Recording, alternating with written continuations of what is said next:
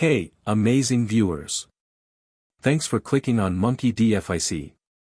Today's special feature is what if Luffy trained with Rayleigh for 10 years. Your support through likes, shares, and subscriptions helps us reach more story lovers around the world. Thank you for being part of this community. Now, let's escape into this wonderful story. Chapter 1, The Price of Time. The ocean stretched endlessly under a brilliant blue sky. A lone figure sat cross-legged at the bow of a small boat, eyes closed in meditation as waves gently rocked beneath him. The man's straw hat cast a shadow over his face, but couldn't hide the scar beneath his left eye or the determined set of his jaw. "That's enough, Luffy." An older voice called from behind. Monkey D. Luffy opened his eyes, now 27 years old. A decade of intense training had transformed the once scrawny teenager into something else entirely. His frame remained lean but rippled with compact muscle, chest bearing the massive X-shaped scar from Marineford. His face had sharpened, carrying both the playfulness of youth and something harder earned. 10 years. Luffy stood up, stretching his arms overhead. "Feels weird, doesn't it, Ray?" Silver's Rayleigh, the Dark King, stood at the other end of the boat. Even in his 80s, the former first mate of Gold, Roger commanded respect with every movement. His silver hair and beard had grown longer, but his eyes remained sharp as ever. Weird is one way to put it. Rayleigh crossed his arms. Most people wouldn't have the patience. Luffy laughed, that familiar shishishi sound remained unchanged despite everything else. Wasn't about patience. Was about not letting anyone else die because I wasn't strong enough. The smile faded from his face as memories of Ace flashed through his mind. The hole in his brother's chest. The warmth of blood. The final words. Rayleigh recognized the look immediately. "You've paid your price in time, Luffy. Don't waste it on regrets." "Yeah."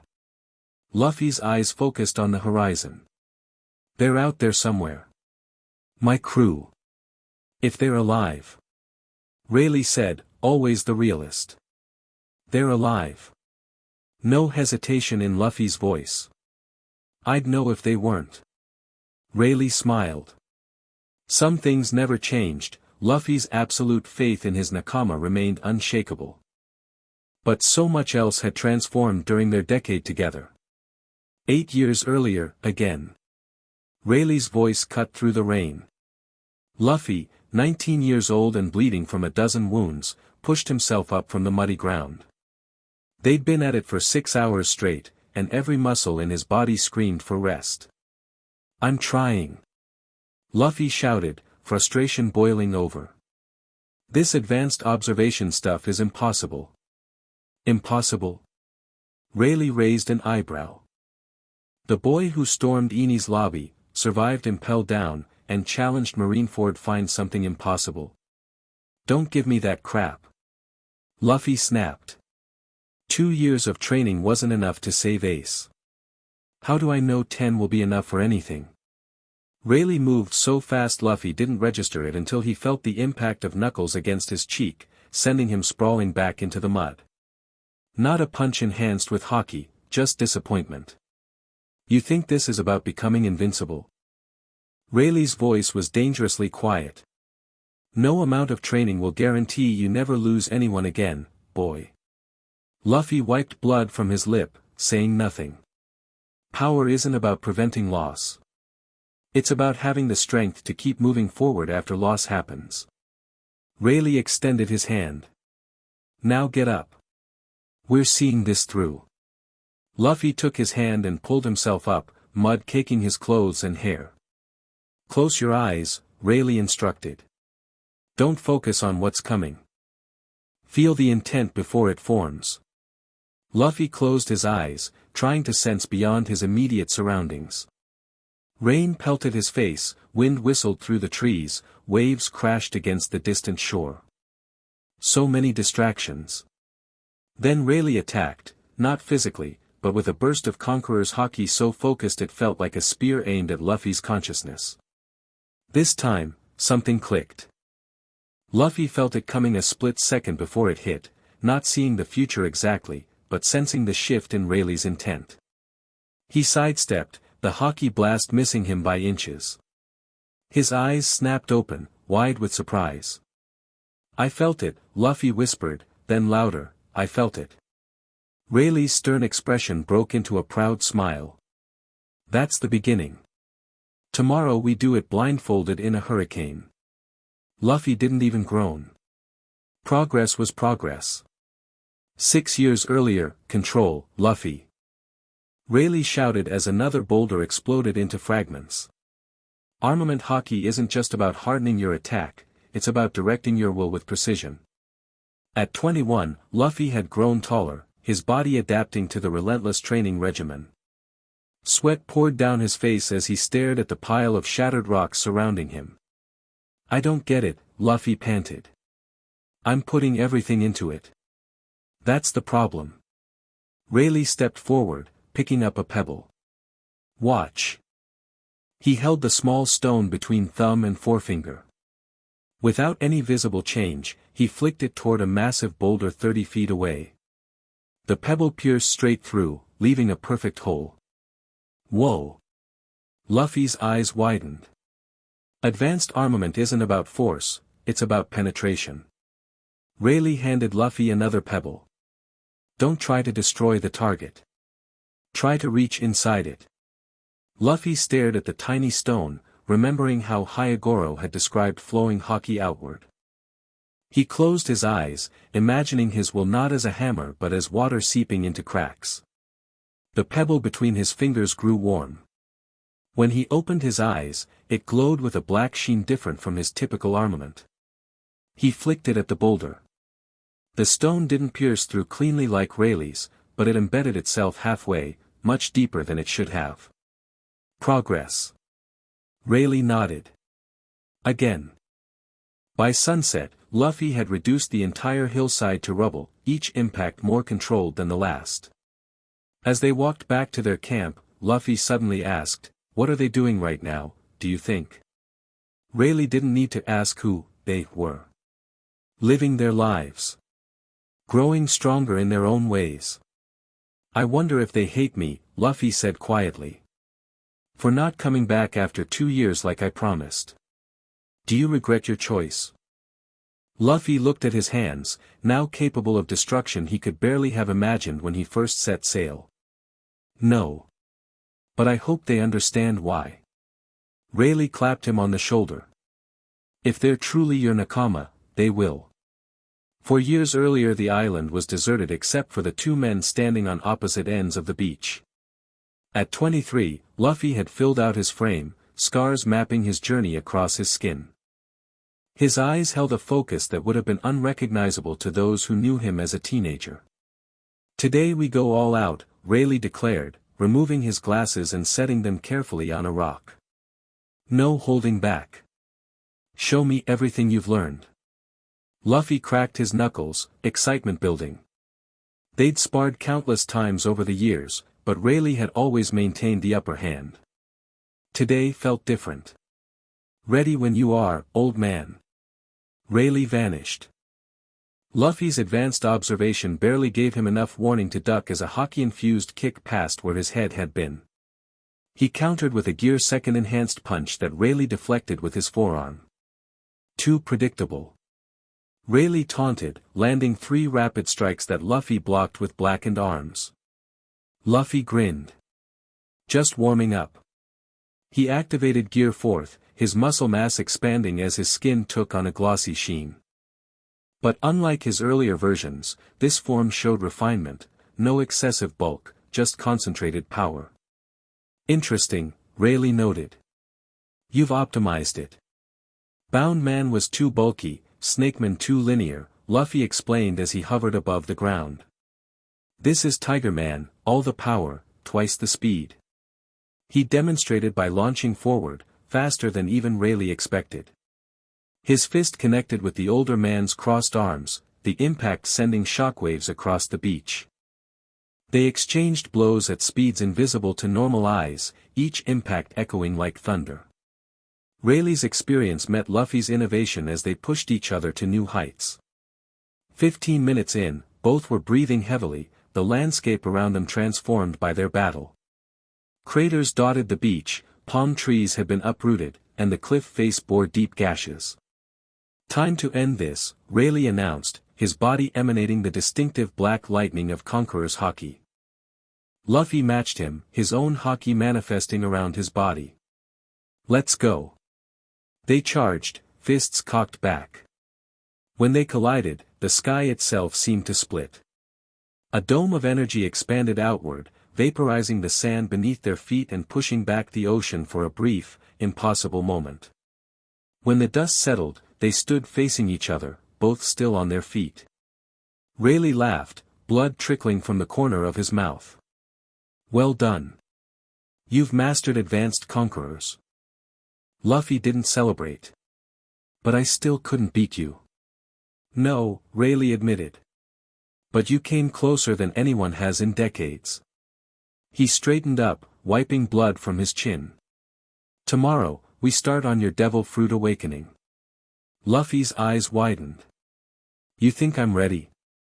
"I think we only have 4 years left," Rayleigh said. "And there's still much to learn." 2 years earlier rain poured in sheets as Luffy sat cross-legged on a rock overlooking the stormy sea. At 25, he'd grown into his power, no longer fighting against it but moving with it. Lightning flashed across the sky, illuminating his concentrated expression. Rayleigh approached, huddled under a makeshift umbrella. "You've been out here for 3 days." "I'm close," Luffy replied without opening his eyes. "I can feel it." "The awakening of a paramecia is different from Logia or Zoan," Rayleigh reminded him. "It's not about transformation or element control, it's about extending your properties beyond your body." "I know." Luffy's voice was calm despite his drenched state. "I've been thinking about what rubber really means. And everyone thinks rubber is just about bouncing back or stretching," Luffy explained. "But it's more fundamental than that. Rubber adapts. It changes shape but keeps its essential nature." Rayleigh nodded, intrigued. "Go on." "I think my awakening isn't about making things rubbery, it's about adaptation itself." Luffy opened his eyes, which seemed to glow in the darkness. "Watch." He placed his hand on the rock beneath him.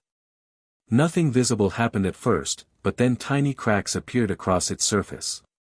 The solid stone began to shift, not becoming rubber-like, but responding to Luffy's will. "Interesting approach," Rayleigh observed. Luffy stood, raindrops seeming to slow around him. He raised his hands, and the downpour visibly bent around his body like a shield. "I'm not making the rain rubbery," Luffy explained. "I'm making reality adapt to me, just like my body adapts to whatever hits it." To demonstrate, he leapt from the rock and punched the air itself.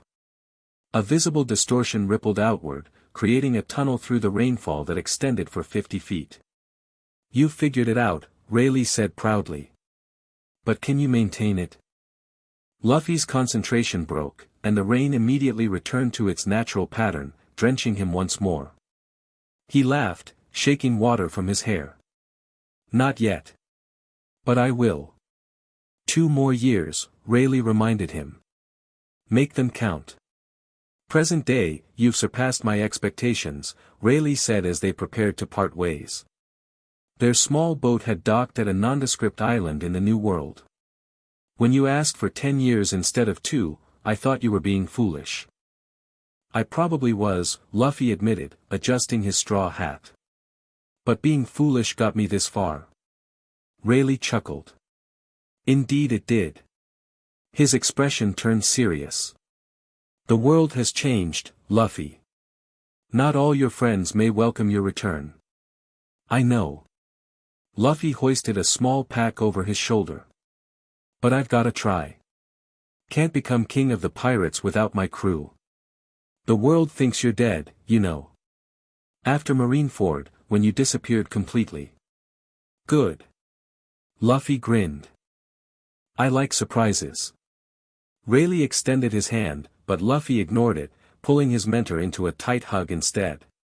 "Thank you," Luffy said, voice thick with emotion. For everything. When they separated, even the Dark King looked misty-eyed. Remember what I taught you about the Void Century? About the ancient weapons. That knowledge comes with responsibility. I won't forget. Luffy stepped back, giving a small salute. See ya around, old man. Go find your crew, Pirate King. Rayleigh smiled. The world's waited long enough for your return. The port town of Widow's Bay had once been a peaceful trading hub. Now, under the control of Captain Vargas, Blood Moon, Descartes, it served as a base for one of the new world's rising pirate crews. With a bounty of 500 million berries, Descartes had claimed the territory 3 years ago, extorting protection from local businesses and controlling all commerce. No one paid attention to the slim figure in the tattered red vest who strolled into town that afternoon, straw hat pulled low over his eyes. He moved with purpose, ignoring the wary glances from townspeople who'd learned to be suspicious of strangers. Luffy headed straight for the largest building in town, a former government outpost converted into Descartes headquarters. 2 guards flanked the entrance, hands resting on their weapons. Beat it, the larger guard growled as Luffy approached. Captain ain't seeing visitors. Luffy stopped, tilting his hat back to reveal his face. I'm not here to see your captain. I'm looking for information about a man named Roronoa Zoro. The guards exchanged glances, then burst into laughter. Roronoa Zoro? The demon swordsman. The second guard sneered. What's a twig like you want with him? He's my friend, Luffy answered simply. Heard he might be around these parts. Friend, huh? The first guard stepped forward, towering over Luffy. Well, friend, even if we knew something, information costs money in Widow's Bay. Luffy sighed, shoulders slumping. I figured. Before either guard could react, both collapsed to the ground unconscious. Luffy hadn't visibly moved, but a brief pulse of Conqueror's haki had been enough to overpower them. He stepped over their bodies and pushed open the heavy wooden doors. Inside, the building buzzed with activity. Pirates counted stacks of money, sharpened weapons, and guzzled alcohol despite the early hour. Conversation died as all eyes turned to the intruder. A burly man with a crimson moon tattooed across his face rose from a throne-like chair at the far end of the hall. Captain Descartes had built his reputation on brutality, his massive frame covered in scars from countless battles. Who the hell are you? Descartes demanded, hand moving to the massive cleaver strapped to his back. Just passing through, Luffy replied, walking casually down the center of the room. Looking for a friend. Green hair, 3 swords, terrible sense of direction. Murmurs spread through the gathered pirates. Descartes' eyes narrowed. Roronoa Zoro cut down 15 of my men last month, he growled. I've put a private bounty on his head. Anyone who brings me his swords gets 50 million berries. So he was here. Luffy smiled. Good to know. And who might you be, so interested in a wanted man? Descartes stepped forward, using his height to intimidate. Luffy looked up, finally revealing his face clearly to everyone in the room. Monkey D. Luffy. The name hit like a physical force. Glasses shattered as they were dropped. Men who had faced sea kings without flinching took involuntary steps backward. Impossible, Descartes whispered, face draining of color. Straw Hat Luffy died at Marineford 10 years ago. Nope, Luffy replied cheerfully. Just been training. Descartes recovered quickly, a cruel smile spreading across his tattooed face. Well, well. A ghost returns. Your bounty was frozen, not cancelled, that's 300 million berries walking into my haul. Actually, Luffy corrected, it was 400 million last I checked. Either way, Descartes drew his massive cleaver, you're not walking out. At some unseen signal, 20 pirates surrounded Luffy, weapons drawn. Descartes' smile widened, revealing gold-capped teeth. Last chance to surrender peacefully, the captain offered. I might even tell you where your swordsman friend was headed.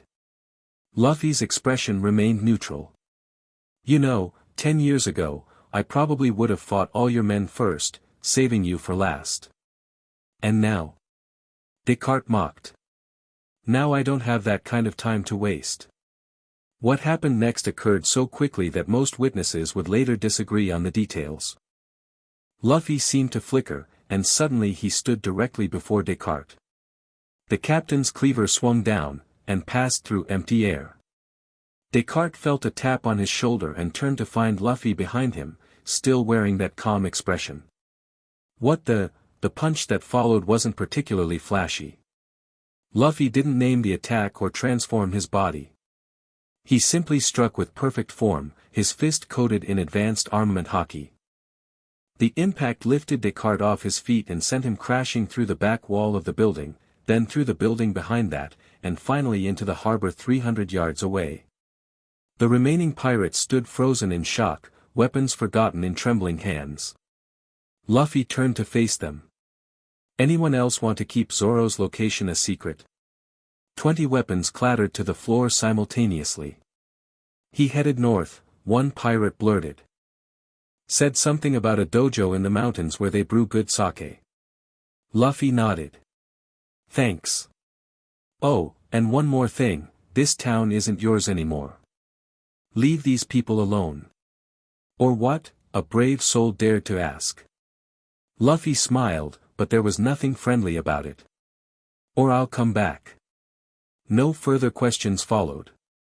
3 days later, Luffy climbed the winding path leading to the mountain dojo. Cherry blossoms fell around him, a stark contrast to the barren landscape of Widow's Bay. The tranquility felt almost suspicious after years of constant vigilance during training. The dojo itself was modest, a single-story wooden structure with a sloped roof and open training yard. As Luffy approached, he heard the distinctive sound of steel cutting air. In the center of the yard, a lone figure moved through sword forms with fluid precision. 3 blades flashed in the sunlight, one in each hand and a third clenched between his teeth. Green hair had grown longer, partially tied back but still unruly. A black bandana wrapped around his left bicep, and his open coat revealed a torso mapped with new scars alongside the massive diagonal one that had nearly taken his life years ago. Roronoa Zoro, now 31, had changed just as Luffy had. His movements spoke of refined technique rather than raw power, though that remained in abundance. He completed his form and sheathed 2 of his swords, keeping Wado Ikemanji in his right hand as he finally acknowledged his visitor. Thought you were dead. Zoro's voice had deepened, carrying a roughness that spoke of harsh years. Sorry to disappoint, Luffy replied, stopping at the edge of the yard. 10 years. Zoro's eye narrowed, the left remained closed, the scar running vertically across it more pronounced with age.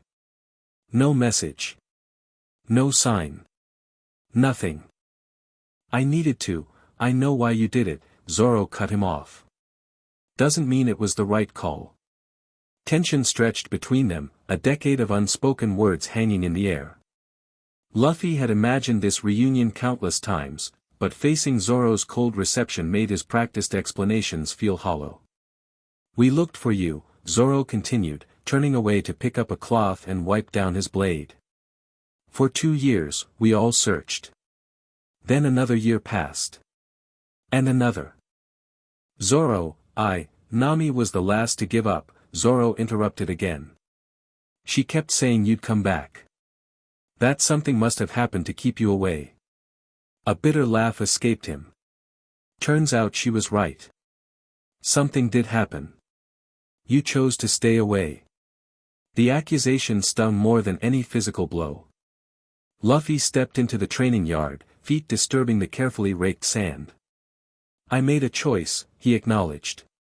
After realizing how far the gap was between me and the top. 2 years wouldn't have been enough. So you decided for all of us. Zoro finally turned to face him fully. The great Captain Luffy, making decisions about our lives without even asking. Would you have waited if I'd told you it would be 10 years? Luffy challenged. Zoro's jaw tightened. We'll never know, will we? In one fluid motion, he drew all three swords again, assuming his battle stance. If you want me to follow you again, you'll have to prove you're worth following. Luffy nodded, understanding the language Zoro was speaking. Words wouldn't bridge this gap, only action could. No holding back, Luffy said, removing his straw hat and hanging it on a nearby post. Wouldn't dream of it. Zoro moved first, crossing the distance between them in a blur of motion. Three-sword style, Dragon Twister. A tornado of cutting force spiraled toward Luffy, who stood his ground. At the last possible moment, he sidestepped, the attack grazing his vest but missing his body. You've gotten faster, Luffy observed. You've seen nothing yet. Zoro's body seemed to multiply, 9 sword-wielding figures surrounding Luffy in a perfect circle. Azura, 9 Demon Vengeance. All 9 forms attacked simultaneously, blades converging from every angle. In the past, Luffy would have relied on his rubber body to absorb such attacks. Now, he closed his eyes briefly, extending his observation haki. Time seemed to slow. Luffy identified the real Zoro among the manifestations and moved to meet him directly. Their collision sent shockwaves across the training yard, splintering wooden posts and uprooting cherry trees. Zoro's eyes widened in surprise as Luffy blocked all 3 swords with haki-infused arms. You've changed. So have you, Luffy replied, pushing back with enough force to create distance between them. But I'm still me, Zoro. Prove it. For the next several minutes, they clashed repeatedly, neither gaining a clear advantage. Zoro's swordsmanship had reached a level that Mihawk himself would acknowledge, each strike perfectly timed and positioned. Luffy countered with a combination of advanced haki and the fighting instincts honed through a decade with Rayleigh. Cherry blossoms swirled around them as their battle intensified, the peaceful dojo transformed into an arena of clashing wills. Neither man used their most devastating techniques. This wasn't about destroying each other but understanding what 10 years had created. Finally, Zoro backed away, breathing heavily. Enough. Luffy lowered his guard, his vest in tatters but otherwise unharmed. Does that mean you'll join me again? Zoro sheathed his swords one by one. The others won't be as easy to convince. We all built lives while you were gone. I never expected it to be easy, Luffy replied. Just necessary. Necessary for what? Zoro challenged. Your dream of becoming Pirate King. That dream cost us a decade of our lives. No, Luffy's voice hardened. It cost me a decade. I stayed away so when I finally came back for you all, I'd be strong enough that none of you would ever have to experience what I felt when Ace died. The raw emotion in his voice caught Zoro off guard. You think we just put our dreams on hold? Zoro gestured to the swords at his hip. I've beaten every swordsman I've found, hunting for Mihawk for years. The Marines call me Demon Emperor now, 950 million berry bounty. I didn't need you to pursue my ambition. I know, Luffy said quietly. I never thought any of you needed me. But I need all of you. The simple honesty in those words hung between them. Zoro studied his former captain's face, looking for the boy he'd followed years ago. The world's changed, Luffy, he finally said. Akainu rules the Marines with an iron fist as fleet admiral. The Revolutionary Army controls half the East Blue. New powers have risen in the New World. And the crew? Luffy asked, the question he'd been waiting to ask since their reunion began. Zoro sighed, the anger seeming to drain from him. Scattered. Some chasing dreams, others hiding from nightmares. All changed. Do you know where they are? Most of them. Zoro walked toward the dojo. Come inside. We need sake for this conversation. Inside, the dojo was sparsely furnished but clean. Zoro poured 2 cups of sake and slid one toward Luffy, who took it gratefully. After 3 years of searching for you, Zoro began, we decided to pursue our individual dreams, promising to meet again when we'd achieved them. Some of us stayed in touch. Others disappeared. He took a long drink before continuing. Nami completed her map of the East Blue, then started on the Grand Line.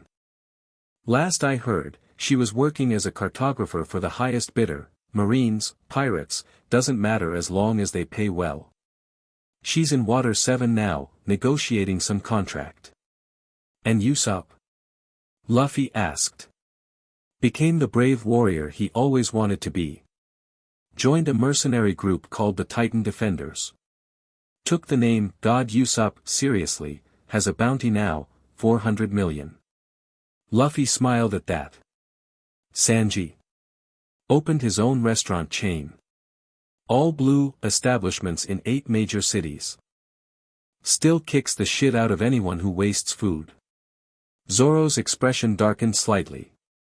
Had some trouble with his family again a few years back. Handled it his own way. Chopper. Revolutionary Army's head doctor. Works directly with their leadership developing medical breakthroughs. Probably the happiest of us all, they treat him like a person, not a pet or monster. Robin? Zoro hesitated. Deep undercover in the world government. Dangerous position, we haven't had direct contact in 3 years. Only know she's alive because certain ancient artifacts keep mysteriously disappearing from government facilities. Frankie and Brooke. Frankie's become a weapons developer, creates ships and tech that put the Sunny to shame. Brooke. Zoro smiled slightly. Soul King is the biggest musical star in the world. Uses his concerts to spread coded messages for the Revolutionary Army. Luffy absorbed this information silently, trying to picture his nakama in these new roles. And you? He finally asked. Just wandering from dojo to dojo? Hunting Mihawk, Zoro corrected. He disappeared 5 years ago after a clash with Shanks. I've tracked him across 20 islands, always one step behind. Luffy nodded, understanding the pursuit of a rival. I need to find them all, Zoro. Every last one. Why now? Zoro demanded. What's changed? I know where One Piece is, Luffy said simply. Zoro's cup stopped halfway to his mouth. What? Rayleigh told me. Not exactly, but enough that I can find it. Luffy leaned forward. But I won't go without my crew. Before Zoro could respond, both men tensed, heads turning toward the entrance. Their haki had detected multiple presences approaching, at least 20, moving with military precision. Marines, Zoro growled, reaching for his swords.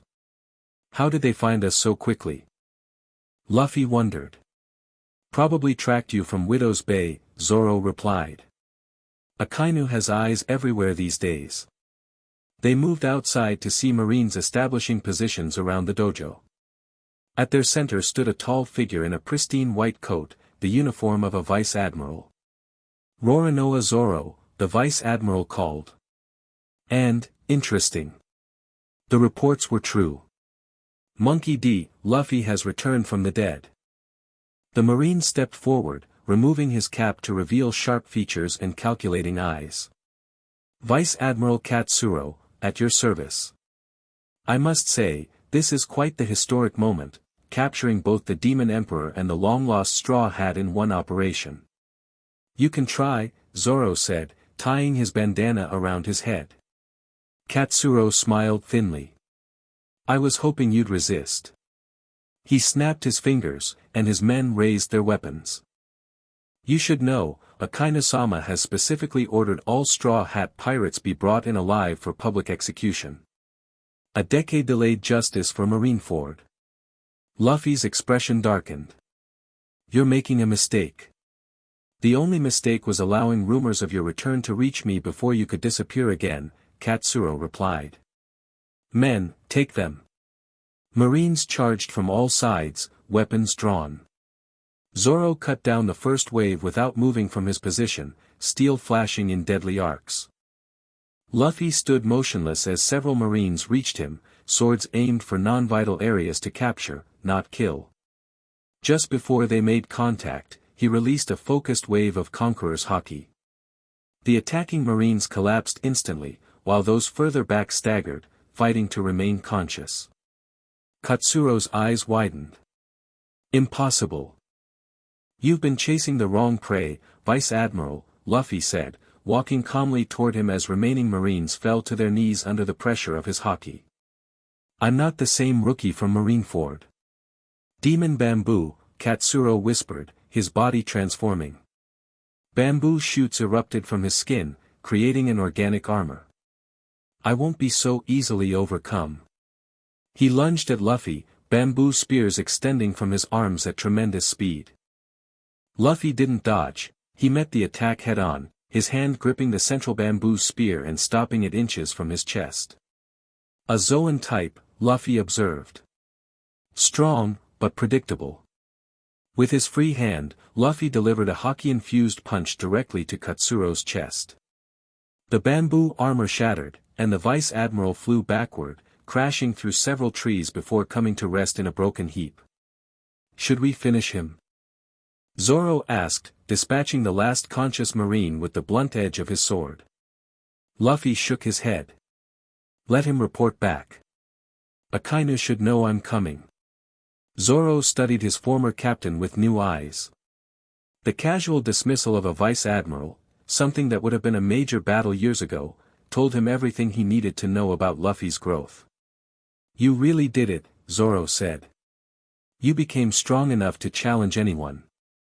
Not just strong enough to challenge them, Luffy corrected, retrieving his straw hat.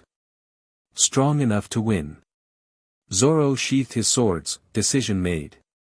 Where do we start? Water 7, Luffy replied without hesitation. We get Nami first. She'll be the hardest to convince, Zoro warned.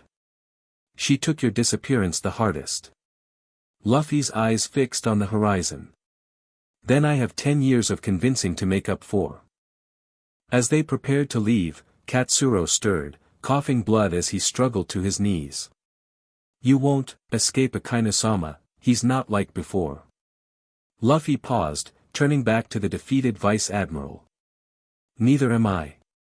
Under the falling cherry blossoms, Pirate Hunter Zoro and Straw Hat Luffy left the mountain dojo together, the first steps of a reunion 10 years in the making. Behind them, marine ships would come looking. Ahead, uncertain welcomes from old friends awaited. But for the first time in a decade, Monkey D. Luffy walked with his first crewmate at his side, the journey to reclaim what time had taken finally begun. Chapter 2, Scattered Bonds, is that it? Water 7. Luffy squinted at the distant island, ocean spray hitting his face. They'd commandeered a small sailing vessel from an abandoned marine outpost, Zoro's navigation skills proving surprisingly adequate for the journey. Yeah. Zoro leaned against the mast, arms crossed. Cities changed. After Aqua Laguna nearly destroyed it 7 years ago, they rebuilt everything higher. The water metropolis rose before them as they approached, a towering marvel of engineering that put its previous incarnation to shame.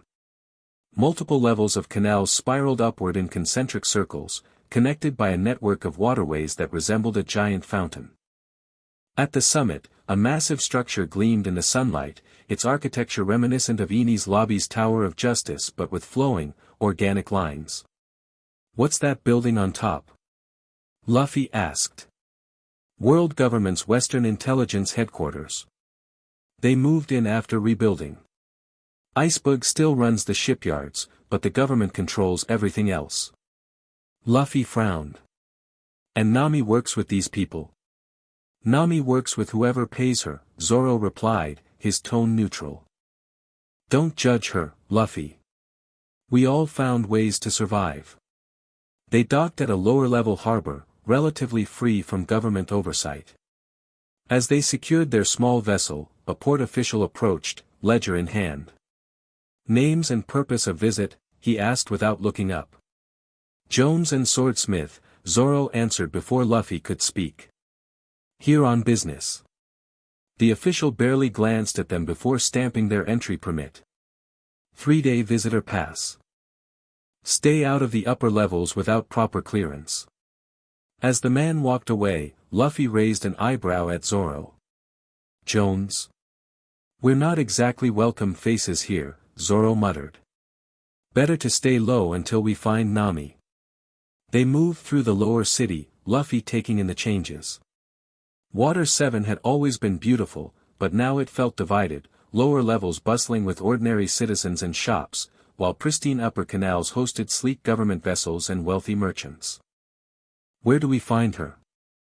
Luffy asked as they navigated narrow streets. Rayleigh still maintains offices in the mid-levels. Nami keeps a workspace there when she's in town. She and Iceberg have some kind of arrangement. You seem to know a lot about her situation, Luffy observed. Zoro's expression tightened. We kept tabs on each other when possible. More than you did. Luffy absorbed the jab without responding. They continued in silence until reaching a large archway marked with the Rayleigh logo, modified now with a small world government symbol in the corner. Wait here, Zoro said, pausing at the entrance. Let me make sure she's actually here before you show up. Luffy wanted to protest but nodded instead. He watched Zoro disappear through the archway, feeling oddly nervous. Nami had always been the emotional backbone of the crew, her reaction would set the tone for others. Inside Raylaigh's offices, Zoro approached a receptionist who looked up with a bored expression that quickly transformed to alarm. You're here to see Nami, Zoro interrupted quietly. Don't make a scene. The woman swallowed hard, eyes darting to a den mushy within reach. Touch that, and I cut it in half before you blink, Zoro warned. Just tell me where she is. Map room. 3rd floor, the receptionist whispered. Please don't cause trouble. Zoro nodded and headed for the stairs. The building's interior maintained Raylaigh's wooden nautical aesthetic, though government propaganda posters now decorated walls that once held ship designs. He found the map room easily enough, a large space filled with drafting tables and walls covered in charts. In the center, bent over an enormous map, stood a woman with long orange hair tied back in a practical ponytail. She wore fitted black pants and a blue blouse, a climate control baton strapped to her thigh. Nami had grown more elegant with age, her movements precise as she measured distances with calipers. At 30, her face had lost its youthful roundness, replaced by sharper features that commanded respect rather than invited flirtation. Zoro cleared his throat. Without looking up, she spoke. I told you I need another hour, Iceberg.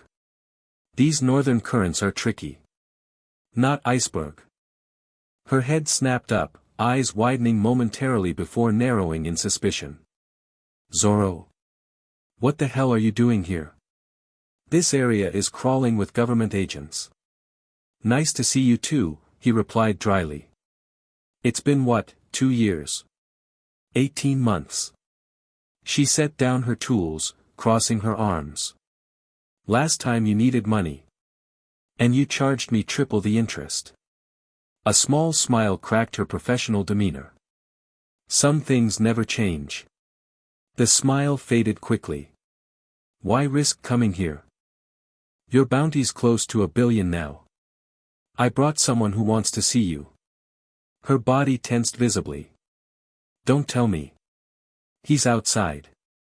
Nami's face went through a rapid succession of emotions, shock, disbelief, anger, and something more complicated.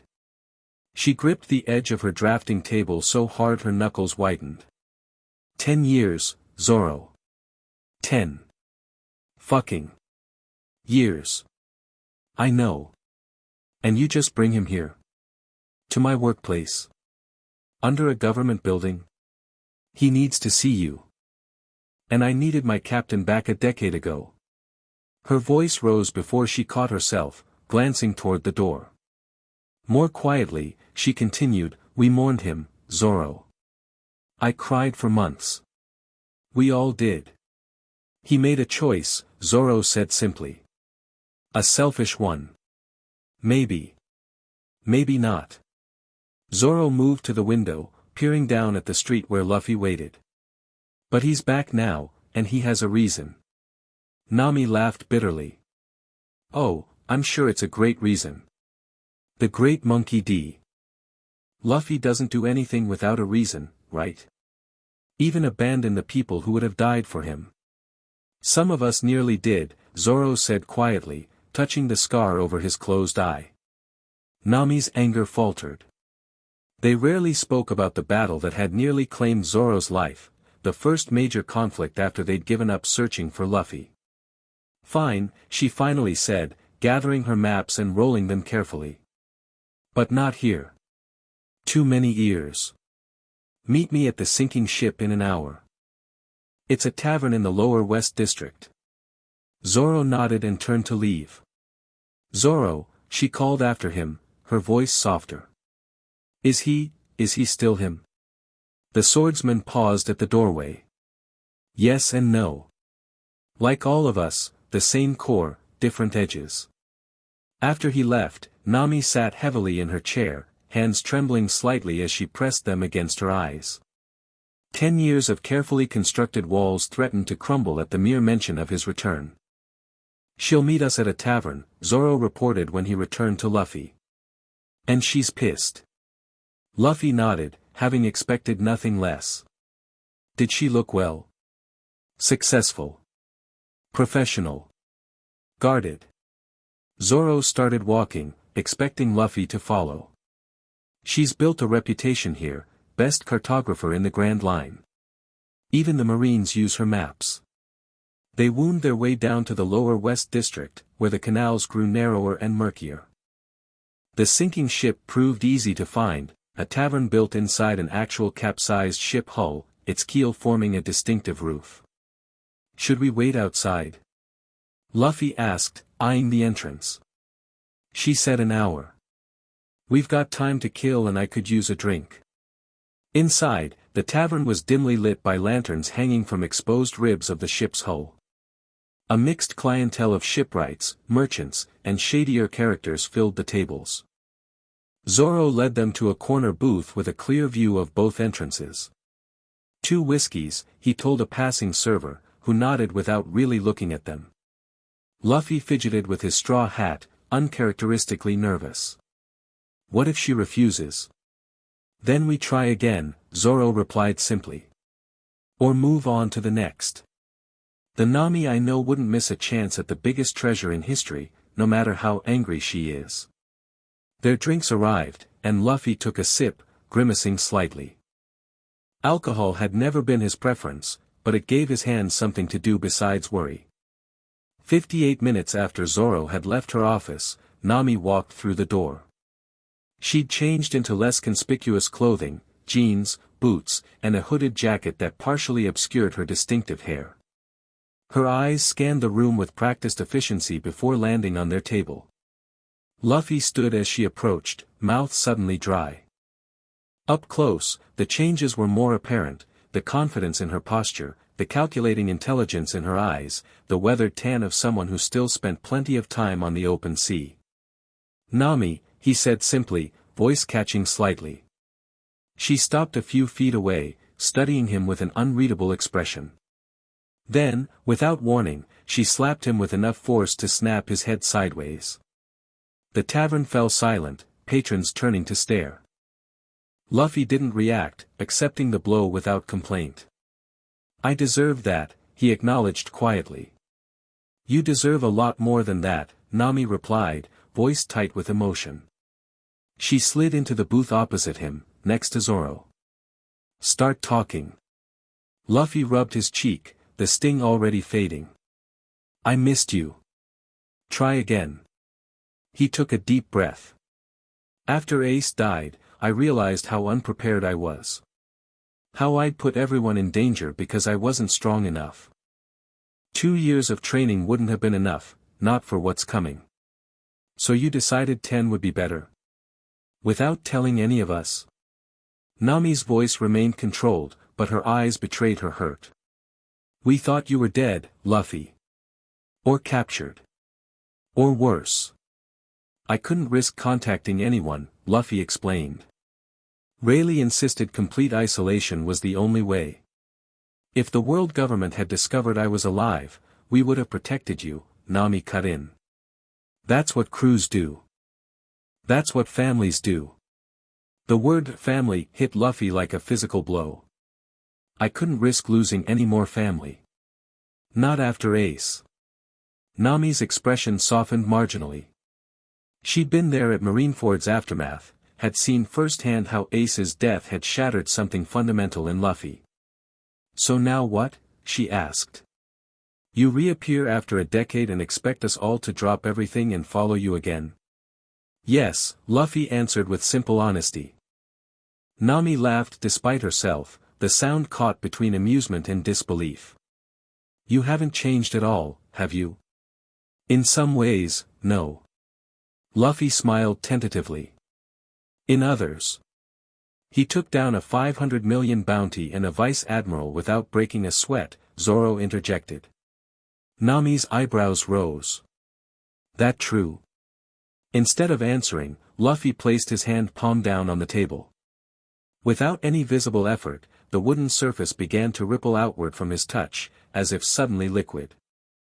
The drinks on the table remained perfectly still while the surface beneath them flowed like water. After a few seconds, he lifted his hand, and the wood solidified again, completely unchanged. Devil Fruit Awakening, Nami whispered, eyes wide. You actually mastered it. Among other things, Luffy replied. But power isn't why I'm back.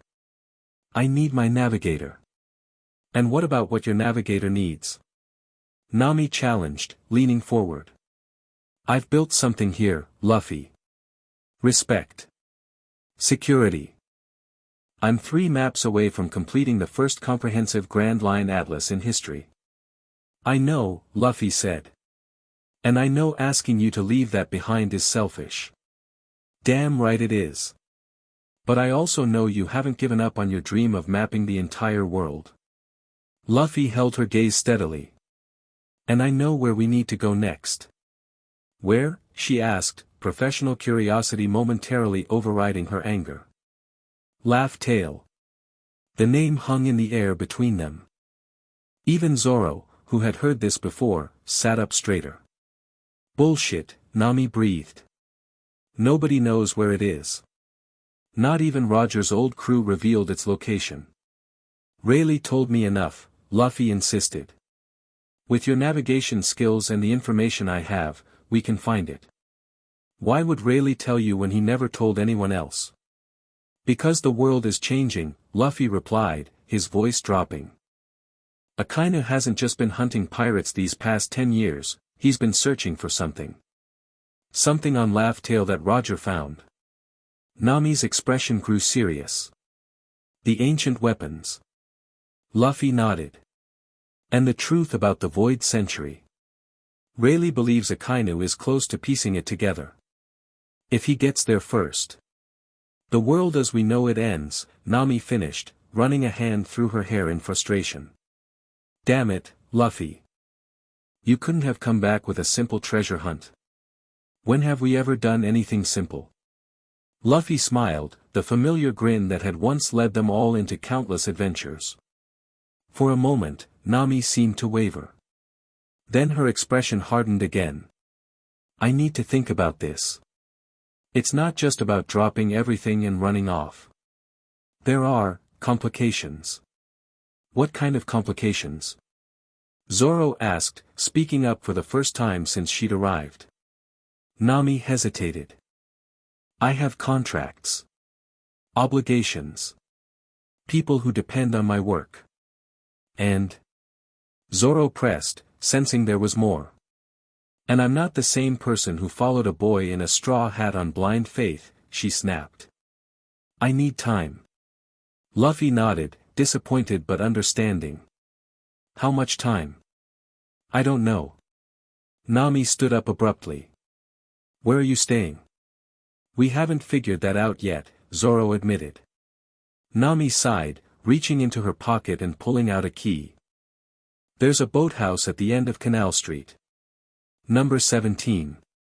It's technically mine, though I rarely use it. Stay there, keep your heads down, and give me a day to sort things out. Luffy accepted the key, their fingers brushing briefly. Thank you. Don't thank me yet, she warned. I haven't agreed to anything. As she turned to leave, Luffy called after her. Nami, no matter what you decide, it's good to see you again.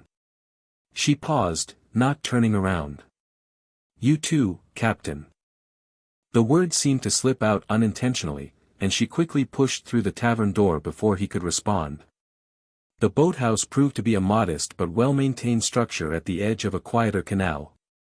Inside, living quarters took up the upper level, while a small workshop occupied the lower area where a boat could be moored. She's done well for herself, Zoro observed as they settled in. This place must cost a fortune in Water 7. We all have, Luffy replied, looking around at the maps that decorated the walls, Nami's work, each signed with her distinctive signature. But did we find what we were looking for? Zoro didn't answer immediately, busying himself with checking the perimeter. Finally, he asked, who's next on your list? Usopp, if he's findable, Luffy decided. Nami mentioned complications. What do you think she meant? Could be anything, Zoro shrugged, though his tone suggested he might know more than he was saying. She works with powerful people now. Luffy wanted to press further but decided against it. They'd learn soon enough, one way or another. Morning came with a pounding on the boathouse door. Luffy, who'd been awake for hours watching the sunrise, opened it to find not Nami, but a young boy about 12 years old, clutching a sealed envelope. Message for Jones, the boy announced, using the alias Zoro had given at the port. Luffy accepted the envelope, flipping the boy a coin that made his eyes widen before he scampered off. Inside was a simple note in Nami's handwriting, Yubashiri Overlook. Noon. We've got a meeting, Luffy called to Zoro, who emerged from the back room already fully dressed, swords at his hip. Where? Yubashiri Overlook. That mean anything to you? Zoro's expression darkened momentarily. Yeah. It's a memorial garden in the mid-city. Named after a sword. Your sword, Luffy realized. The one that was destroyed. Apparently some shipwright remembered the name and thought it sounded nice for a garden. Zoro shrugged, though Luffy could tell the coincidence bothered him. We should move cautiously.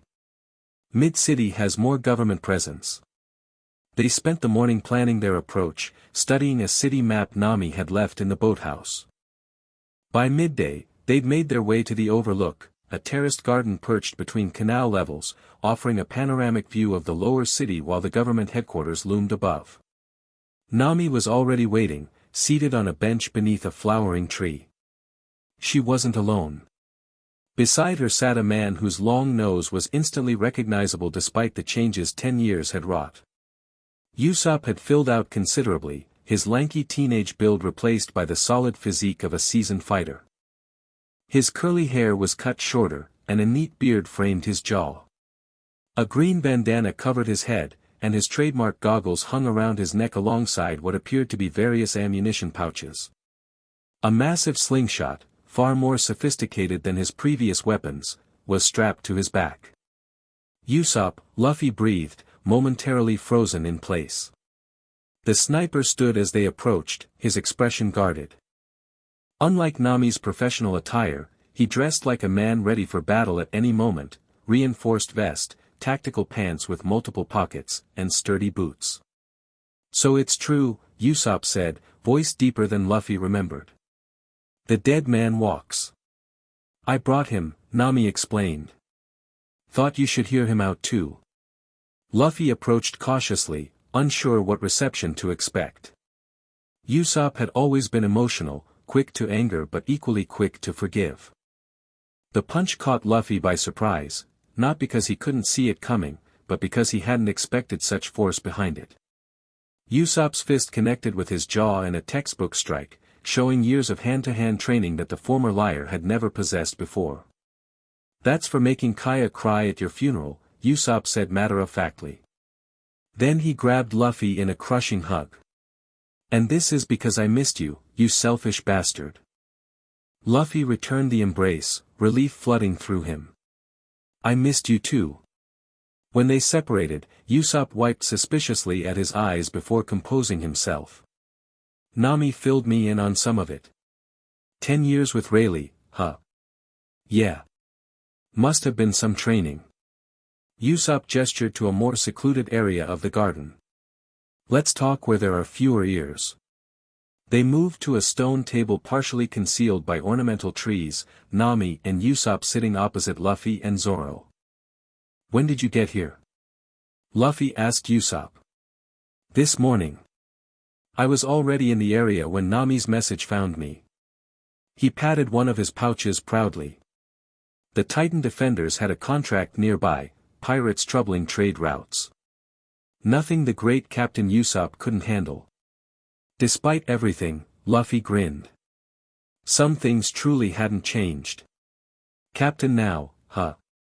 Of my own division, Usopp clarified with obvious pride. 20 men under my command. All trained in long-range combat and covert operations. He's being modest, Nami interjected. The Titans are the most elite mercenary group in the New World. They only recruit the best. What happened to the brave warrior of the sea becoming a respected pirate? Luffy asked. Usopp's expression sobered. Piracy changed after you left. Akainu's policies made it nearly suicidal for anyone but the strongest crews. The Titans gave me a chance to use my skills while technically staying on the right side of the law. He paused. Well, mostly the right side. They're government contractors, Nami explained. Take on jobs that Marines can't officially touch. Sounds complicated, Luffy observed. The world got complicated, Usopp replied. We adapted. A silence fell over the table, the unspoken accusation hanging in the air. While Luffy had been training in isolation, his crew had been forced to navigate a changing world without him. So, Usopp finally continued, Nami says you know where Laugh Tale is. I know how to find it, Luffy corrected. With the right crew. The original crew, Zoro added pointedly. Usopp exchanged glances with Nami. You're really planning to get everyone back together? After all this time? Yes. Luffy, Nami said carefully, you need to understand something. We all moved on. Built lives. Formed new connections. I know, Luffy acknowledged. But this is bigger than any of us. Akainu isn't just hunting pirates anymore, he's reshaping the world. If we don't reach Laugh Tale first. Then what? Usopp challenged. What exactly did Rayleigh tell you? Luffy looked around cautiously, then leaned forward, lowering his voice. The 3 ancient weapons. The Void Century.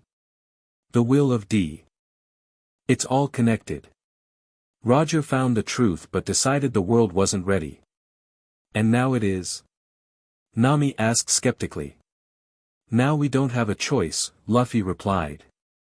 Akainu has spent a decade gathering information, eliminating anyone who knows pieces of the truth. Robin has been staying one step ahead of him, but she can't keep it up forever.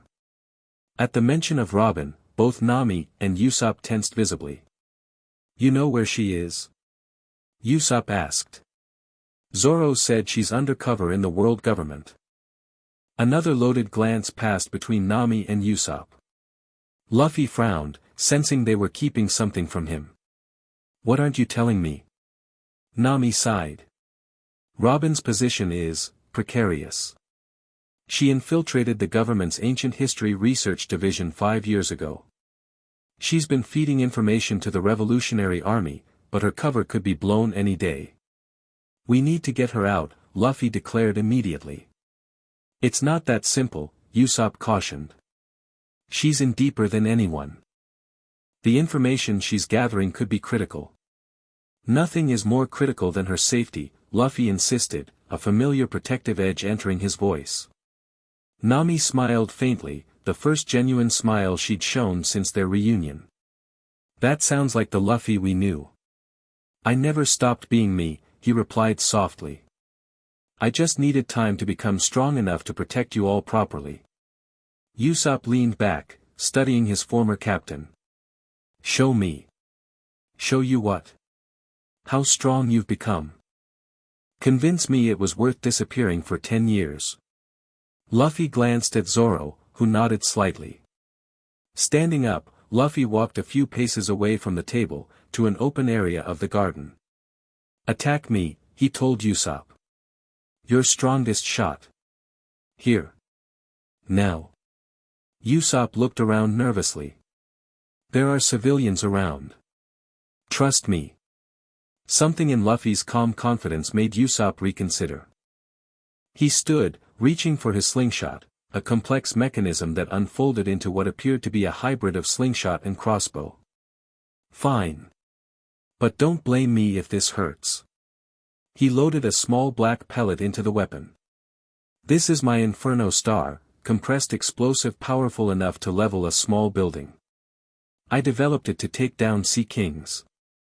I'm ready, Luffy stated, making no move to dodge or defend. Usopp took aim and fired. The projectile streaked toward Luffy at incredible speed, leaving a trail of sparks. Just before impact, Luffy raised one hand casually. The pellet stopped inches from his palm, hovering in midair.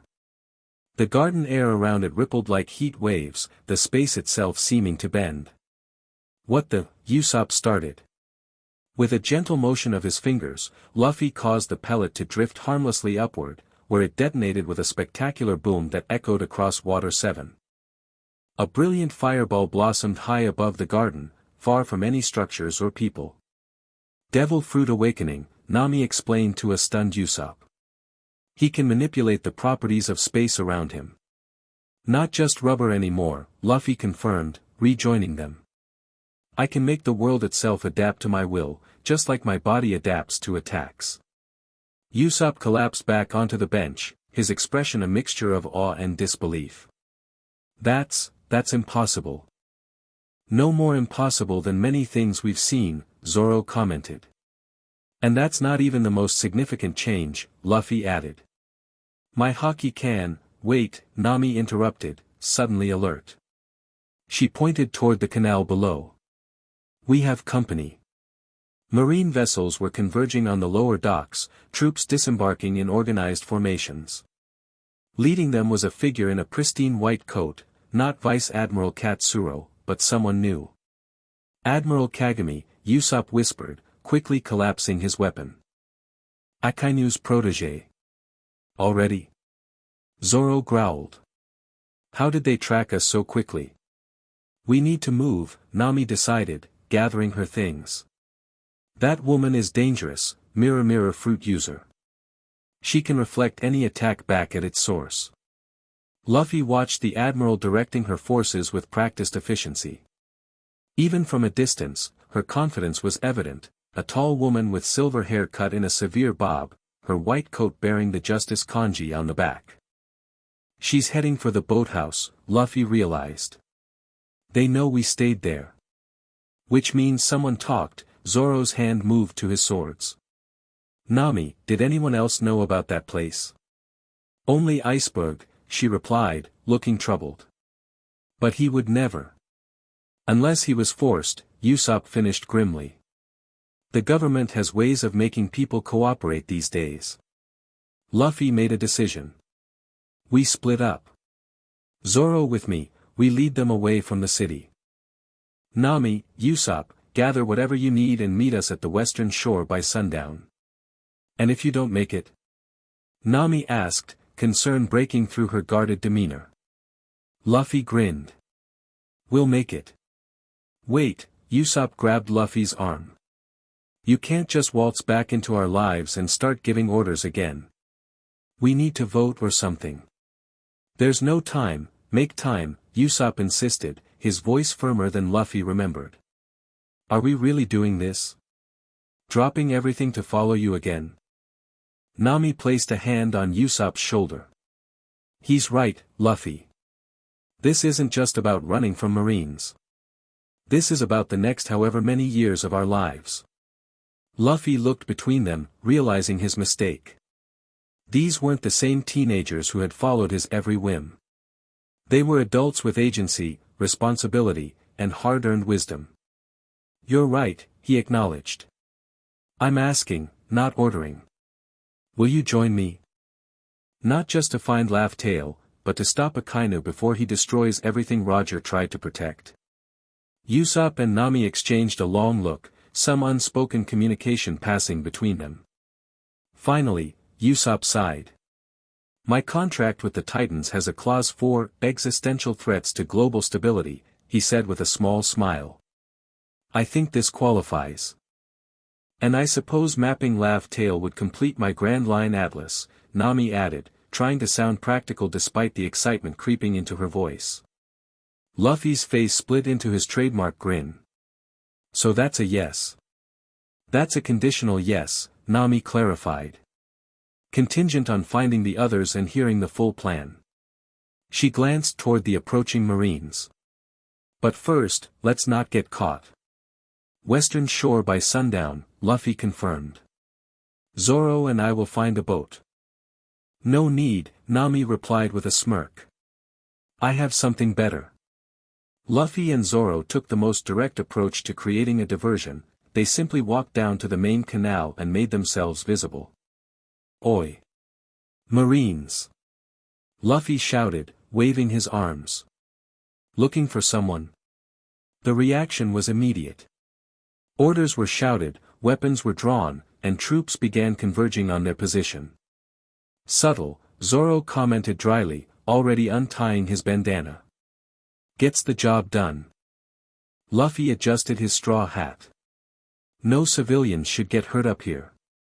Admiral Kagami herself appeared at the head of the approaching forces, her mirror-like eyes reflecting the midday sun as she studied them. Roronoa Zoro and Monkey D, Luffy, she called, her voice surprisingly melodic for someone of her rank. What an unexpected pleasure. Fleet Admiral Akainu will be delighted to hear of your capture. You seem pretty confident for someone who's about to lose, Luffy replied cheerfully. Kagami smiled, the expression never reaching her eyes. Arrogance. How typical of the D clan. She removed her coat, folding it precisely before handing it to a subordinate. Beneath it, she wore a fitted uniform that seemed composed of reflective panels. I've studied all your battles, Straw Hat. Every technique. Every weakness. Studying isn't the same as experiencing, Zoro pointed out, drawing two of his swords. Perhaps not. Kagami raised one hand, her skin taking on a silvery sheen. But I'm a quick learner. Mirror mirror prism. The air around her fragmented into reflective shards that hung suspended like a kaleidoscope. Through each fragment, Luffy could see distorted versions of himself and Zoro, some larger, others smaller, all slightly wrong. Interesting, Luffy murmured. Zoro, how about we test her defenses? With pleasure. Zoro launched forward, blades flashing. Two-sword style, Rhino Rampage. His attack sliced through several mirror fragments, but instead of reaching Kagami, the strike rebounded, forcing Zoro to dodge his own attack as it reflected back toward him. Predictable, Kagami commented. My turn. The fragments reorganized, focusing like a lens. A concentrated beam of light shot toward Zoro, who barely managed to deflect it with his swords. Even so, the heat left scorch marks on his blades. She's redirecting sunlight, Zoro realized. Using the mirrors as magnifiers. Luffy nodded, analyzing the situation. My turn. He didn't move physically, instead closing his eyes briefly. When he opened them, black lightning crackled around his body, the visible manifestation of advanced conqueror's haki. With precise control, he directed a focused burst toward Kagami's mirror field. The fragments vibrated, some cracking under the pressure. Kagami's eyes widened slightly, the first sign of surprise she'd shown. Conqueror's haki, she acknowledged. Impressive, but, before she could finish, Luffy vanished, reappearing directly behind her, having moved so quickly even her mirrors couldn't track him. His haki-infused fist aimed for her back. At the last possible second, her entire body transformed into a reflective surface. Luffy's punch connected not with flesh but with what felt like striking his own hockey-reinforced body. The impact sent them both skidding in opposite directions. "Curious," Kagami said, recovering her balance gracefully. "Your strength has indeed grown significantly. But strength alone isn't enough against someone who can turn your own power against you." Zoro appeared at her flank, all three swords now drawn. "Then how about speed and precision? Three-sword style, Purgatory Phoenix." His blades moved in a blur, attacking from multiple angles simultaneously. Kagami's mirror fragments swirled around her in defense, but Zoro had timed his strikes to slip between them. A thin line of blood appeared on her cheek as one attack connected partially. "First blood to you, Roranoa," she acknowledged, touching the cut with apparent curiosity. It's been some time since anyone managed that. While she was momentarily distracted, Luffy acted. Rather than attacking her directly, he placed his hands on the stone surface of the canal pathway. The ground rippled outward, distorting in concentric circles. Before Kagami could react, the stone beneath her feet became unstable, throwing off her balance. "Now, Zoro!" Luffy shouted. The swordsman didn't waste the opening. Dragon Twister. The whirlwind of cutting force tore through Kagami's mirror defenses, forcing her to transform her entire body into a reflective state. Even so, the attack left visible cracks across her mirrored form before she reverted to normal, breathing heavily. "Interesting strategy," she conceded, a new respect in her voice. "But futile in the end." She snapped her fingers, and hundreds of Marines who had been watching the exchange began to advance, weapons ready. At the same time, more boats appeared on the canal, blocking potential escape routes. "We can't fight the entire force without endangering civilians," Zoro muttered to Luffy. "We don't need to," Luffy replied, pointing upward with a grin. Descending rapidly from above was a small, sleek airship, a modified Shiro Makuba-I, the personal transport Nami had acquired years ago from Weatheria. Usopp leaned out of the open door, his slingshot aimed downward. Special attack, Smoke Star Barrage. Dozens of smoke pellets rained down, instantly filling the area with thick, disorienting fog. Kagami's mirrors were rendered useless without clear sightlines. A rope ladder unfurled from the airship. Luffy grabbed Zoro around the waist. "Hold tight. Don't you dare," but Luffy had already stretched his free arm upward, grabbing the ladder and launching them both skyward with enough force to make Zoro swear colorfully. They crashed into the airship's cabin in an undignified heap as Nami pulled the ladder up behind them. "Go, go, go!" Usopp shouted to Nami, who was at the controls. The airship surged forward, quickly gaining altitude as confused Marines fired wildly into the dissipating smoke below. Through the viewing window, Luffy could see Admiral Kagami standing calmly amidst the chaos, her mirror-like eyes tracking their escape with cold calculation. "That was too close," Nami muttered, steering the vessel toward the open ocean. "Kagami isn't someone to underestimate. She's rumored to have fought red-haired Shanks to a standstill last year." "She's strong," Luffy agreed, pulling himself up from the floor. "But beatable." "We're not looking to beat admirals right now," Usopp reminded him, stowing his slingshot. "We're trying to reassemble the crew without getting caught." "Speaking of," Zoro said, looking around the cabin, "nice ship. When did you get this?"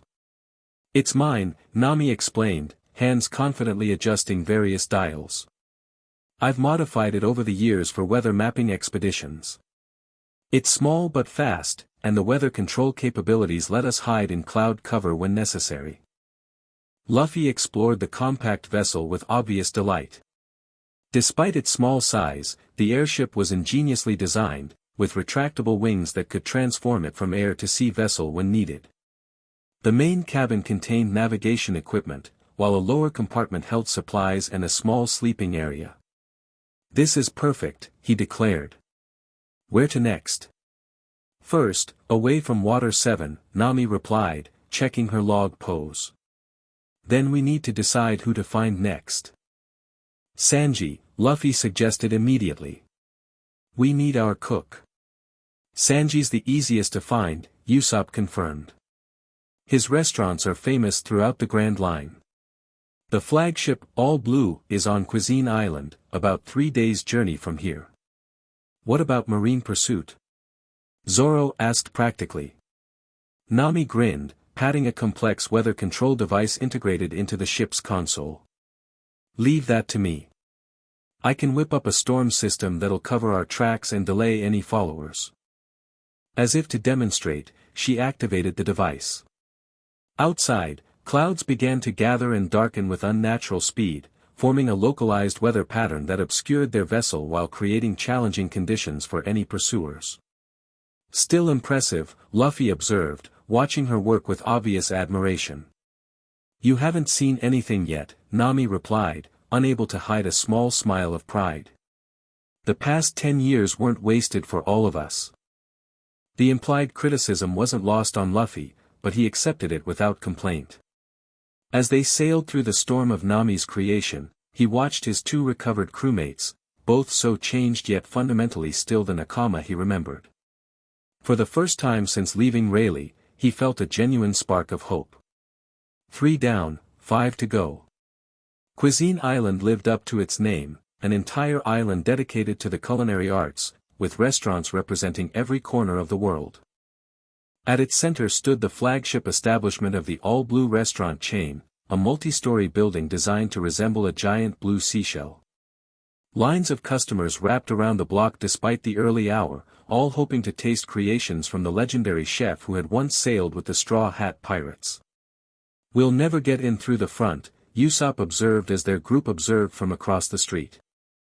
They'd disguised themselves as ordinary tourists, with Nami using her weather abilities to create a localized fog around Zoro's distinctive hair and swords. Sanji's place is booked months in advance. Service and trance, Nami suggested. I've been here before. The kitchen staff uses a back door for deliveries. You've eaten here? Luffy asked, momentarily distracted by the delicious aromas wafting from the building. A few times, she admitted. On business trips. They circled around to a quieter alley behind the restaurant, where delivery vehicles periodically arrived with fresh ingredients. Uniformed staff efficiently unloaded crates of produce, seafood, and other supplies under the watchful eye of a stern-looking sous chef. How do we get past them? Zoro wondered.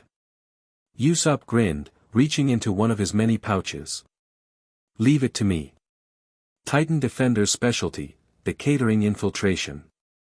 He pulled out what appeared to be official-looking documents and a small device. After fiddling with it briefly, he handed papers to each of them. Temporary delivery authorization, he explained. The transponder snail signature is forged but will pass a cursory check. Act confident, follow my lead. Usopp approached the service entrance directly, walking with the assured stride of someone with legitimate business. Special delivery for Chef Sanji, he announced to the sous chef. East Blue wild mushrooms, priority shipment. The sous chef frowned, checking a clipboard.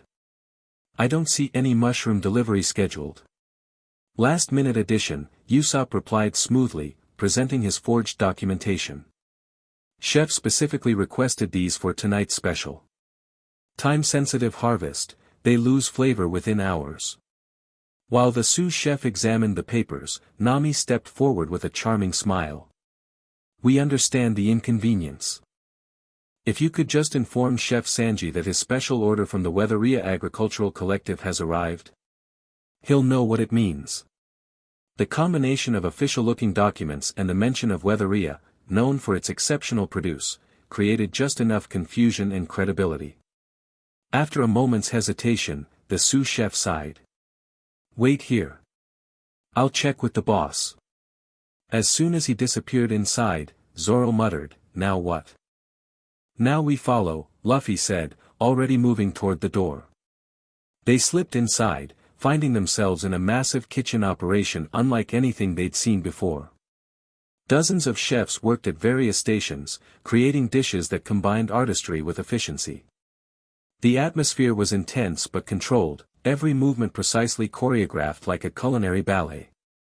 And at the center of it all stood Sanji. At 32, the former Straw Hat cook had matured into a commanding presence. His blonde hair remained styled to cover one eye, though both were visible when he moved. A neatly trimmed goatee added to his distinguished appearance, and the suit he wore was impeccably tailored. He moved between stations with graceful authority, tasting, correcting, and occasionally demonstrating techniques with hands that still bore the calluses of a fighter beneath their culinary expertise. Perfection, not excuses, they heard him instructing a young chef who had apparently made a mistake. Though strict, his tone lacked cruelty. This was a mentor maintaining standards, not a tyrant berating subordinates. The sous chef approached him, whispering something that made Sanji pause mid-demonstration. His visible eye flicked toward the service entrance, narrowing slightly when he spotted the group of delivery personnel, who clearly didn't belong. For a moment, he simply stared, cigarette forgotten between his lips. Then he handed his tasting spoon to the nearest chef. "Take over. Family emergency." Without waiting for a response, he strode directly toward them, expression unreadable. The kitchen staff parted before him, none daring to question the owner's sudden departure from routine. "My office," he said curtly as he reached them, not breaking stride as he led them through a side door and up a private staircase. Sanji's office reflected both his professional success and personal aesthetic, elegantly furnished with a wall of windows overlooking the island, shelves lined with culinary books and rare ingredients, and a desk that probably cost more than most people earned in a year. He closed the door behind them, engaging an electronic lock before turning to face his unexpected visitors. 10 years, he said simply, lighting a fresh cigarette. 10 fucking years. That seems to be everyone's opening line, Luffy replied with a small smile. Can you blame us? Sanji asked, though without the immediate anger Nami had shown. He studied Luffy carefully, taking in the changes. You look well for a dead man. Not dead. Just training. For a decade? Without a word. Sanji shook his head. Even for you, that's extreme, Captain. It was necessary, Luffy insisted. We'll be the judge of that. Sanji moved to a cabinet, retrieving glasses and a bottle of fine liquor. Drink? You all look like you could use one. Please, Nami accepted readily. As Sanji poured drinks, his movements maintained the precise elegance they remembered, though now refined by years of high-level culinary work. He distributed glasses to everyone except Zoro, whom he deliberately passed over. Still holding that grudge, swirly brow?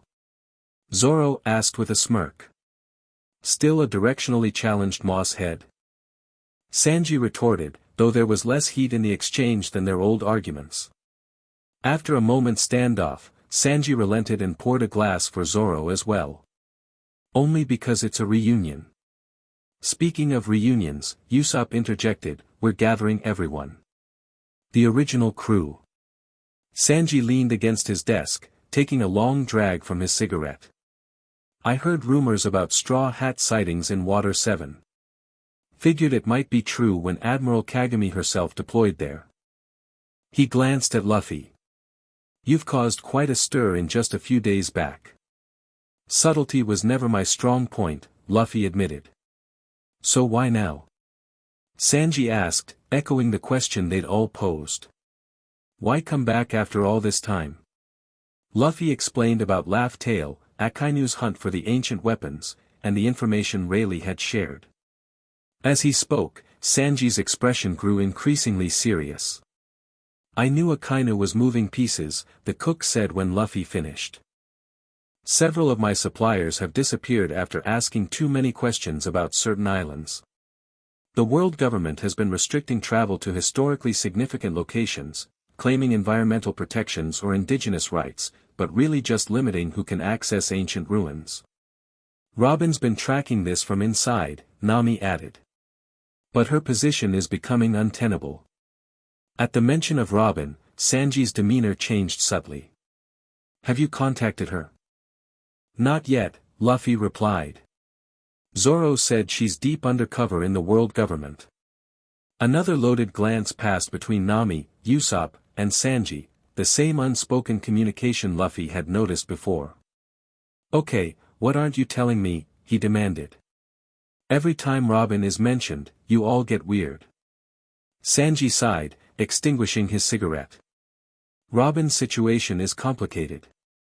After you disappeared, she went searching for answers in the ancient texts.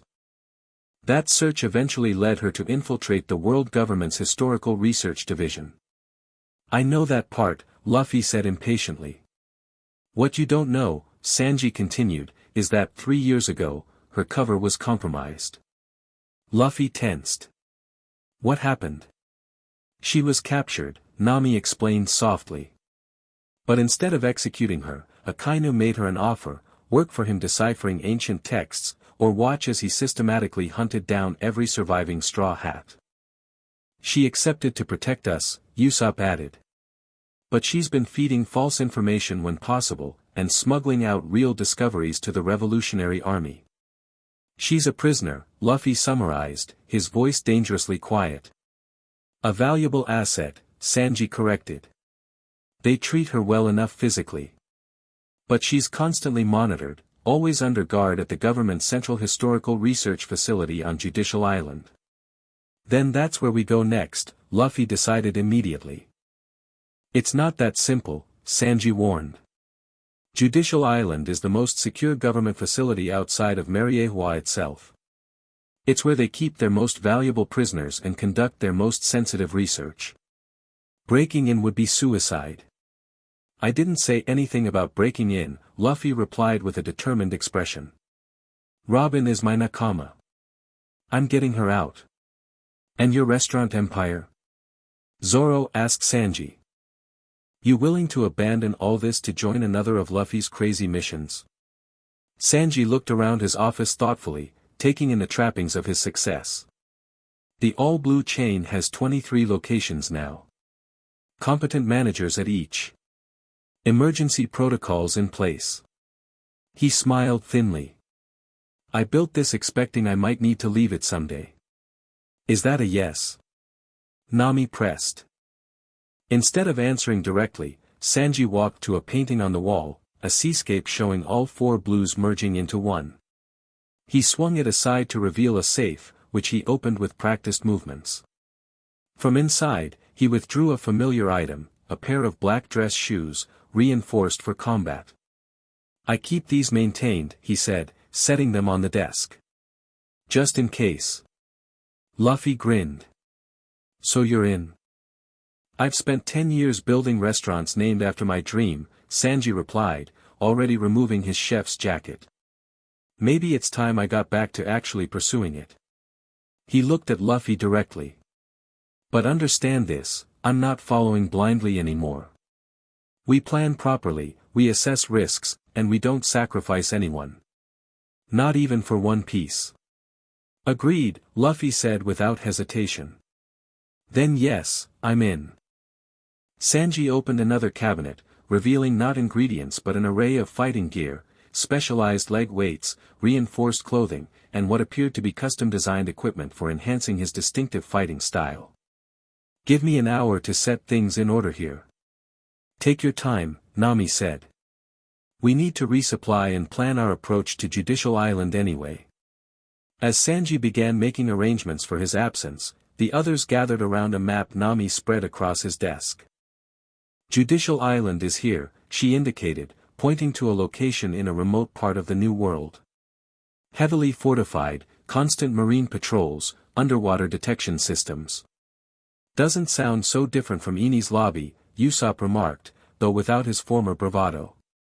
Except 10 times more secure and designed specifically to prevent another Enies Lobby incident, Nami corrected. The government learned from our previous raid. We'll need help, Zoro concluded. More of the crew. Frankie would be useful for something like this, Usopp suggested. His technical expertise could help us bypass security systems. And Chopper's medical skills might be necessary if things get rough, Nami added. Luffy nodded. After Sanji, who's closest? Nami consulted her maps and notes. Frankie. Last known location was Karakuri Island, Dr. Vegapunk's birthplace. He's been working on advanced weapons development there. Then that's our next stop, Luffy decided. We gather Frankie, then Chopper, then plan our approach to rescue Robin. And Brook? Usopp asked. According to my sources, Sanji said as he returned from making arrangements, Soul King has a concert scheduled in the kingdom of Dressrosa next week. We could intercept him there. Perfect, Luffy's enthusiasm was building with each additional crewmate. The Straw Hats are coming back together. Don't celebrate yet, Zoro cautioned. Admiral Kagami will have reported to Akainu by now. They'll be watching for us, especially around known associates. Let them watch, Luffy replied, confidence unwavering. We've faced worse odds before. Not against this version of the Marines, Nami warned. Akainu's rebuilt them into something far more dangerous than what we knew. Then it's a good thing I'm not the same either, Luffy said, his casual tone belying the steel beneath. None of us are. The journey to Karakuri Island took longer than expected. Marine presence had increased throughout the New World following their escape from Water 7, forcing Nami to plot an indirect course that avoided major shipping lanes and patrol routes. Sanji quickly settled back into his role as crew cook, transforming the airship's tiny galley into a surprisingly efficient kitchen. Despite years running high-end restaurants, he seemed to relish the challenge of creating gourmet meals with limited ingredients and space. Just like old times, he remarked one evening as they gathered around a small table in the main cabin. Though the company's aged considerably. Speak for yourself, Nami replied, tossing a napkin at him playfully. I'm in my prime. The banter felt natural, hints of their old dynamic emerging despite the decade apart. Yet undercurrents of change remained, subtle shifts in how they interacted, new boundaries and sensitivities. They were no longer carefree youths but adults with complex histories only partially shared. On the 5th day of their journey, Zoro spotted a marine patrol vessel during his watch. Despite Nami's weather camouflage, they'd been forced to detour even further from their planned route. They're hunting us systematically, Sanji observed, studying the nautical charts where Nami had marked marine positions. Closing a net rather than chasing directly. Akainu's strategy, Usopp agreed. He prefers encirclement to frontal assault. We'll reach Karakuri by morning if we maintain this heading, Nami assured them, though fatigue showed in her features after days of constant vigilance and weather manipulation. Frankie's workshop is supposedly on the northern coast. Luffy, who had been unusually quiet during the journey, finally spoke up. We should prepare for resistance. If they're tracking us this effectively, they may have already reached Frankie. The others exchanged surprised glances. Such tactical foresight was not something the old Luffy would have demonstrated. 10 years with Rayleigh really did change you, Usopp noted. Luffy shrugged. Not changed. Just, expanded. The next morning, they approached Karakuri with caution. The winter island appeared peaceful from a distance, its snow-covered mountains and forests showing no obvious signs of military presence. Nami guided the airship toward the northern coastline, where smoke from a large chimney marked what appeared to be an industrial facility.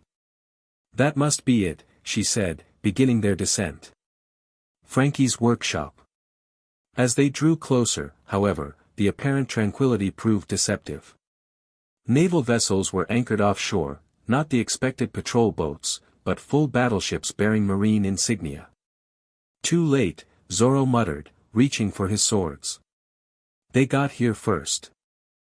Luffy studied the situation, eyes narrowing. No. Something's wrong. Those aren't standard marine ships. Sanji, using a spyglass to examine the vessels more carefully, suddenly tensed. He's right. Those are Frankie's designs, the hull configuration, the specialized cannon placements.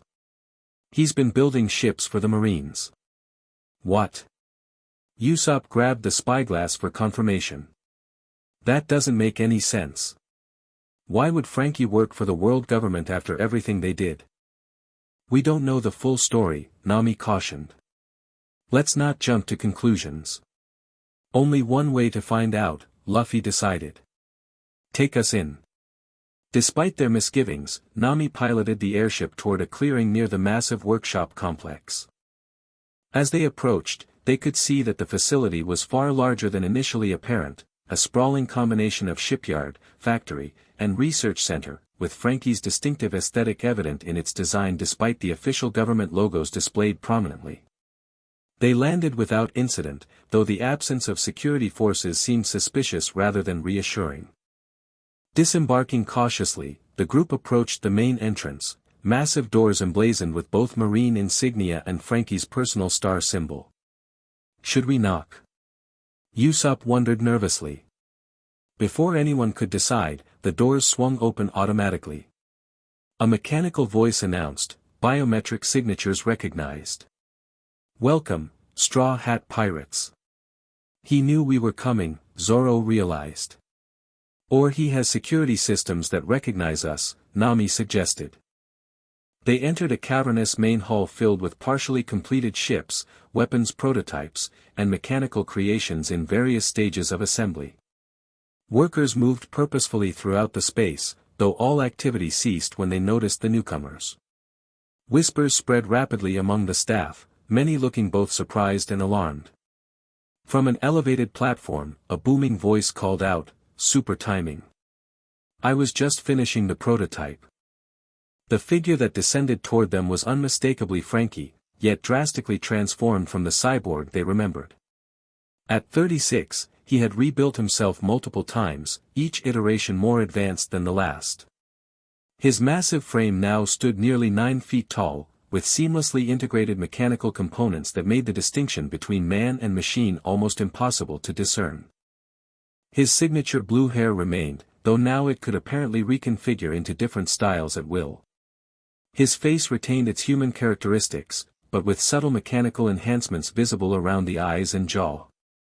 Straw Hat. Frankie's voice echoed through the workshop as he approached, arms spread wide. The prodigal captain returns.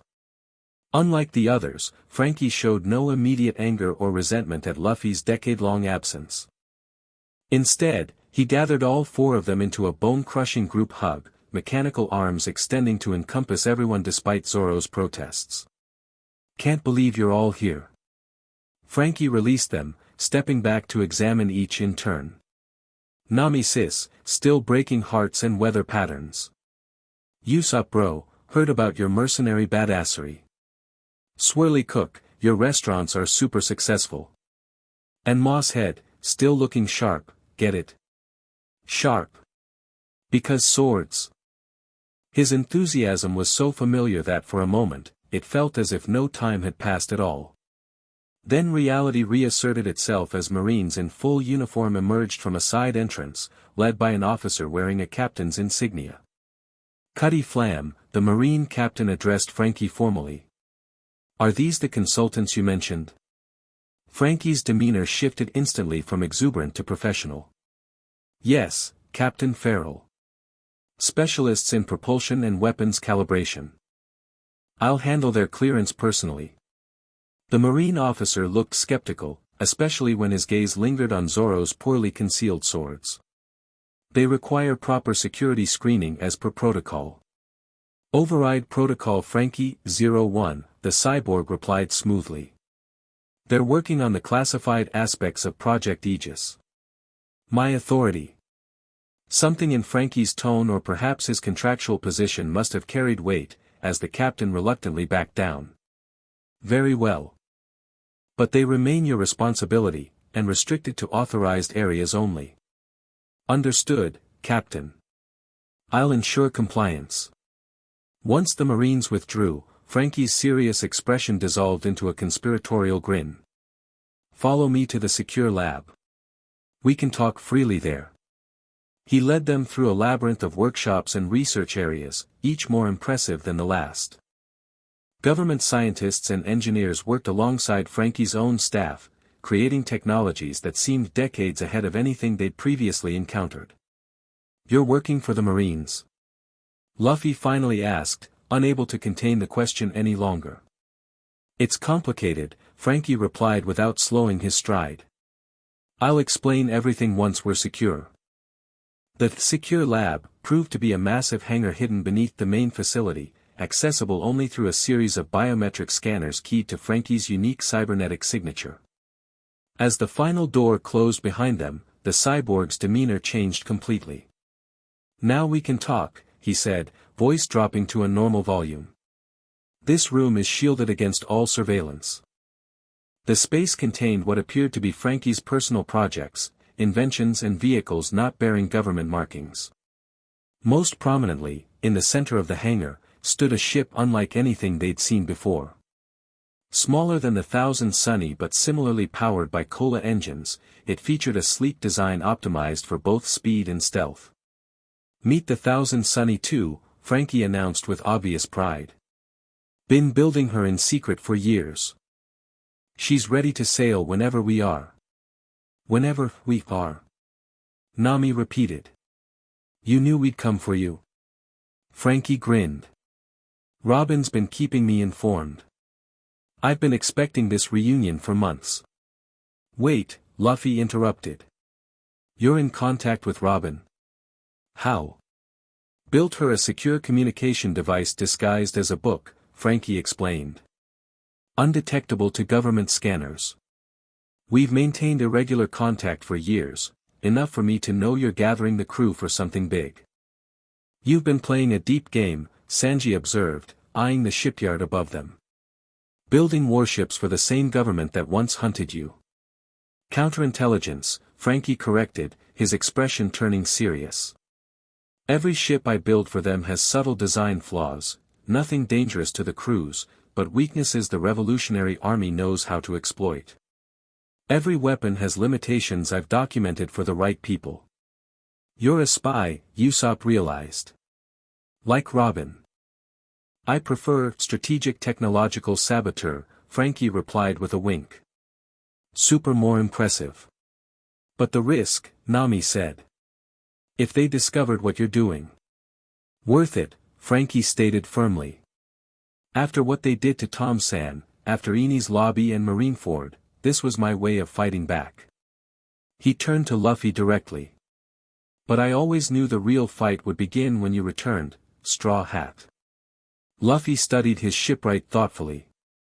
And you're ready to give all this up? Your position, your workshop. This? Frankie gestured dismissively at the facility above them. This was always temporary. A means to an end. He patted the hull of the Sunny too affectionately. This is what matters. The next adventure. The real dream. Which is? Zoro prompted. Building the ship that carries the future Pirate King to Laugh Tale, obviously. Frankie struck his signature pose, arms connecting above his head. Super obvious. For the first time since their reunion began, Luffy laughed, a genuine, carefree sound that echoed his younger self. You haven't changed at all, Frankie. The packaging's different, the cyborg admitted, gesturing to his extensively modified body. But the core programming remains the same. His expression grew more serious. Now, about Robin. She sent me coordinates for a rendezvous point. Said when the time came, I'd know what to do with them. She planned for this? Usopp asked, surprised. Robin Sis always has contingency plans, Frankie confirmed. The question is, are we ready to execute one?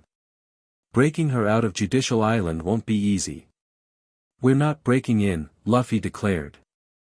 We're making them bring her to us. The others looked at him in confusion. Explain, Sanji requested. If we attack Judicial Island directly, we risk Robin's safety. But if we create the right opportunity elsewhere. Luffy turned to Frankie.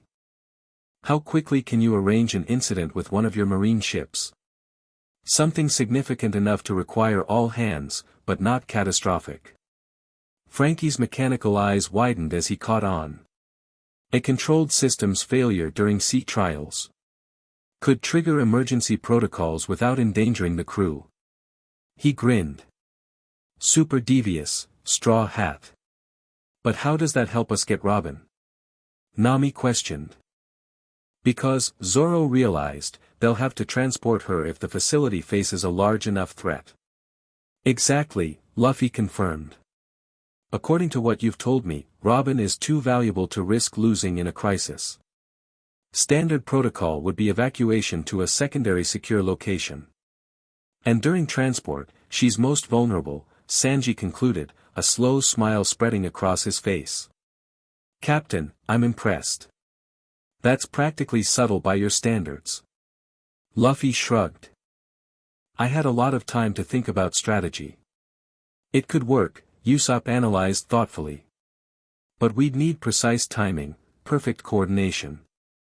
And one more crewmate, Luffy added. We need Chopper before we attempt this.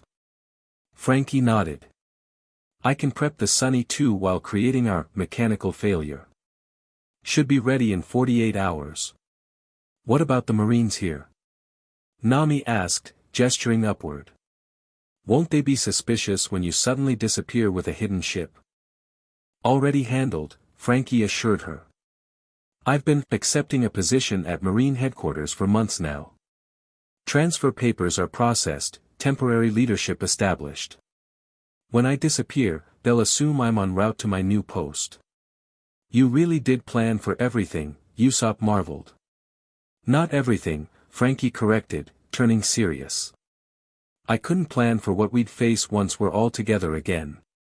The world government has changed, Straw Hat. Akainu's Marines aren't like the old days. Neither are we, Luffy replied simply. For the next 2 days, they worked tirelessly preparing for their departure. Frankie finalized the Sunny 2 systems while strategically introducing subtle flaws into a marine battleship scheduled for sea trials. The others transferred supplies from Nami's airship, which would be left behind as it was too recognizable. On the morning of their planned departure, alarms blared throughout the facility. Marines rushed to battle stations as reports came in of a Revolutionary Army fleet approaching the island's southern coast. This isn't part of the plan, Frankie muttered as they gathered in the secure hangar. Something's happening. Perfect timing or terrible luck? Sanji wondered. Doesn't matter, Luffy decided. We use the chaos. Frankie, is the ship ready? Just need to fire up the engines. Do it. As Frankie prepared the Sunny 2 for launch, the others gathered their limited belongings. The new vessel, while smaller than its predecessor, featured many familiar elements alongside significant innovations. The lawn deck had been replaced with a more practical combat-ready surface, but the soldier dock system remained, now expanded to accommodate more versatile vehicles. Sunny 2, launch sequence initiated. Frankie announced as the hangar ceiling began retracting, revealing a hidden channel to the sea. Everyone aboard. They barely had time to secure themselves before the ship's cola engines roared to life. With a surge of power that pressed them into their seats, the Sunny 2 shot forward along the launch track and into the open water beyond. Behind them, explosions rocked the shipyard as revolutionary forces engaged marine defenders. Through the chaos, they caught glimpses of familiar figures leading the attack, Dragon's commanders creating the perfect distraction whether intentionally or coincidentally. Revolutionary armies getting bold, Zoro observed as they accelerated away from the island. Direct assault on a government facility. Dragon must be planning something big, Sanji agreed. This isn't their usual style. Nami, already at the navigation station, plotted their course. Where to now? Choppers with the Revolutionary Medical Corps, but their main base location is classified. East, Luffy said with certainty. Chopper isn't at their main base. He's at a research facility on Torino Kingdom. How could you possibly know that? Usopp asked, surprised. Luffy tapped his chest with a slight smile. Vivre card. I've had pieces for all of you since we separated. Rayleigh helped me preserve them.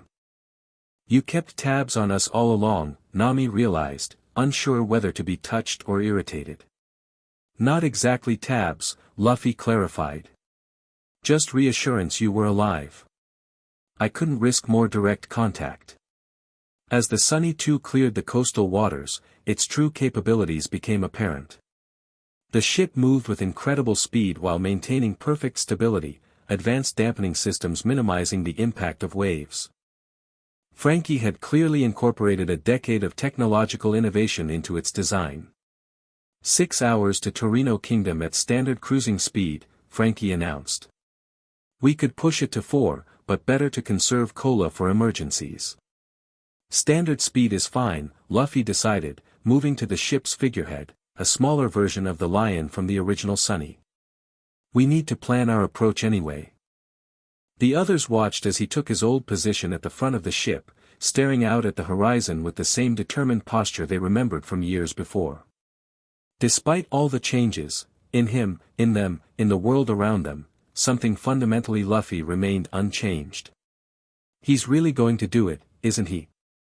Usopp said quietly to the others. Find One Piece. Become Pirate King. Was there ever any doubt? Zoro replied. After 10 years? Yeah, there was doubt, Sanji admitted. But seeing him now. It's still him, Nami finished. Just, more. As the Sunny 2 carried them toward their next reunion, Admiral Kagami stood on the bridge of her flagship, receiving reports of the Straw Hat Pirates' escape from Karakuri Island. Unlike her subordinates' frustration, she displayed only calm interest. So predictable, she murmured, studying the intelligence reports. Gathering his crew one by one, just as Akainu-sama anticipated. A communication officer approached with a den mushi. Fleet Admiral on the secure line, Admiral. Kagami accepted the snail phone, which immediately adopted Akainu's stern expression. Report. Proceeding as expected, sir. The Straw Hats have recruited the shipwright Frankie and appear to be heading toward Torino Kingdom, likely for Tony Chopper. Good. Akainu's voice remained level. Allow them to collect their doctor. Then implement Phase 2. What about Nico Robin, sir? If they attempt rescue, they will fail, Akainu stated with absolute certainty. 10 years may have strengthened Straw Hat Luffy, but he remains predictable. His sentimentality for his crew will be his undoing. Understood, Fleet Admiral. Kagami's mirror-like eyes reflected the Den Mushi's stern visage. And the final phase? Proceed as planned. When they believe victory is within their grasp, we will crush them all, and claim what Roger left behind. As the communication ended, Kagami turned to the navigation officer. Set course for Torino Kingdom. Maintain distance, observe only. Our time will come. Torino Kingdom had transformed from the primitive bird people conflict zone Chopper had first encountered into a harmonious center for medical research. The massive trees still dominated the landscape, but now supported sophisticated laboratories where bird people and humans worked alongside each other studying the island's unique medicinal plants. The Sunny 2 approached cautiously, dropping anchor offshore rather than docking directly. Revolutionary forces maintain a perimeter around the island, Frankie explained, checking sensor readings. Standard procedure for their research facilities. How do we get in? Sanji asked, eyeing the coastal watchtowers. We don't need to, Luffy replied, holding up a small piece of paper, Chopper's Viva card, which pulled insistently toward the island. He'll come to us.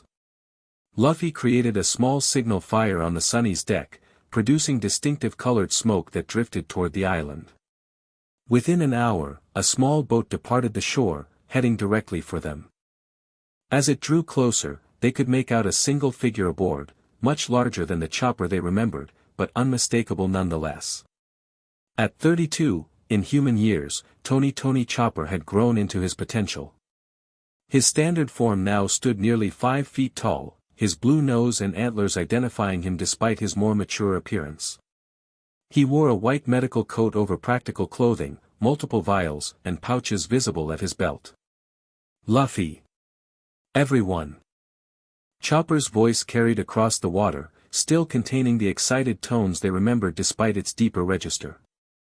When he boarded the Sunny 2, they were surprised to see tears streaming freely down his furry face. Without hesitation, he embraced Luffy tightly, then each crewmate in turn. "I knew you weren't dead," he said between sobs. "I kept telling them, but after years passed." He wiped his eyes with a handkerchief. "I never gave up hope." Unlike the others' mixed receptions, Chopper's joy at their reunion was uncomplicated and complete. Of all the crew, he alone seemed to harbor no resentment for the lost decade. "You've grown," Luffy observed with a smile, patting Chopper's head in a familiar gesture that now required reaching up rather than down. "Modified my Rumble Ball formula," Chopper explained proudly. "Permanent enhancement to my baseline form for better dexterity in medical procedures. I can still transform into all my forms, plus some new ones." "How's your work with the revolutionaries?" Nami asked, noting the insignia on his medical coat. "Amazing." Chopper's eyes lit up with professional passion.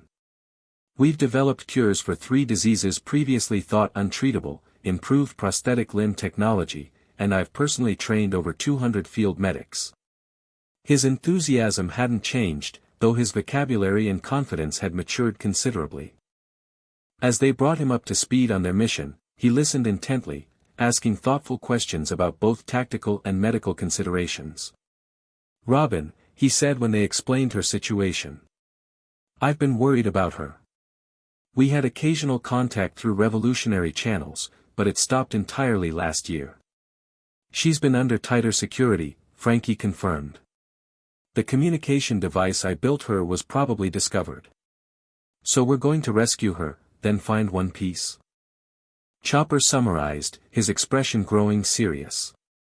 "I need to gather my medical supplies and inform my staff I'm taking a leave of absence." "You're joining us that easily?" Zoro asked, surprised by the lack of hesitation. Chopper looked at him as if the question were absurd. "Of course I am. You're my family." The simple declaration touched all of them deeply. Despite their varied reactions to Luffy's return, Chopper's unwavering loyalty reminded them of the bonds they'd formed, bonds that apparently could withstand even a decade apart. "I'll need an hour to get everything and make arrangements," Chopper continued practically. "The revolutionary leadership will understand, they've always known my first allegiance was to the Straw Hats." True to his word, Chopper returned within the hour, accompanied by a small boat loaded with medical supplies and equipment. More surprisingly, he wasn't alone. "I brought someone who wants to see you," he announced as they helped transfer his materials aboard. She insisted once she heard who was waiting offshore. A slender woman stepped onto the deck, her pink hair now styled in a practical bob rather than the flowing locks they remembered. Dar. Kureha's apprentice had become a formidable medical professional in her own right. "Vivi!"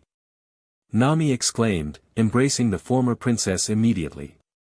"It's actually Dr. Isano now," she corrected with a smile. "I use an alias for my revolutionary work." The Princess of Alabasta had changed perhaps more dramatically than any of them, no longer the sheltered royalty but a hardened field physician. Her kingdom had fallen to world government protection years ago, forcing her into exile and eventually to join Dragon's forces. "I can't stay," she clarified quickly, seeing their hopeful expressions. "My unit deploys to the South Blue tomorrow. But I couldn't miss the chance to see you all again." Her eyes lingered on Luffy. "Especially you, Captain. We mourned you." "Sorry about that," Luffy replied, genuinely contrite. "Don't be," Vivi surprised them by saying. "The world needed you to become stronger. We all did." She gestured at her revolutionary uniform. "Some of us found our strength in different ways than expected." She couldn't stay long, but shared valuable intelligence about government movements and revolutionary operations that might impact their plans. Most importantly, she confirmed what they already suspected: Akainu was systematically hunting anything connected to the Void Century and the ancient weapons. "Be careful," she warned as she prepared to depart. "The Marines aren't what they used to be." Akainu has turned them into something much darker. So we've heard, Sanji replied grimly. With final embraces and promises to reconnect after their mission, Vivi returned to Torino Kingdom while the Straw Hats set course for their next destination, Dressrosa, where Brook was scheduled to perform in 3 days. The journey to Dressrosa provided time for the reunited crew members to reacquaint themselves with each other's new capabilities.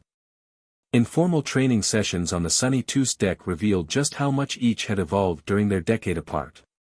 Chopper demonstrated his expanded transformation repertoire, now including specialized forms optimized for different medical procedures alongside enhanced combat capabilities.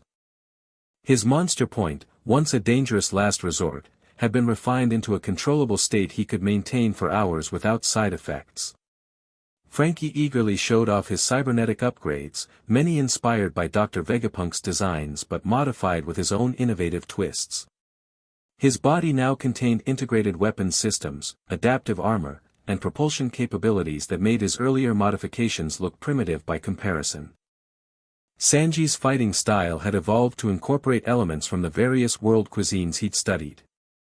Different recipe techniques altered his flame properties and attack patterns, giving him unprecedented versatility in combat situations. Usopp had truly become a master sniper, his observation haki refined to the point where he could hit targets miles away by predicting wind patterns and environmental factors. His arsenal of custom ammunition included options for nearly any combat scenario imaginable. Nami's weather control abilities had progressed far beyond her original Climatact. Working with Weatheria scientists had allowed her to manipulate atmospheric conditions on a scale that could affect entire islands, though precise control required significant concentration. And Zoro, through relentless pursuit of perfection, had developed sword techniques that blurred the line between physical and spiritual. His three-sword style now incorporated advanced applications of all 3 haki types, allowing him to cut substances once thought impervious to any blade. But it was Luffy who demonstrated the most dramatic evolution. Beyond his Devil Fruit awakening, his mastery of advanced haki applications allowed him to predict movements seconds before they occurred, infuse attacks with devastating force, and exert his will with surgical precision rather than brute force. The rubber-limbed brawler had become something approaching a force of nature.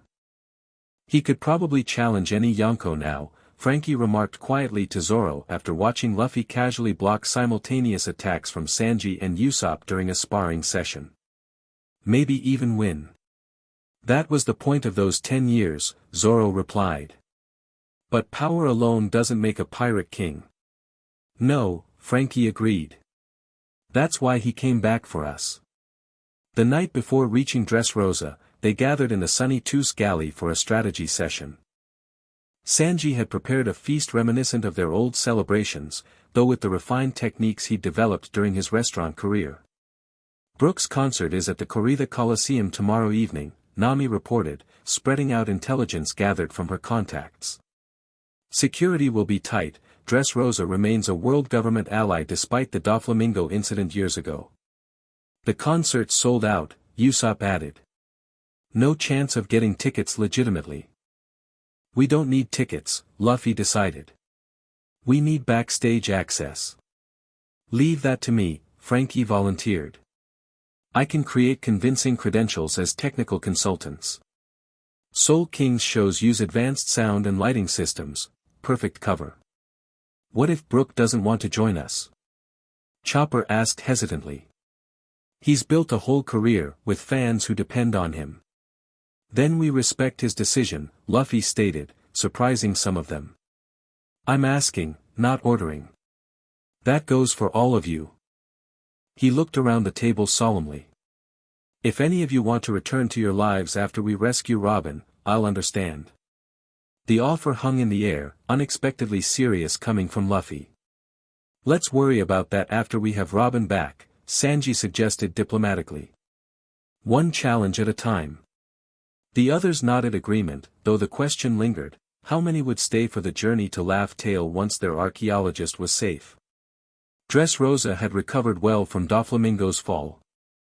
Under King Riku's restored rule, the kingdom had flourished as a cultural center, with the Corrida Coliseum converted from a fighting arena to a performance venue. The evening of their arrival, the structure was illuminated spectacularly for the Soul King's sold-out concert. True to his word, Frankie had produced flawless credentials that got them through security as acoustic specialists for the performance. Backstage was a flurry of activity, staff rushing to complete final preparations, musicians tuning instruments, and technicians adjusting sophisticated equipment. Where would he be? Nami wondered, scanning the chaotic environment. Star dressing room, a passing stagehand informed them, overhearing her question. Down the hall, can't miss it, has a skull on the door. But he's in pre-show meditation. Strict instructions not to disturb. They found the door easily enough, guarded by a burly security officer who examined their credentials skeptically. Soul King isn't seeing technical staff before the show, he stated flatly. It's urgent, Sanji insisted. Acoustic anomaly in the main amplification system. Could damage his performance. While the guard considered this, Luffy simply stepped forward. We're old friends. Tell him Luffy's here. The guard's eyes widened at the name, recognition flickering across his features, not of Luffy, but of the significance the name might hold for Brook. After a moment's hesitation, he knocked on the door. Soul King, sir. There's a Luffy here to see you. Silence from within, then a familiar yo-ho-ho-ho, that had lost none of its distinctive character over the years. The door flew open to reveal the skeletal musician, still exactly as they remembered him physically, being dead had its advantages when it came to aging. His attire, however, had evolved dramatically. The Soul King now dressed in elaborate, cutting-edge fashion that combined rockstar flamboyance with sophisticated elegance. His afro remained perfect as ever, now adorned with subtle electric blue highlights that matched the trim on his star-patterned suit. Luffy is in. Brook's jaw dropped, literally, before he pushed it back into place. Everyone. My heart is racing with joy. Though I have no heart. Skull joke. Yo-ho-ho-ho. Some things truly never changed. Unlike the reserved receptions from others, Brook's delight was immediate and overwhelming. He pulled them all into the spacious dressing room, bouncing with excitement as he examined each returned crewmate. The rumors were true. You're alive. All together again. He spun in a circle, unable to contain his enthusiasm. This calls for a song. No, an entire album. Resurrection of the Straw Hats, it will be my masterpiece. Brook, Nami interrupted gently. We need to keep a low profile. Oh. Yes, of course, he agreed, lowering his volume marginally. Discretion. I understand completely. He struck a dramatic pose. Soul King is nothing if not discreet. As they briefly explained the situation, Brook's jubilation gave way to more serious consideration. Robin-san, he murmured. I've been worried about her. My concert tours have allowed me to pass messages for the revolutionaries, but information about her has been scarce.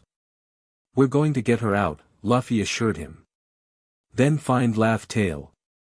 Brook's eye socket somehow managed to widen. Laugh Tale. You know the way. I know how to find it, Luffy confirmed. But we need our musician. But my concert. Brook gestured to a clock on the wall. 15 minutes until showtime. 30,000 fans waiting. Give them a show they'll never forget, Luffy suggested. Then join us afterward. Brook considered this, bony fingers tapping his chin thoughtfully. One last performance as Soul King. His spine straightened with sudden resolve. Very well. I shall make it legendary. And legendary it was. The Straw Hats watched from the wings as Brook took the stage to thunderous applause, the massive venue packed with adoring fans. For the next 2 hours, the skeletal musician delivered the performance of his career, playing with such passion and energy that the audience was left breathless. For his final song, Brook silenced the band, stepping forward with just his violin. My dear fans, he addressed the hushed crowd. For years, you have supported Soul King on his musical journey. Tonight marks a turning point in that journey. He raised his bow dramatically. This final piece is called Binks Sake, a pirate song older than myself, dedicated to friends long thought lost but now miraculously returned. The simple, haunting melody filled the Colosseum, bringing tears to eyes throughout the audience. Few recognized the significance of the song, but all felt its emotional power. When the final note faded, the silence was profound, then erupted into the most thunderous ovation of Brook's career. Taking his final bow, Soul King spoke his last public words: "Music never truly ends, it just finds new ears to touch. Thank you for letting me touch your hearts with mine, though I have none. Yo-ho-ho-ho." Backstage, Brook quickly gathered his most precious possessions, his original violin, a journal filled with compositions, and a small case containing his sword cane, which he had not carried publicly during his music career. "My manager will be devastated," he remarked as they slipped out through a service entrance. "But I left him rights to my recorded catalog. He'll make millions from the final concert recordings alone." Their escape from Dressrosa went smoother than expected. By the time Brook's absence was noted the following morning, the Sunny 2 was already far from the kingdom's waters, heading toward the coordinates Frankie had received from Robin for their planned rendezvous. 7 crewmates reunited. 1 remaining. Everyone clear on the plan? Luffy asked as they gathered on the Sunny 2's deck, now anchored in a hidden cove near Judicial Island. All nodded, expressions serious.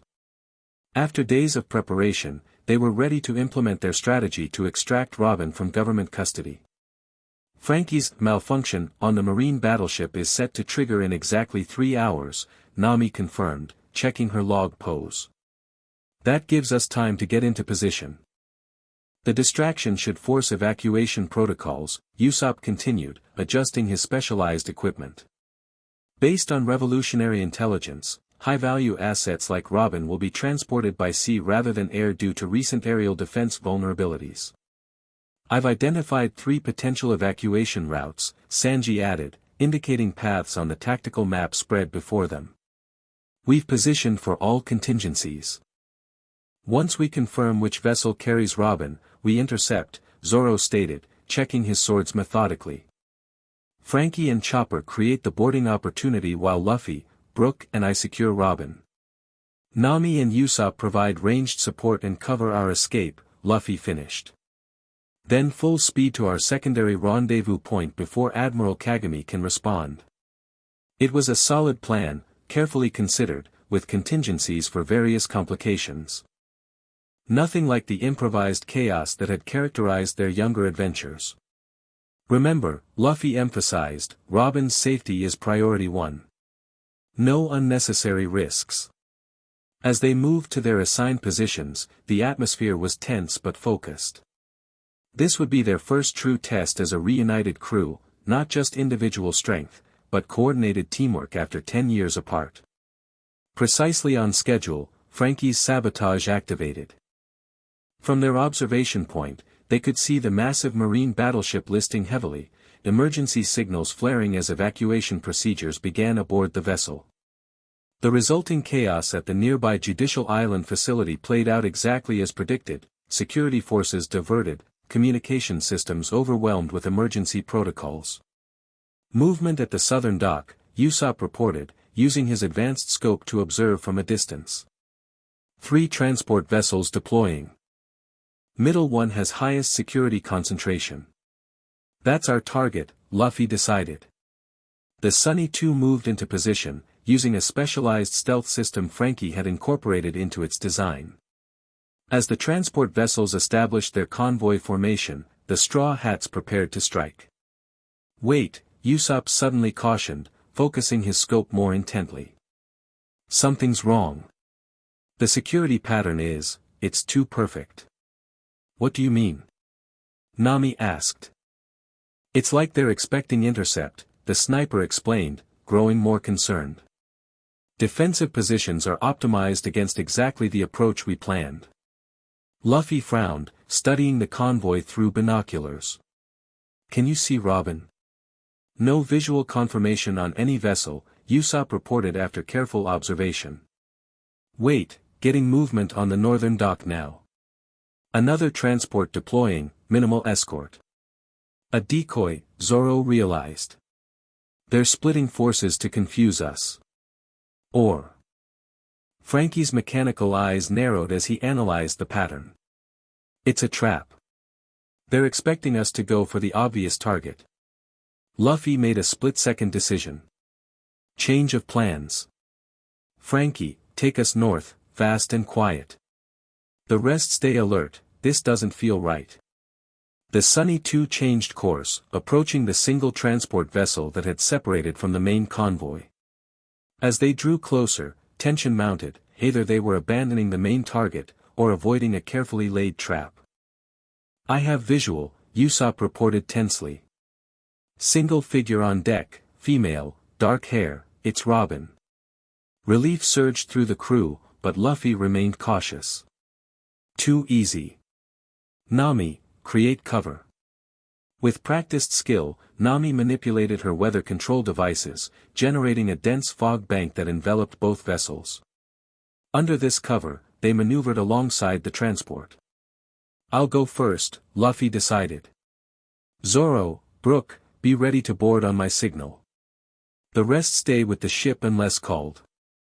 Before anyone could object to him going alone, Luffy had already slipped over the side, using his ability to move silently through the artificial fog.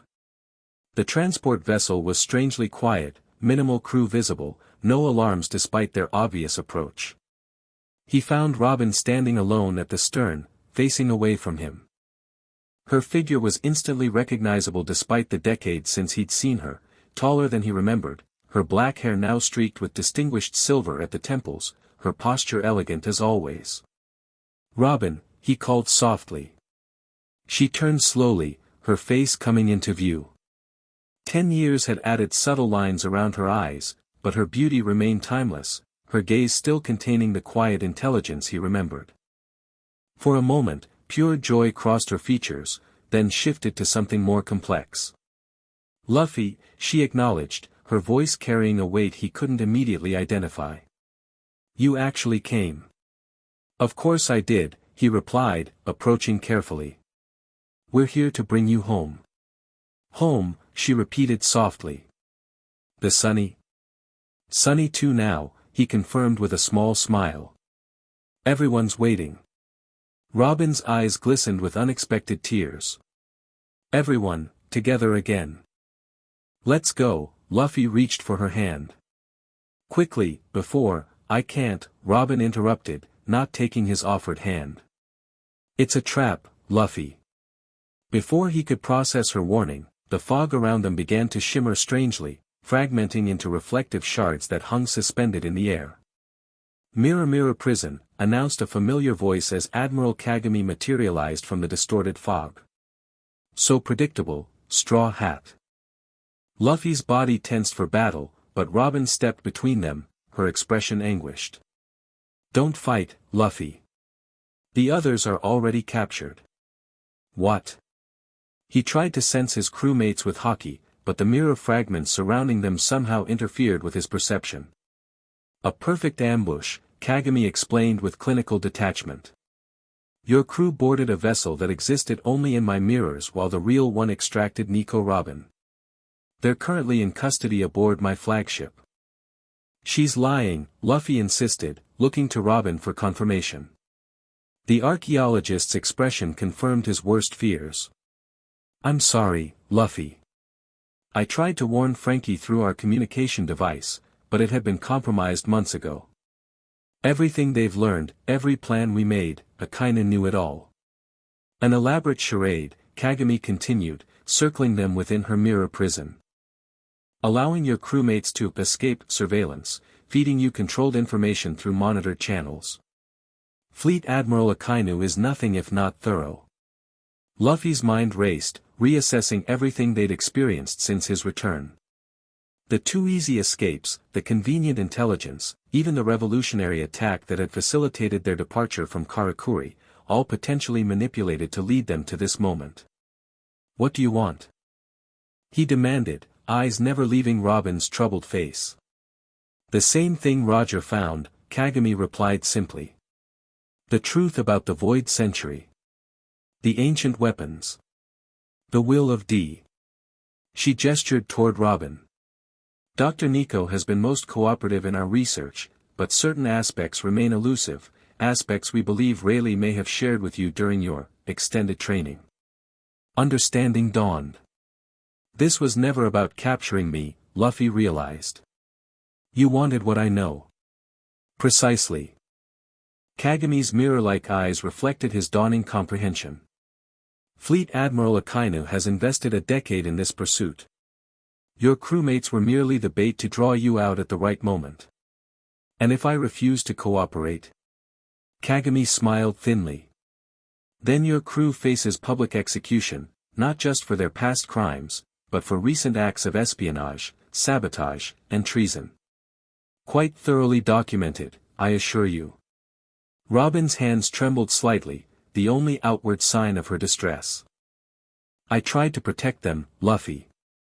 For years, I fed false information, misdirected research. But Akainu grew suspicious. He needed leverage against me, against you. So he used all of us, Luffy concluded grimly. Letting Frankie build ships with exploitable flaws, allowing Chopper to develop medical technologies for the revolutionaries, permitting Brook to spread coded messages through his music, all while monitoring everything. A patient hunter catches the most valuable prey, Kagami quoted. Now, you have a choice, Straw Hat Luffy. Come willingly to Mariewa to meet with Fleet Admiral Akainu, or watch your crew perish one by one. Luffy closed his eyes briefly, extending his haki outward despite the mirror interference. Faintly, at the edge of his perception, he could sense them, his nakama, alive but restrained somewhere nearby. If I come with you, he said finally, opening his eyes, they go free. All of them. Luffy, no. Robin protested. Kagami considered this. I cannot authorize such terms. But I can guarantee they will remain alive pending your cooperation. It wasn't much of a concession, but it bought time, the most valuable resource in any battle. Luffy nodded slowly. I accept. Excellent. Kagami's mirrors realigned, creating a pathway toward a waiting marine vessel. After you, Straw Hat. As they boarded the ship that would take them to Mariewa and the waiting Akainu, Robin moved close enough to whisper almost inaudibly, trust in what Rayleigh taught you. The will of D lives on. Luffy gave no indication he'd heard, but as the ship pulled away from the fog-shrouded waters near Judicial Island, a faint smile crossed his face. What Akainu and Kagami failed to understand was that the greatest lesson Rayleigh had taught him wasn't about power, it was about patience. And after 10 years of waiting, Monkey D. Luffy had learned patience very well indeed. Chapter 3, King of the New Era. Mariewa gleamed white against the blue sky, its pristine architecture a stark contrast to the darkness at its core. Luffy stood on the deck of Admiral Kagami's ship as they approached the world government's sacred capital, sea breeze ruffling his hair. His expression remained neutral, but his mind raced through possibilities. Impressive, isn't it? Kagami joined him at the rail, her mirror-like eyes reflecting the sunlight. The seat of absolute justice. Looks like any other place people try to feel important, Luffy replied, adjusting his straw hat. Kagami smiled thinly. Still defiant. I expected nothing less from AD. Below deck, Robin sat in a cell reinforced with sea prism stone. 10 years of captivity had taught her patience, but seeing Luffy surrender himself had reopened old wounds. She closed her eyes, remembering their brief exchange during the capture. Trust in what Rayleigh taught you. The will of D lives on. She hoped it would be enough. On a marine battleship sailing several miles behind Kagami's vessel, the remaining straw hats had been confined in the brig. Sea prism stone cuffs neutralized the devil fruit user's abilities, while the others were bound with conventional restraints. This is humiliating, Zoro growled, testing the strength of his cuffs for the dozenth time. We walked right into their trap. They've been planning this for years, Nami pointed out. Monitoring our communications, tracking our movements. Frankie looked particularly devastated. The secure channels I built for Robin, they must have been compromised from the beginning. Don't blame yourself, Chopper said gently. None of us could have known. Sanji remained silent, eyes fixed on the ceiling as if calculating distances. Finally, he spoke. We're not beaten yet. Sure looks that way from here, Usopp sighed, slumped against the cell wall. Brook adjusted his position, bones clicking. Yo-ho-ho-ho. In my experience, being captured is often just the beginning of a new adventure. Exactly, Sanji nodded. Think about it, if they wanted us dead, we'd be dead. They're keeping us as leverage against Luffy. Which means we still have value, Zoro concluded, catching Sanji's drift. And valuable prisoners get transported to Impel Down, not executed on the spot. Nami sat up straighter. So we'll have at least one transfer opportunity. Plus, Usopp added, his spirits lifting slightly, Luffy's training with Rayleigh wasn't just about getting stronger. He must have a plan. He'd better, Zoro muttered. Because we're heading straight for New Marineford. The crew fell silent, each remembering what had happened at the original Marineford 10 years ago. The place where Ace had died in Luffy's arms. The tragedy that had changed everything. Luffy and Robin were separated upon arrival at Mariehua. While Robin was escorted to a secure research facility, Luffy found himself led through opulent hallways toward the Fleet Admiral's office. Despite the sea prism stone cuffs, he walked with confidence, taking in details of the layout, information that might prove useful later. The Marine Guards stopped before an imposing door emblazoned with the symbol of absolute justice. One knocked sharply, receiving a gruff "enter" in response. Akainu hadn't changed much in 10 years, still massive and imposing, lava scars visible on his face and hands. His hair had gone completely white, but his eyes retained their fanatical intensity. He stood behind a desk covered in maps and reports, uniform impeccable. Straw Hat Luffy, he acknowledged, voice like grinding stone. 10 years. You've grown. Luffy met his gaze directly. You haven't. The guards tensed at his disrespect, but Akainu waved them away. Leave us. When the door closed, Akainu circled his desk, studying Luffy with cold calculation. I assumed you were dead for the first few years. A convenient outcome after the chaos you caused. Then rumors began, a straw hat seen in remote locations, unexplained phenomena, whispers of training with Silver's Rayleigh. You've been paying a lot of attention to a dead man, Luffy observed. I pay attention to threats. Akainu stopped directly before Luffy. Even with the younger man's growth, the Fleet Admiral still towered over him. And the son of Dragon, grandson of Garp, brother of Fire Fist Ace, AD carrying the straw hat. You were never just a pirate. I've always been just a pirate, Luffy corrected. Everything else is your problem. Akainu's expression tightened. Your bloodline, your connections to Roger's crew, these make you of particular interest. Especially given what we've learned about the Void Century. He returned to his desk, pressing a button on a Den Den Mushi. Bring in Nico Robin. Minutes later, Robin was escorted into the office. She appeared composed despite the circumstances, her eyes finding Luffy's immediately. A silent communication passed between them, reassurance, resolve. Dr. Nico has been assisting our historical research for some time now, Akainu explained. Though her cooperation has been selective. I've provided accurate translations, Robin replied evenly. My interpretations are subject to academic debate. Akainu's smile lacked any warmth. Indeed. Which is why your captain's perspective would be valuable. Rayleigh was Roger's first mate. He knows what they found at Laugh Tale. And you think he told me? Luffy asked. I know he did. Akainu activated a projection Den Den Mushi, displaying images on the wall, surveillance photographs spanning years. Your secret training wasn't as hidden as you believed. We monitored key locations, captured fragments of conversations. The images showed Luffy and Rayleigh in various locations, including one where they appeared to be studying ancient text rubbings. Rayleigh was careful, Akainu continued. But not careful enough. We know he shared information about the three ancient weapons, Pluton, Poseidon, and Uranus. About the true history of the world government. About what Roger found. If you know so much, why do you need me? Luffy challenged. Because Nico Robin has confirmed our suspicions, there's a fourth ancient weapon.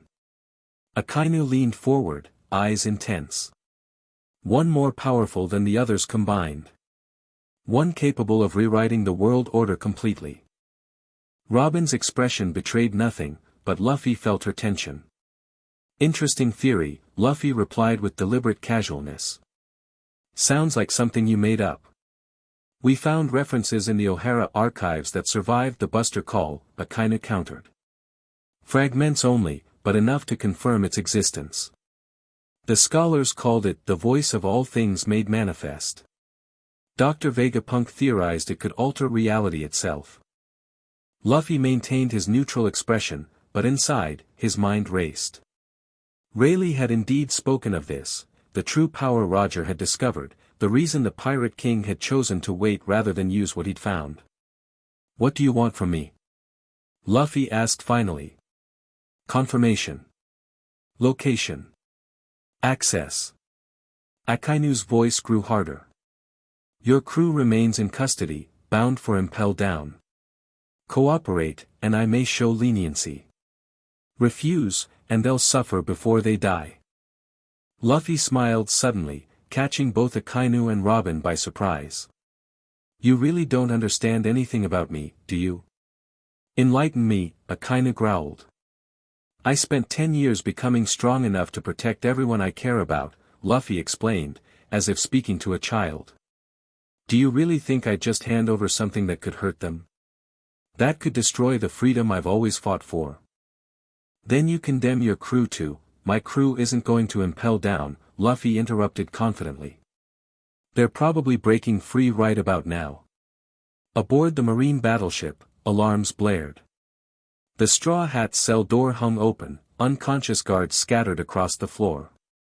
Told you they'd get sloppy during shift change, Sanji remarked, adjusting his suit after changing into clothes retrieved from the confiscated property locker.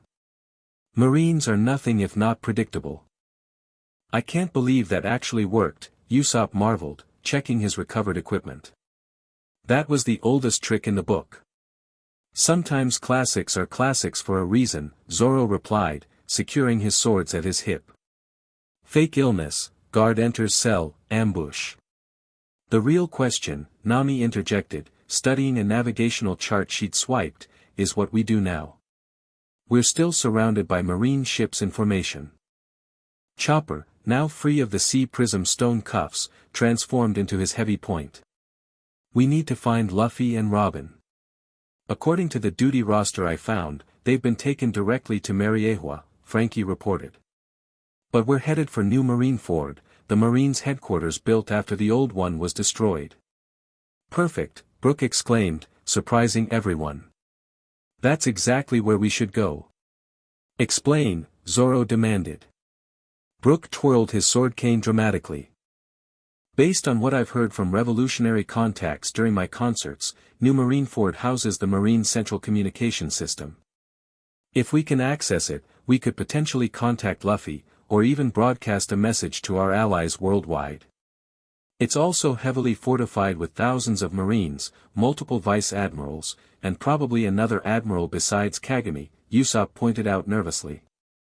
Which is exactly why they won't expect us to go there voluntarily, Sanji grinned, lighting a cigarette.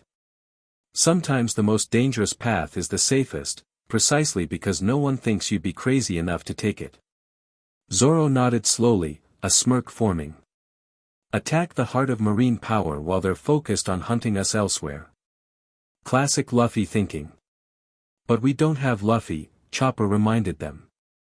No, Nami agreed, a determined glint in her eye as she rolled up the chart. But we have his spirit.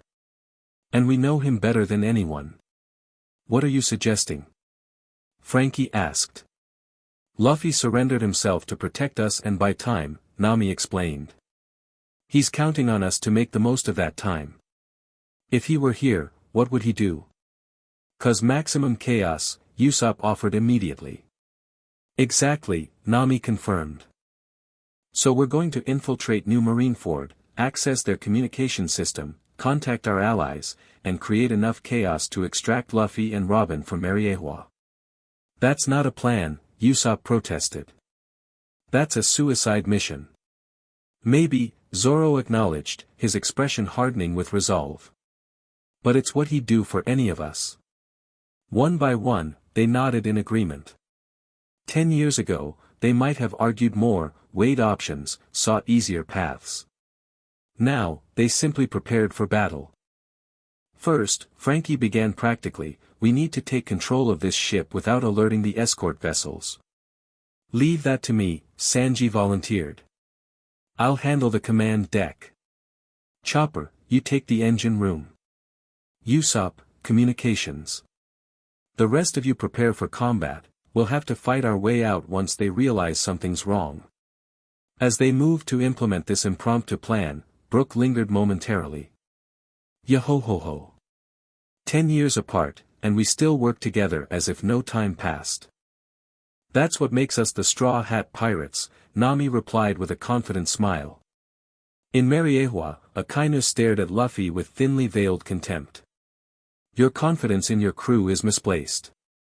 They're secured aboard our most advanced battleship, under elite guard. You still don't get it, Luffy shook his head. It doesn't matter how strong your ship is or how many guards you have. They're my nakama. That's all that matters. Sentimental nonsense, Akainu dismissed. Your devotion to your crew was always your greatest weakness, Straw Hat. It's what cost your brother his life at Marineford. The deliberate provocation hung in the air. Robin watched Luffy carefully, concerned about his reaction to the mention of Ace. To her surprise, Luffy's expression remained calm, almost serene. You're wrong, he replied simply. Love isn't weakness. It's the greatest strength there is. Akainu's face darkened with anger. Philosophy won't save them. Or you. He turned to the guards. Take Straw Hat to the secure holding facility. I want him under constant surveillance. As they led Luffy away, he glanced back at Robin, the ghost of a smile playing at his lips. Despite everything, she felt a surge of hope. The Luffy she remembered would have exploded with rage at Akainu's taunting. This Luffy, patient, controlled, confident, was something new entirely. After they left, Akainu turned his attention to her. You still believe in him, after all this time? Always, Robin answered without hesitation. Then you're a fool, Akainu growled. Return to your research facility. Redouble your efforts to locate the fourth ancient weapon. Straw Hat's capture changes nothing. As Robin was escorted back to her laboratory, she pondered Luffy's composure. During her years of captivity, she had uncovered fragments of truth about what Roger had discovered, enough to understand why Akainu pursued it so relentlessly. The so-called fourth weapon wasn't a conventional weapon at all, but something far more profound. And based on Luffy's reaction, Rayleigh had indeed told him about it. The marine battleship emerged from the escort formation with no outward sign that anything was amiss. Inside, however, the Straw Hats had successfully taken control, subduing the crew without raising alarms. New Marineford ahead, Nami announced from the navigation station. We're being hailed for approach verification. Usopp, wearing a commandeered marine captain's uniform, cleared his throat and activated the communication Den Den Mushi. Battleship Resolute requesting priority docking. Transporting high-value prisoners for processing. The response came promptly, verification code required. Frankie handed Usopp a slip of paper with codes he'd extracted from the ship's log. Verification code 7-7-3-9 Alpha Tango. Authorization Admiral Kizaru. A brief pause followed. Code accepted. Proceed to secure Dock 17. Processing team standing by. Usopp ended the communication, exhaling deeply. I can't believe that worked. Kizaru's authorization codes change weekly, Frankie explained with pride. Lucky we captured this ship when we did. Zoro studied the approaching fortress through binoculars. New Marineford dwarfed its predecessor, a massive military complex built into a mountainous island. Multiple levels of defenses were visible, cannon emplacements, watchtowers, patrol ships, and even what appeared to be enormous sea stone barriers that could isolate sections of the harbor. Getting in might be the easy part, he observed grimly. Getting out again. One problem at a time, Sanji advised. We need to locate the central communication hub. According to the ship's information system, it should be in the mountain itself, protected by multiple security checkpoints. We'll need disguises, Nami decided, eyeing the unconscious Marines they'd bound and gagged in the cargo hold. Uniforms, identification, the works. And a diversion, Chopper added. Something to draw attention away from the communications center. Brook twirled dramatically. Leave that to me. The Soul King surprise concert at New Marineford will be an event to remember. Yo-ho-ho-ho. Despite the gravity of their situation, the absurdity of Brook's suggestion lightened the mood momentarily. Yet each understood the serious purpose behind it. Brook's music could indeed create the perfect distraction. As they finalized their preparations, Zoro pulled Nami aside. There's something we haven't discussed. What? The Revolutionary Army, he said quietly. Dragon's forces have become more aggressive in recent years. If we broadcast a message about Luffy's capture. Nami's eyes widened with understanding. We might trigger a full-scale conflict between the revolutionaries and the world government. Exactly. Are we prepared for that? She considered this soberly. Maybe that's exactly what needs to happen. This balance of power, Akainu's Marines, the Revolutionary Army, the remnants of the Yonko, it's been unstable for years. Something has to give. And we're going to be the ones who push it over the edge, Zoro concluded. For Luffy, Nami said firmly. For Robin. For all of us. The battleship Resolute docked at New Marineford without incident. Disguised as Marines escorting prisoners, the Straw Hats disembarked, moving with practiced military precision that belied their pirate nature. Years of experience had taught them to adapt to any situation, even infiltrating the heart of enemy territory. Processing team reporting for duty, Sanji announced to the waiting Marine officer, gesturing to Chopper and Frankie in Sea Prism handcuffs, playing the role of captives. Special prisoners for secure holding. Wasn't informed of any high-priority transfers today, the officer frowned, checking his roster. Direct orders from Admiral Kagami, Usopp interjected smoothly. Connected to the Straw Hat operation. Need-to-know basis. The mention of Straw Hats immediately changed the officer's demeanor. Of course. Follow me to secure processing. They were led into the fortress, passing through multiple security checkpoints where their forged identification was examined. Each successful verification brought them deeper into the complex, closer to their target. Central Command is 6 levels up, Nami murmured to Zoro as they walked. Communications hub 3 levels beyond that. Remember the extraction plan, he replied quietly. 30 minutes after we separate, rendezvous at Point B regardless of success or failure. Nami nodded imperceptibly. They had discussed contingencies exhaustively, if captured, if separated, if the mission failed. No one said it aloud, but all understood, they might not all make it out alive. At the processing center, Brook and Usopp split off, escorting the prisoners toward the holding cells while Zoro, Sanji, and Nami continued toward Central Command, citing orders to report directly to the officer on duty. Diversion starts in 15 minutes, Usopp reminded them before they separated. Make it count.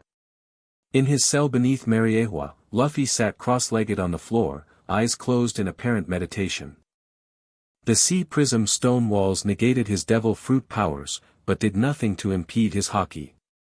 Through his advanced observation, he could sense the guards outside, the layout of nearby chambers, and, faintly, Robin's presence several levels above. He opened his eyes when he sensed someone approaching. The cell door opened to reveal Vice Admiral Garp, older now, his hair completely white, face mapped with additional lines, but still powerfully built despite approaching 80. "Grandfather," Luffy acknowledged without surprise. "You're a damn fool," Garp growled, dismissing the guards with a gesture. When they were alone, he continued more quietly, 10 years of hiding, only to walk straight into Akainu's trap. Not hiding. Training. Same difference.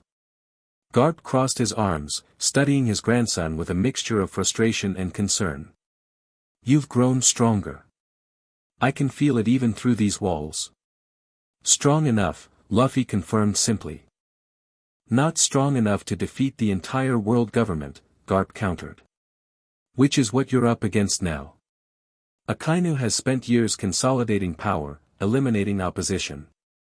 Even Sengoku couldn't rein him in before retirement." Luffy studied his grandfather thoughtfully. "You're still here, though. Still serving."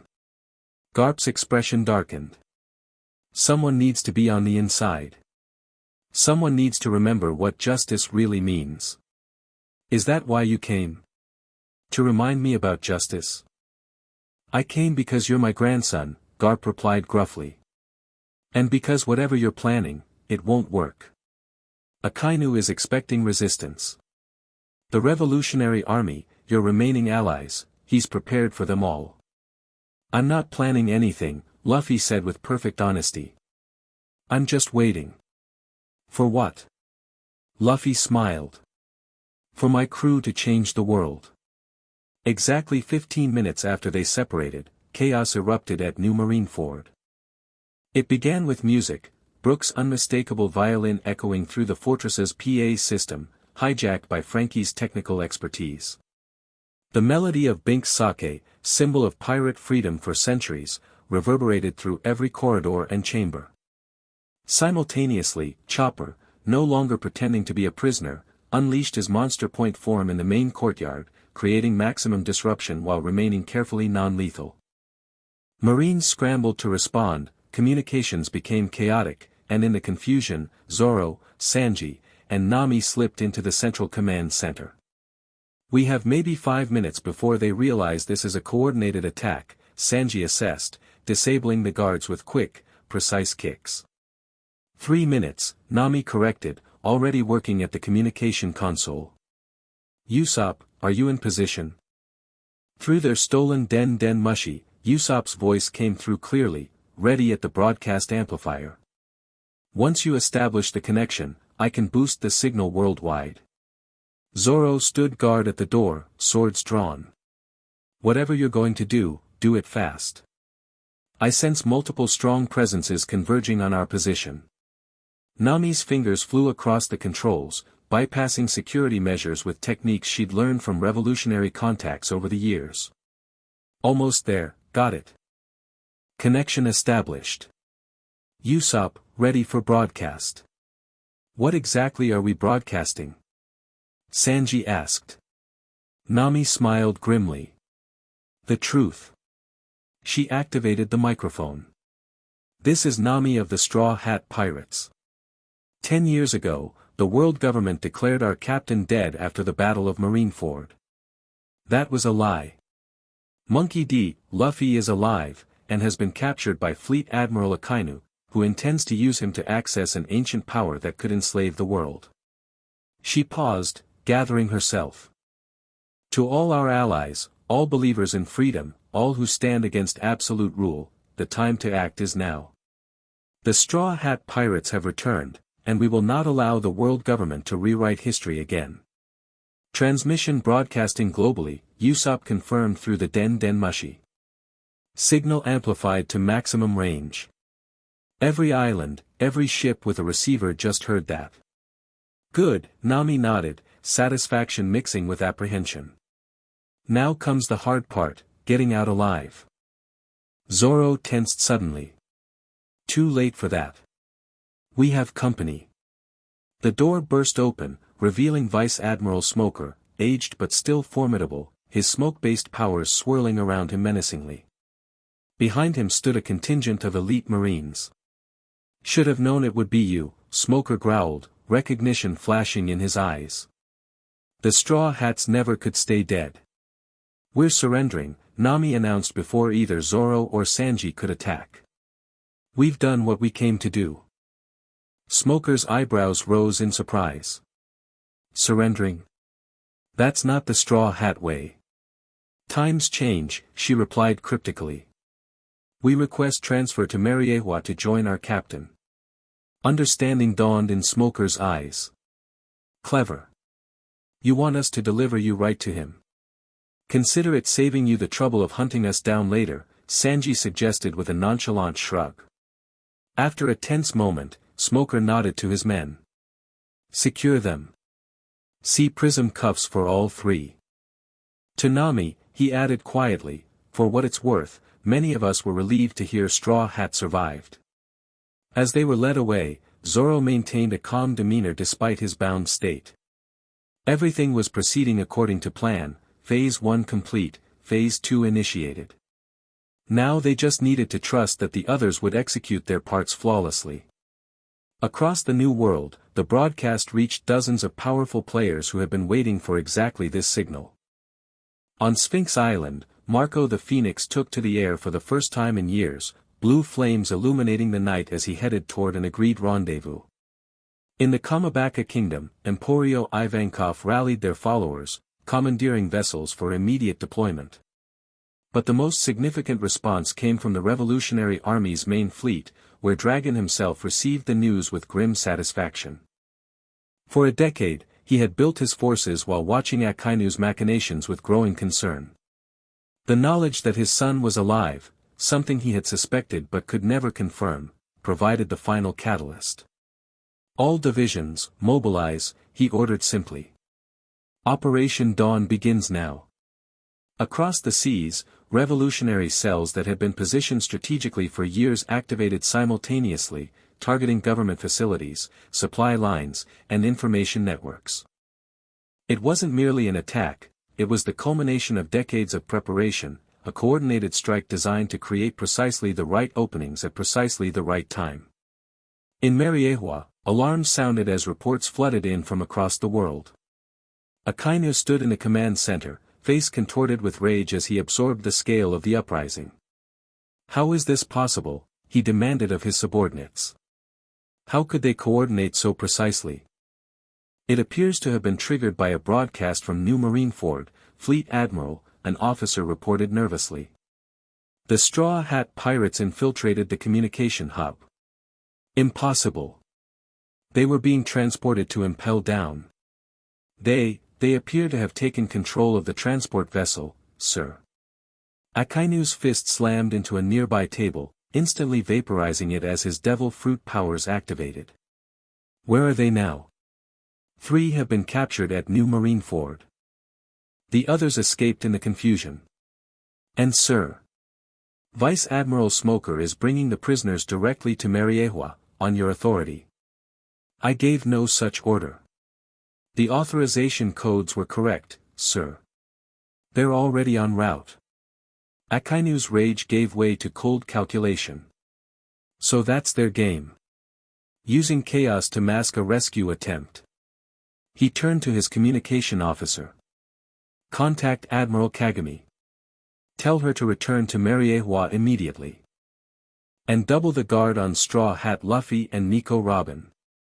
As his orders were carried out, Akainu stared at the global situation map, watching as revolutionary forces emerged from hiding across the world. The scope of Dragon's planning became clear. This wasn't an opportunistic response to Luffy's capture, but a carefully orchestrated campaign that had merely been awaiting the right trigger. Sir, another officer interrupted his thoughts. We have a visual on an approaching vessel. It's red-haired Shanks. Luffy sensed the changing situation long before the increased guard arrived at his cell. The familiar presences approaching Rayleigh brought a genuine smile to his face, not just his crew, but allies he hadn't seen in years. When the door opened, he expected more Marines. Instead, Garp entered alone, expression grave. "The world's gone mad," his grandfather stated without preamble. "Revolutionary army attacking government facilities everywhere. Your crew broadcasting from New Marineford. Even red hair approaching the sacred city." "Sounds about right," Luffy replied casually. Garp studied him carefully. "You knew this would happen." "I hoped," Luffy corrected. "The rest is up to them." "You're not even trying to escape," Garp realized. "You're letting events unfold around you." Luffy stood, stretching casually despite his sea prism restraints. "Rayleigh taught me many things, Grandpa. Strategy was just one of them." "What's the endgame here, Luffy? What are you really after?" "Freedom," he answered simply. "The same thing I've always wanted." Garp's weathered face showed conflict, duty versus family, loyalty versus justice. Finally, he sighed heavily. "I'm too old for this nonsense." To Luffy's surprise, his grandfather produced a key and unlocked his restraints. The lower east corridor is minimally guarded due to staff reassignment. Nico Robin is being held in the research wing, Section D. "Grandpa." "Don't," Garp cut him off gruffly. "I'm still a Marine. But I'm your grandfather first." He turned to leave, then paused. "Whatever Roger found, whatever you and Rayleigh know, make sure it was worth Ace's sacrifice." With that, he was gone, leaving Luffy free for the first time since his surrender. Rubbing his wrists, he closed his eyes briefly, extending his observation haki throughout the complex. He could sense the frantic movement of Marines responding to multiple crises, the approaching presence of Zoro, Sanji, and Nami aboard a Marine vessel, and, more distantly, familiar auras he hadn't felt in years. It was all coming together, exactly as he had foreseen during those long years of training. Not through planning every detail, but through understanding the hearts of those involved, knowing how his crew would respond, how Akainu would react, how the world would move when pushed in the right direction. With deliberate calm, Luffy made his way toward the research wing. It was time to reunite with Robin. The marine transport carrying Zoro, Sanji, and Nami docked at Rayleigh under heavy escort. Vice Admiral Smoker personally supervised their transfer, maintaining the pretense that they were being delivered on Akainu's orders. "Something's wrong," Nami whispered as they were led through ornate hallways. "Security's too heavy. They're expecting us." "Of course they are," Zoro replied quietly. "But they're also distracted by everything else happening simultaneously." Sanji nodded almost imperceptibly. "Notice the communication officers running everywhere. The defense system is overwhelmed. Multiple threats from multiple directions." Their observations were interrupted when they reached what appeared to be a central security checkpoint. Instead of being processed through, however, they were diverted to a side chamber, where Admiral Kagami waited, her mirror-like eyes studying them coldly. "I must commend your audacity," she said as the door closed behind them. "Infiltrating New Marineford was impressive enough. But arranging your own capture to reach Rayleigh? Truly inspired. Where's Luffy?" Zoro demanded, ignoring her compliments. "Secure," Kagami replied simply. "As is Dr. Nico. Though I suspect not for much longer, given the chaos you've unleashed." She circled them slowly, her reflective uniform catching the light. "Tell me, what was the plan? Create enough distractions that security would be compromised? Hope for a lucky opportunity?" "Something like that," Nami acknowledged cautiously. Kagami smiled. "Crude but effective. Unfortunately for you, Fleet Admiral Akainu anticipated something along these lines. While he manages the external threats, I've been tasked with handling you personally." "Lucky us," Sanji muttered. "Indeed." Kagami's body began to shimmer, reflective surfaces multiplying around her. Mirror Mirror Labyrinth. The room itself seemed to fragment into countless reflective panels, each showing distorted images of themselves and their surroundings. Orientation became impossible as the floor, walls, and ceiling all transformed into mirrors. A favorite technique of mine, Kagami's voice echoed from everywhere and nowhere. Most find it disorienting. Zoro closed his eye, relying entirely on his other senses. Fancy trick. But mirrors break. He struck suddenly, sword slicing through what appeared to be solid wall. The mirror shattered, revealing a glimpse of the actual room before immediately reforming. Impressive instinct, Kagami acknowledged, still invisible among the reflections. But futile. Every broken mirror simply creates more surfaces for my power. Nami and Sanji stood back to back with Zoro, all three still bound but far from helpless. Any ideas? Nami asked quietly. Sanji smirked. Just one. Hey, Admiral, ever wonder what happens when a mirror faces another mirror? Without waiting for a response, he twisted suddenly, driving his heel into the floor with enough force to shatter the mirrored surface. Simultaneously, Nami and Zoro struck at different angles, creating a cascade effect as reflections multiplied exponentially within reflections.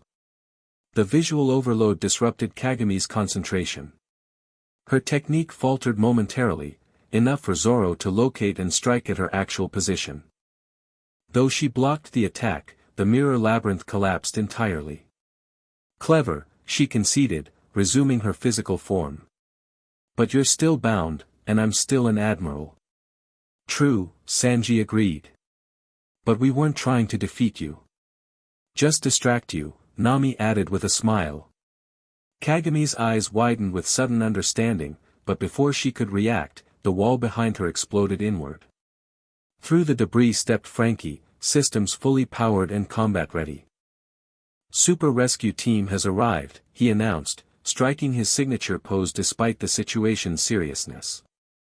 Behind him came Chopper in heavy point, Brook with drawn sword cane, and Usopp aiming his advanced slingshot directly at Kagami. Impossible, the Admiral breathed. You were reported still fighting at New Marineford. Decoys, Usopp explained proudly. Amazing what you can do with a few smoke bombs and some creative den mushy broadcasting. We left as soon as Nami's message went out, Chopper added, already moving to free his bound crewmates. The confusion covered our departure perfectly. Kagami assessed the situation with cold precision. 7 straw hats against 1 admiral, not impossible odds for someone of her caliber, but not favorable either, especially when her primary duty was securing Luffy and Robin. You've chosen poorly, she informed them, body beginning to transform into her fully mirrored state. This confrontation is unnecessary. Fleet Admiral Akainu doesn't seek your destruction, only your captain's cooperation. See, that's where you're wrong, Zoro replied, freed now and drawing all 3 swords. We're not here to fight you. We're here to change the world. And we need our archaeologist and captain to do it, Nami added. Kagami's attack came without further warning, a blinding flash as her body fractured into countless mirror shards, each launching toward them like razor-edged projectiles. The straw hats responded with coordinated precision born from years of combat experience. Frankie deployed a light-absorbing shield that neutralized her reflection-based attacks. Usopp fired specialized pellets that created smoke containing fine particles that clung to her mirrored surfaces, obscuring them. Chopper and Brook engaged directly, their contrasting styles forcing her to defend from multiple angles simultaneously. Meanwhile, Zoro, Sanji, and Nami slipped away through the breach Frankie had created. Their part in this confrontation was complete, Kagami was contained, at least temporarily. Now they needed to find Luffy and Robin.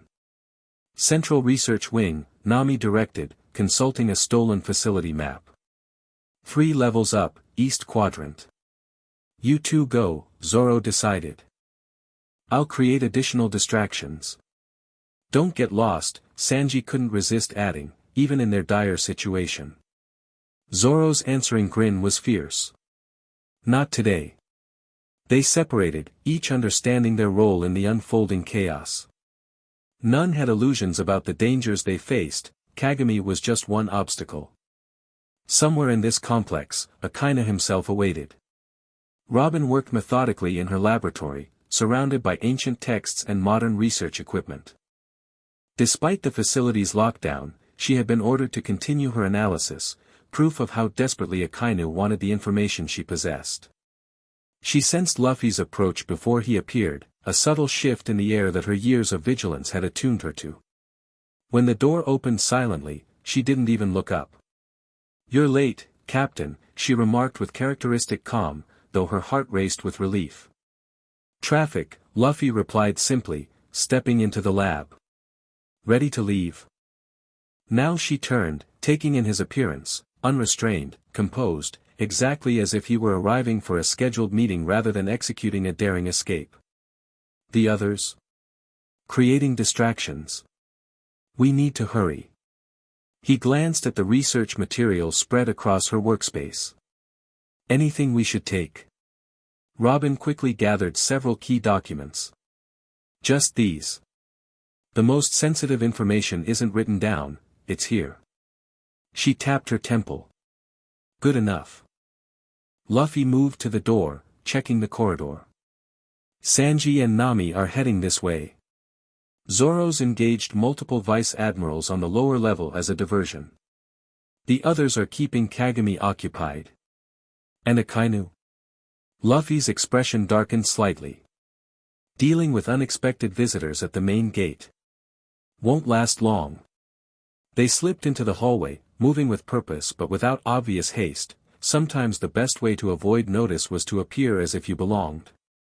Robin had spent years navigating this facility and knew its blind spots intimately. "There's something you should know," she said as they descended a service stairwell. "About what Akainu's been searching for." "The fourth ancient weapon," Luffy nodded. "Rayleigh told me." "But did he tell you what it actually is?" When Luffy didn't immediately answer, she continued, "It's not a weapon in the conventional sense. The ancient texts call it Vox Omnia, the voice of all things given form. Roger found it, but chose not to use it. Because it requires sacrifice," Luffy completed her thought. "The user becomes the vessel but loses themselves in the process." Robin's eyes widened slightly. "You do know." "Enough to understand why Akainu wants it," Luffy confirmed. "Control over reality itself, the ultimate expression of his absolute justice." "And why Roger walked away," Robin added softly. "Even the Pirate King wasn't willing to pay that price." Their conversation was interrupted by the sound of running footsteps. Rounding the corner came Nami and Sanji, both showing signs of recent combat but moving without obvious injury. "Luffy!" "Robin!" Nami exclaimed, relief evident in her voice. Sanji assessed them quickly. "You're both unharmed. Good. We need to move quickly, Zoro can't hold the lower levels forever." "What's the extraction plan?" Robin asked. "Sunny 2 is docked at the East Harbor," Nami explained. "Frankie built in stealth capabilities that should mask our escape once we're aboard." "And the others?" Luffy questioned. "Will meet us there," Sanji assured him. "We've done this before, remember? Eni's lobby, Whole Cake Island, splitting up and reconvening is practically a straw hat tradition." Despite the tension, Luffy smiled. This was what he had missed most during his decade of training, not just his crew's strength, but their absolute faith in each other, their ability to function as a perfect unit even after years apart. They continued downward, encountering sporadic resistance that Sanji dealt with efficiently while the others maintained their pace. As they approached the ground level, however, the entire building shuddered violently. "What was that?" Nami steadied herself against a wall. Robin's expression grew concerned. "That felt like Akainu," Luffy finished grimly. "He's engaged someone at full power." Another impact rocked the structure, stronger than before. Dust filtered down from the ceiling. "Change of plans," Luffy decided. You three continue to the sunny. I need to see what's happening. We're not separating again, Nami protested immediately. Not a discussion, Luffy replied, his tone carrying the unmistakable authority of a captain. Get Robin to safety. That's priority one. Before they could argue further, he was gone, moving with such speed that even Sanji, no slouch himself, couldn't track his movement. 10 years, and he's still charging headfirst into danger, Sanji sighed, lighting a cigarette despite the circumstances. Some things never change, Robin agreed with a small smile. And shouldn't. The main courtyard of Mariewa had become a battlefield. Steam and smoke filled the air as Akainu's magma clashed with the distinctive attacks of an unexpected opponent, red-haired Shanks. The Yonko looked much as Luffy remembered him, though with additional battle scars and strands of gray in his crimson hair. His haki presence was overwhelming, matching Akainu's destructive fury with focused precision. This doesn't concern you, red hair. Akainu roared, launching a magma fist that liquefied stone where it struck. The son of my captain's rival. The boy I bet my arm on. Shanks countered, deflecting the attack with his sword. I'd say it concerns me greatly. Luffy watched from the periphery, assessing the situation. The courtyard was surrounded by marine forces, including multiple vice admirals waiting for an opportunity to join the battle. Beyond the walls, he could sense additional presences, revolutionary forces engaging the outer defenses, creating a perimeter around the conflict. This wasn't just a rescue attempt or diversionary tactic. This was the culmination of years of building tension between the world government and its opponents, the spark that would ignite open warfare. Enough spectating, a voice behind him spoke. Don't you think it's time you joined the main event? Luffy turned to find Garp, still in his vice admiral uniform but making no move to apprehend his grandson. This isn't my fight, Luffy replied, surprising his grandfather. Not yet. Then whose is it? Everyone's. Luffy nodded toward the battlefield, where Shanks and Akainu continued their devastating exchange. This was always bigger than me, bigger than the Straw Hats. This is about what kind of world we want to live in. Garp studied him with newfound respect. You've grown up, boy. Not just stronger, wiser. Had a good teacher, Luffy acknowledged. Several, actually.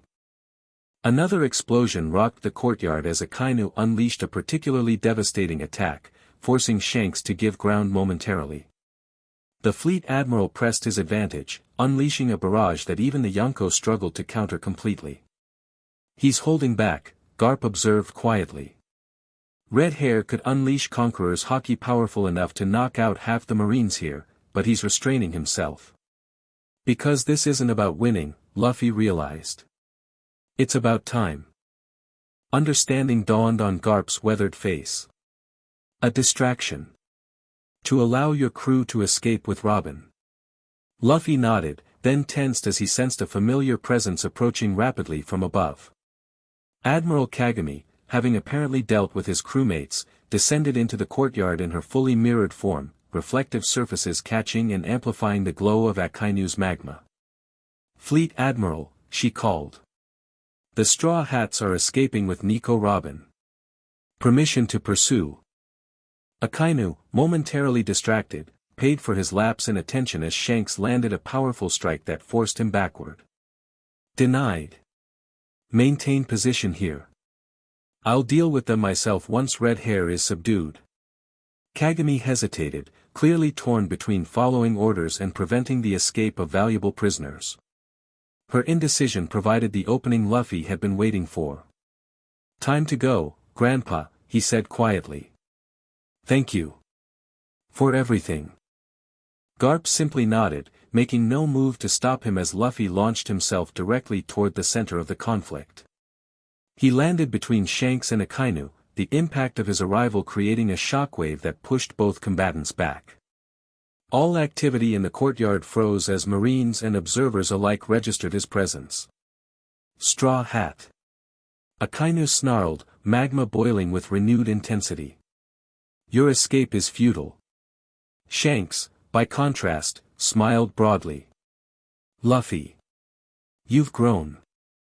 Thanks for the distraction, Luffy replied to Shanks, before turning to face Akainu directly.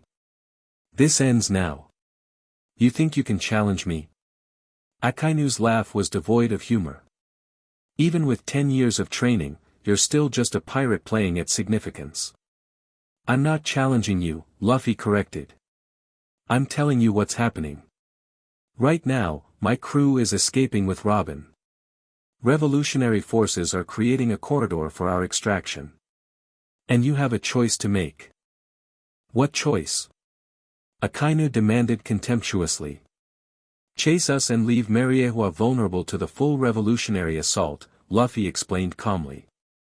Or secure your headquarters and let us go. Either way, you've lost today. The strategic dilemma was clear to everyone present. Akainu's forces were stretched thin, responding to coordinated attacks worldwide. Committing to pursuit would leave the world government's sacred capital exposed. Impudent brat, Akainu growled, magma dripping from his clenched fists. You think you can dictate terms to me? I ended your brother with a single strike. I can do the same to you. The mention of Ace hung in the air like a physical presence. Every Marine in the courtyard tensed, expecting Luffy to react with the same rage he'd shown at Marineford 10 years ago. Instead, Luffy smiled. You still don't understand. Ace died protecting me because he loved me. That strength you'll never comprehend, Akainu. Love. Friendship. Trust. That's why you'll ultimately fail, not today, maybe not tomorrow, but eventually. He turned his back on the fleet admiral, a deliberate show of dismissal that elicited gasps from watching Marines. Kagami. Stop him. Akainu commanded. The admiral moved to intercept, her mirrored body fragmenting into countless reflective projectiles. Luffy didn't even turn to face the attack. Instead, he released a focused wave of Conqueror's haki so precise and controlled that it affected only Kagami, disrupting her concentration and forcing her back into solid form. Impressive, Shanks commented, genuine appreciation in his voice. Luffy acknowledged the compliment with a nod. We need to go. My crew is waiting. As if summoned by his words, an explosion breached the eastern wall of the courtyard. Through the dust and debris came Zoro, all three swords drawn and glowing with the distinctive black sheen of advanced armament haki. Transports ready, he reported, taking position beside Luffy. Others are aboard. Akainu's rage reached its apex. None of you are leaving alive. Great eruption. He unleashed his most devastating attack, a massive volcanic blast that could melt stone and vaporize flesh. The magma surged toward them in an inescapable wave of destruction. What happened next would be debated in marine reports for years. Some claimed Shanks intervened with his sword. Others insisted it was Luffy's devil fruit awakening. The truth was more impressive. Luffy simply raised his hand, palm outward. The air before him rippled visibly, and the magma, instead of striking its targets, flowed around an invisible barrier, diverted harmlessly to either side. Not haki alone, not devil fruit power, but a perfect synthesis of both, representing mastery beyond anything the Marines had witnessed before. Impossible, Akainu whispered, momentarily stunned by the casual negation of his strongest attack. 10 years is a long time, Luffy replied simply. Then, to Zoro and Shanks, let's go. They retreated through the breach, Luffy maintaining his protective field against Akainu's continued assault. Outside, chaos reigned as revolutionary forces engaged marine defenders across the sacred city. Through this battlefield, a corridor had been cleared, a direct path to the eastern harbor where the Sunny Two waited. Akainu pursued them to the edge of the courtyard, but stopped there, strategic reality finally overcoming rage. Committing to pursuit would leave Rayleigh vulnerable to capture, an unacceptable outcome regardless of the prize. This isn't over, Straw Hat. He shouted after the retreating figures. Whatever Roger found, whatever you know, I will claim it eventually. Luffy didn't bother responding. The fleet admiral's threats were meaningless noise compared to the joy of reuniting with his complete crew. The Sunny 2 slipped away from Rayleigh under cover of continuing chaos, its stealth systems rendering it nearly invisible to pursuing vessels. On deck, the Straw Hats gathered, exhausted, some injured, but all present and accounted for. "Everyone okay?" Luffy asked, looking over his nakama with concern. "Banged up but functional," Frankie reported, running diagnostics on a damaged arm component. "Kagami's tougher than she looks." "Nothing serious," Chopper confirmed after a quick medical assessment. "Though Usopp's going to have an impressive black eye tomorrow." "Badge of honor," the sniper declared proudly. "Got it saving Brook from a vice admiral. For which I am eternally grateful. Though I'm already dead. Yo-ho-ho-ho." The familiar skull joke lightened the mood momentarily. As Frankie navigated them toward open water, increasing distance from Rayleigh with each passing minute, Luffy joined Robin at the stern, where she watched the sacred city receding into the distance. 10 years, she mused quietly. They took 10 years of my life. Was it worth it? He asked. What you learned? Yes. Her voice held absolute certainty. I uncovered truths the world government has hidden for centuries, confirmations of theories the O'Hara scholars died for. About the Void Century? Robin nodded. And about Joy Boy, the ancient weapons, the origin of the devil fruits, pieces of a puzzle that reveals a very different history than what the world government promotes. Do those pieces match what Rayleigh told me? Remarkably well, she confirmed. Which suggests Roger indeed found the complete truth at Laugh Tale. Their conversation was interrupted by Nami's urgent call from the navigation deck, marine battleships approaching from the north. Multiple vessels. All relaxation vanished as the crew returned to battle readiness. Despite their successful escape from Rayleigh, they remained in extremely dangerous waters, surrounded by world government territory. Frankie, full speed, Luffy ordered. Nami, can you create cover? On it, she confirmed, already manipulating her climate controls to generate concealing fog. Before her weather manipulations could take full effect, however, something unexpected happened. Between their vessel and the approaching marine fleet, a massive ship surfaced, a distinctive vessel immediately recognizable to several crew members. That's Trafalgar Law's submarine. Chopper exclaimed. Indeed, the Polar Tang, much larger and more advanced than the version they'd known years ago, had emerged directly in the marine's path. More surprisingly, it was immediately joined by additional vessels approaching from various directions, ships bearing the flags of the Heart Pirates, the Kid Pirates, and at least 3 other crews associated with the former Worst Generation. Looks like your broadcast reached receptive ears, Zoro observed to Nami with a smirk. A transmission came through their communication system, Law's distinctive voice, deeper but unmistakable, Straw Hat. Your escape route is covered. Head southeast toward coordinates 32-17-44. Allies are waiting. Tereo. Luffy's face split into a broad grin. You got old. An exasperated sigh came through the speaker. 10 years of hiding, and that's your first comment? Just follow the coordinates, Straw Hat. As the Allied pirates engaged the marine pursuers, the Sunny 2 altered course, heading toward the provided coordinates. For the first time since their reunion began, the immediate danger had passed, allowing the crew a moment to process everything that had occurred. What now, Captain? Sanji asked, lighting a fresh cigarette as he joined Luffy at the bow. Luffy stared ahead, where the first hints of dawn brightened the horizon. Now we find Laugh Tale. Finish what Roger started. And Akainu? Nami questioned, concern evident in her voice. After today, he'll come after us with everything he has. Let him, Luffy replied with quiet confidence. We're ready.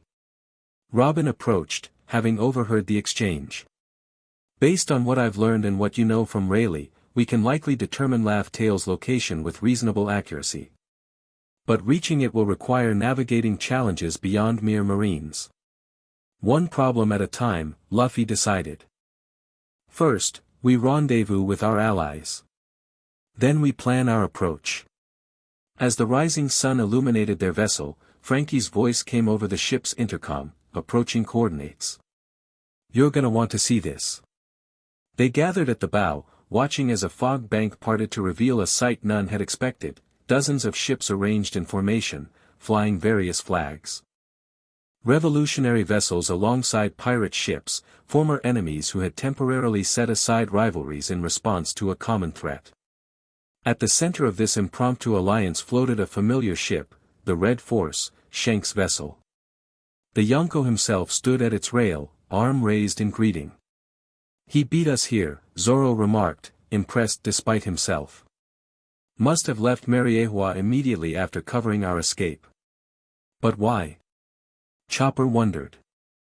Why would a Yonko risk confronting a Kainu directly just to help us? Because some debts transcend time, Robin suggested. Shanks bet his arm on Luffy's future many years ago. Perhaps he's ensuring that investment pays off. As the Sunny Two approached the gathered fleet, a cheer rose from ship to ship, recognition of what the Straw Hats' return symbolized after a decade of increasing government control. This wasn't merely a reunion of old allies, it was the spark of something much larger. Revolution, Nami murmured, taking in the unprecedented gathering. Actual revolution. Not yet, Luffy corrected. First, we need the truth. All of it. He turned to face his crew, expression serious yet full of the determination they remembered. What we find at Laugh Tale will change everything, just like it did for Roger. Before we take that step, everyone needs to be certain. This isn't just another adventure. We've come this far, Zoro replied simply. No turning back now. One by one, the others nodded agreement.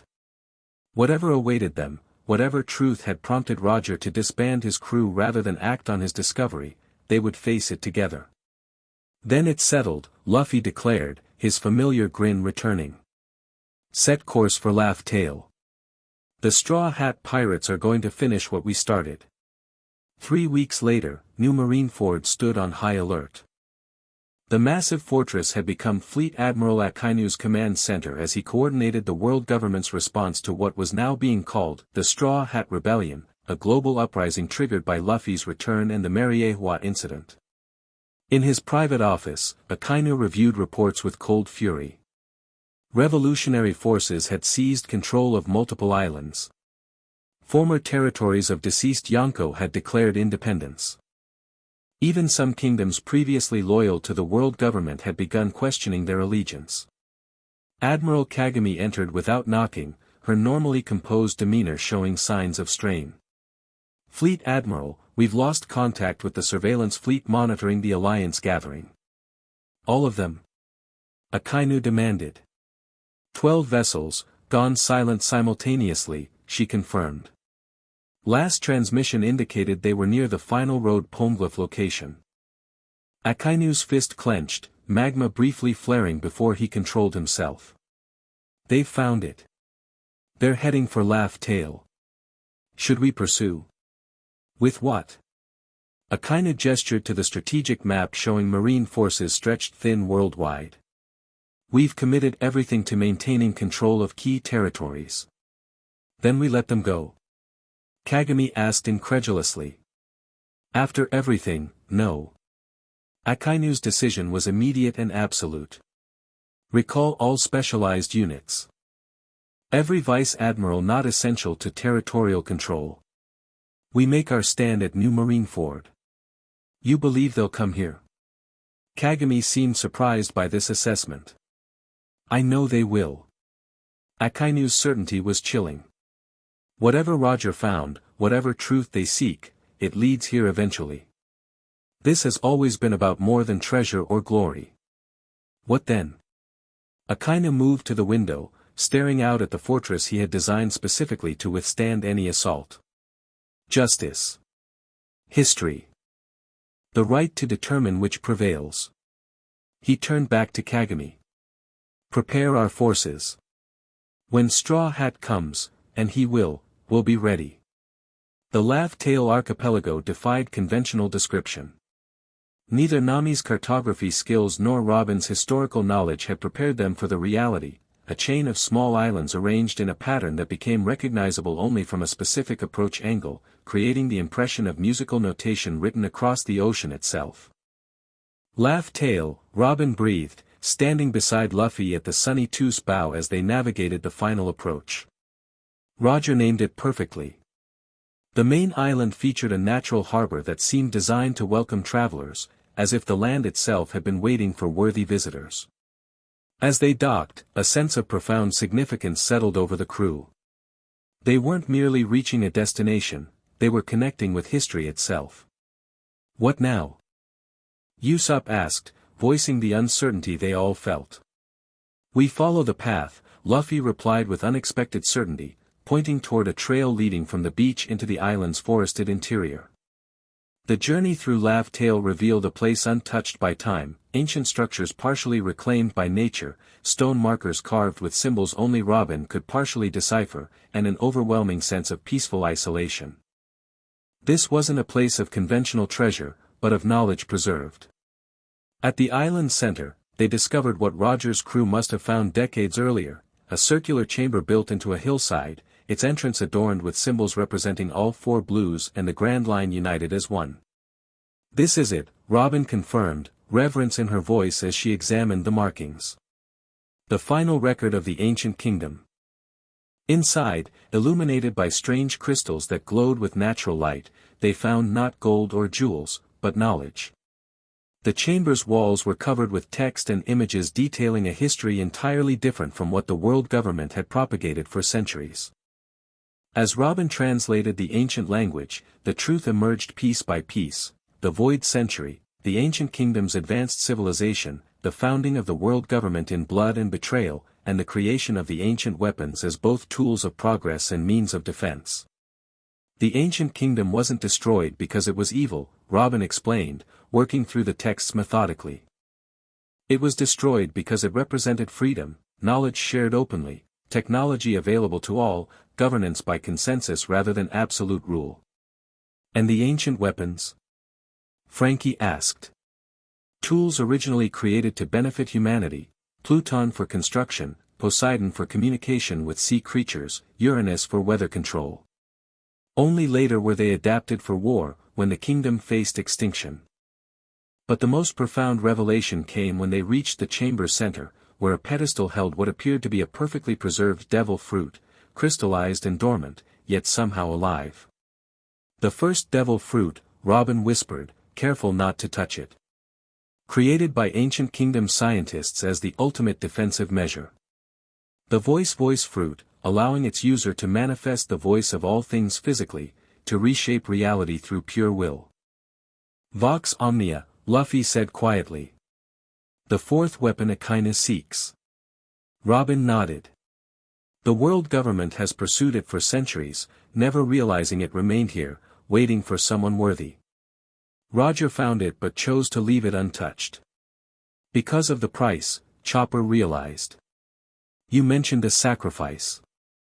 The user gains godlike power, Robin confirmed, but loses their individual identity, becoming a vessel for the collective voice of all living things. Roger wasn't willing to surrender his freedom, even for such power. Silence fell as they contemplated this choice, ultimate power at the cost of self. Finally, Nami asked the question they were all thinking, what do we do with it? All eyes turned to Luffy, who stood contemplating the crystallized fruit with uncharacteristic stillness. After a long moment, he spoke. We leave it. Leave it? Usopp echoed incredulously. After everything we went through to get here? Yes, Luffy confirmed. But we take the knowledge, everything Robin can translate, everything this place can teach us about the true history. And then what? Sanji pressed. Luffy turned to face his crew, his expression resolute. Then we do what Roger couldn't. We tell the world. The implications were staggering. Revealing the truth about the Void Century, exposing the world government's foundation of lies, it would upend the global order completely. That's why Roger waited, Zoro realized. He discovered all this but knew the world wasn't ready. But now it might be, Brooke suggested. With the Revolutionary Army gaining ground, with people already questioning the government's authority. Exactly, Luffy nodded. Roger found the truth but couldn't act on it. We can. It means war, Frankie stated bluntly. Not just with Marines, with the entire established order.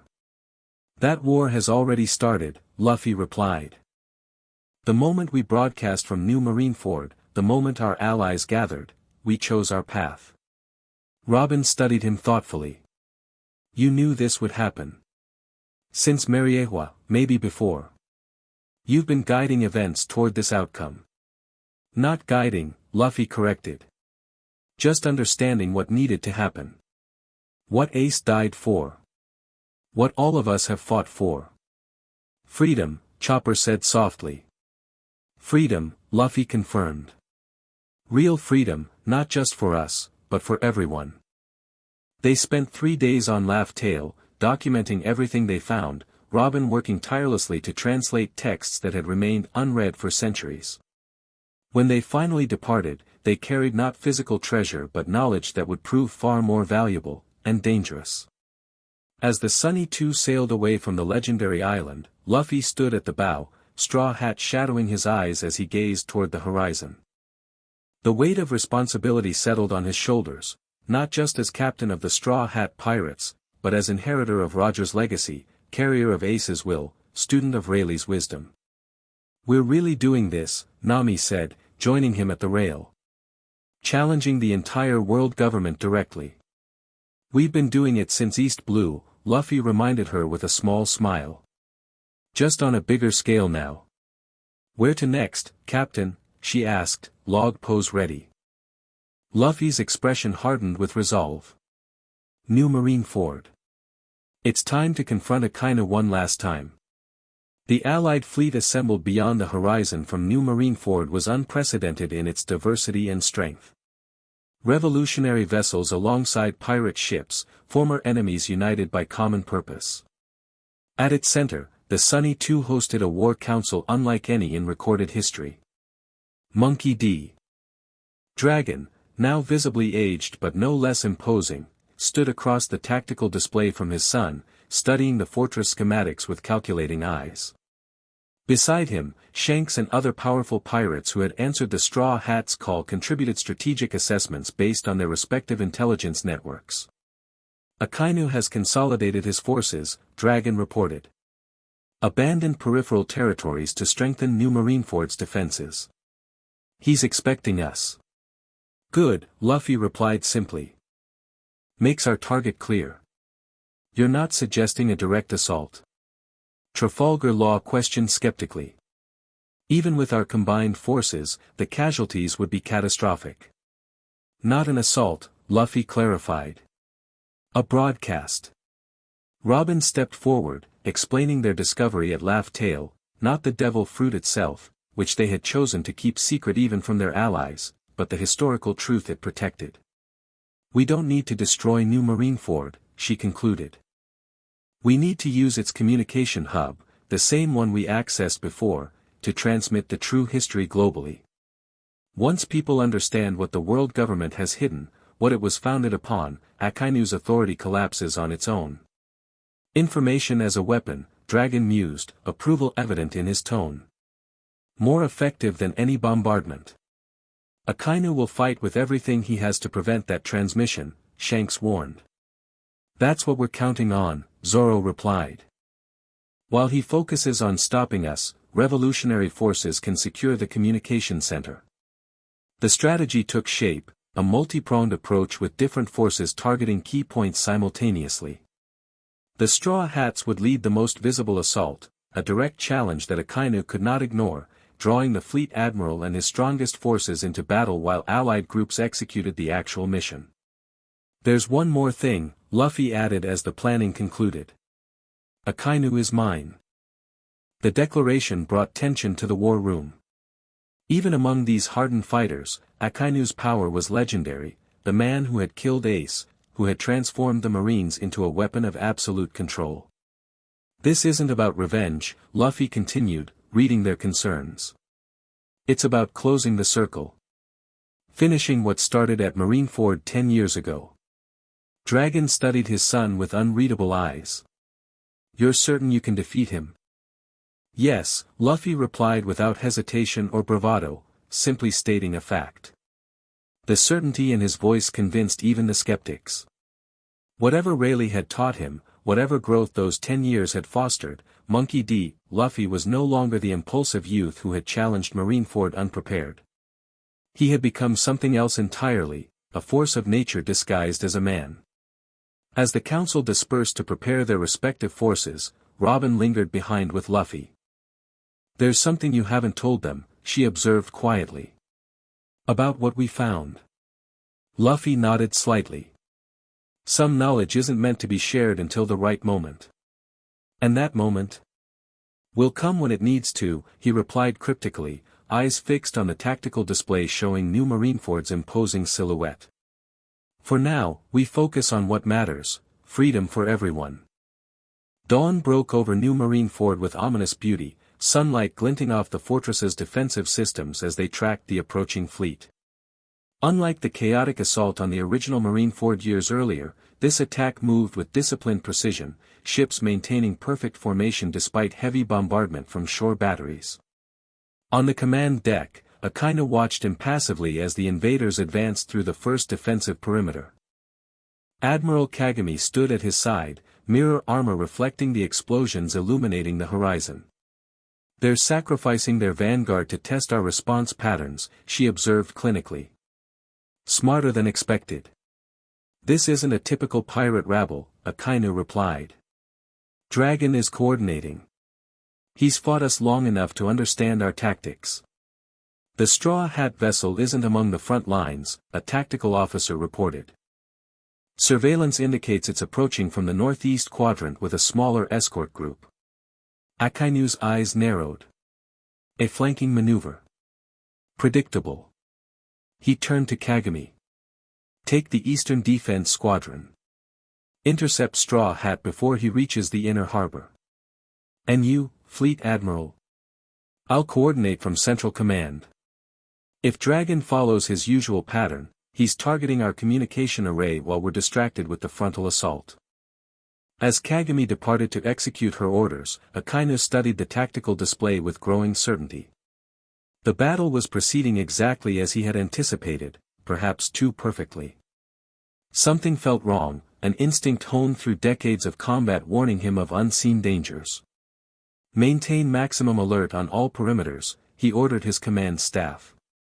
This is too straightforward for Dragon. The Sunny Two sailed through chaos, Frankie's expert piloting navigating them through gaps in the defensive fire.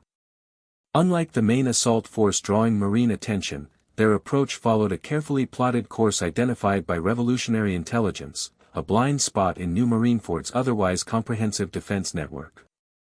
Eastern Squadron approaching, Usopp reported from the crow's nest, specialized goggles allowing him to track distant movement.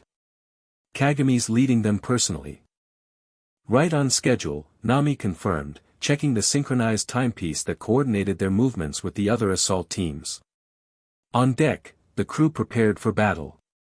Zoro methodically sharpened his blades, the ritual as much mental preparation as practical maintenance. Sanji stretched, testing the specialized combat shoes Frankie had designed to enhance his already formidable kicking power. Brook tuned his violin, planning to combine music with swordsmanship as he had mastered during his Soul King years. Chopper organized medical supplies while simultaneously consuming a modified rumble ball that would allow him to maintain his most powerful form for an extended duration without side effects. Frankie ran final diagnostics on his cybernetic systems, ensuring every weapon and enhancement was fully operational. At the bow, Luffy stood alone, Straw Hat shadowing his face as he contemplated the fortress looming before them. The sight of their final confrontation, not just with Akainu, but with everything he represented. Robin joined him, her quiet presence a counterpoint to the battle preparations behind them. Second thoughts? None, Luffy replied without hesitation. I've waited my entire life to share what we found at Laugh Tale, she said softly. To vindicate the scholars who died at O'Hara. To complete the mission that began with my mother's sacrifice. Luffy nodded understanding. For each of them, this battle represented something deeply personal, the culmination of individual journeys that had somehow, against all probability, converged into a single shared purpose. Incoming. Usopp's warning cut through their reflection. Kagami's forces, 2 minutes to intercept. Battle stations, Luffy ordered calmly. Remember the plan, engage but don't pursue. Our objective is the communication center, not defeating every opponent. As marine vessels closed in, the Sunny 2 specialized systems activated, defensive shields deploying, weapons platforms emerging from concealed compartments.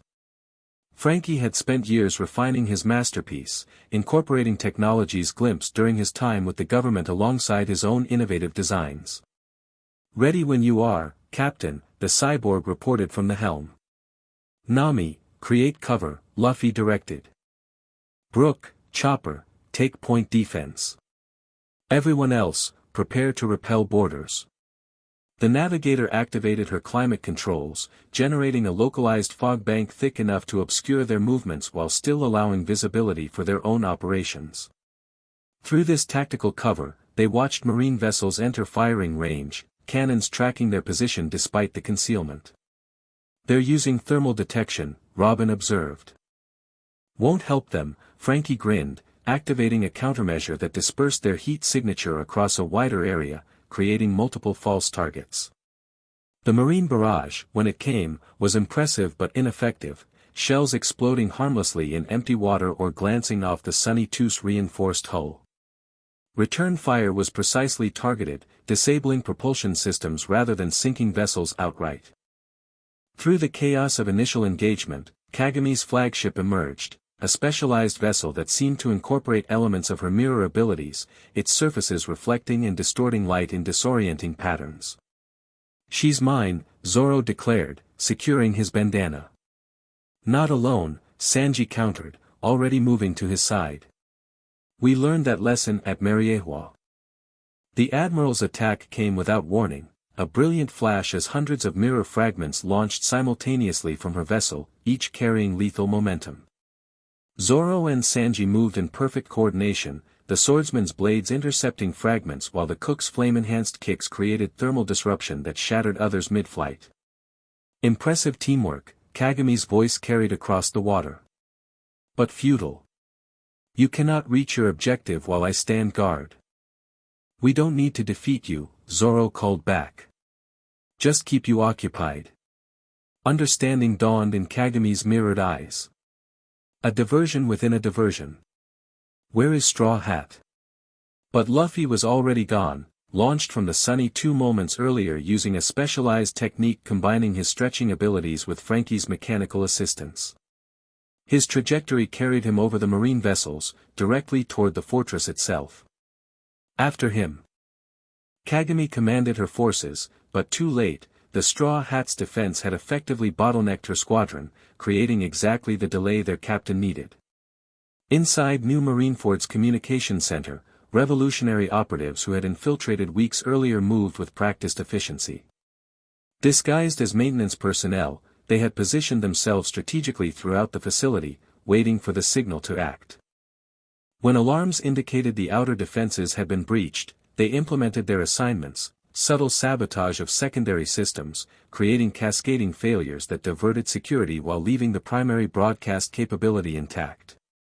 Sabo, second in command of the Revolutionary Army and Luffy's sworn brother through his connection with Ace, led the operation personally. At 32, the revolutionary had grown into his role, his boyish features hardened by years of conflict, his control over the flame fruit now rivaling what Ace had once demonstrated. Phase 1 complete, he reported through a secure communication device. Awaiting package delivery.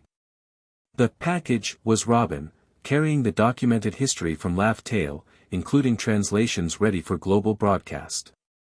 Her extraction from the Sunny 2 had occurred before the Marine intercept, a small stealth craft carrying her to a different infiltration point while the main battle drew attention elsewhere. Package secured, came the response. Proceeding to Rendezvous Point Delta. Everything was proceeding according to plan, Dragon's forces engaging the main defenses, the Straw Hats occupying Kagami's squadron, Robin approaching with the crucial information. All that remained was for Luffy to create the final distraction, the one that would draw Akainu himself away from the command center, creating the window needed for the broadcast. Akainu knew something was wrong when Kagami's reports became fragmented, her usual precision giving way to frustrated updates about engaging the Straw Hats while Luffy himself remained unaccounted for. Find him, he demanded of his surveillance team. Full spectrum scan of the entire fortress. Sir, a communications officer interrupted urgently. We're detecting anomalies in the central systems. Possible infiltration already in progress. Realization struck with cold clarity. This wasn't just a naval assault or even a targeted strike, it was a comprehensive operation targeting New Marineford from multiple angles simultaneously. The kind of strategy that required months of planning, perfect intelligence, and coordination across diverse forces. Lock down the communication center, he ordered immediately. Nothing transmits without direct authorization.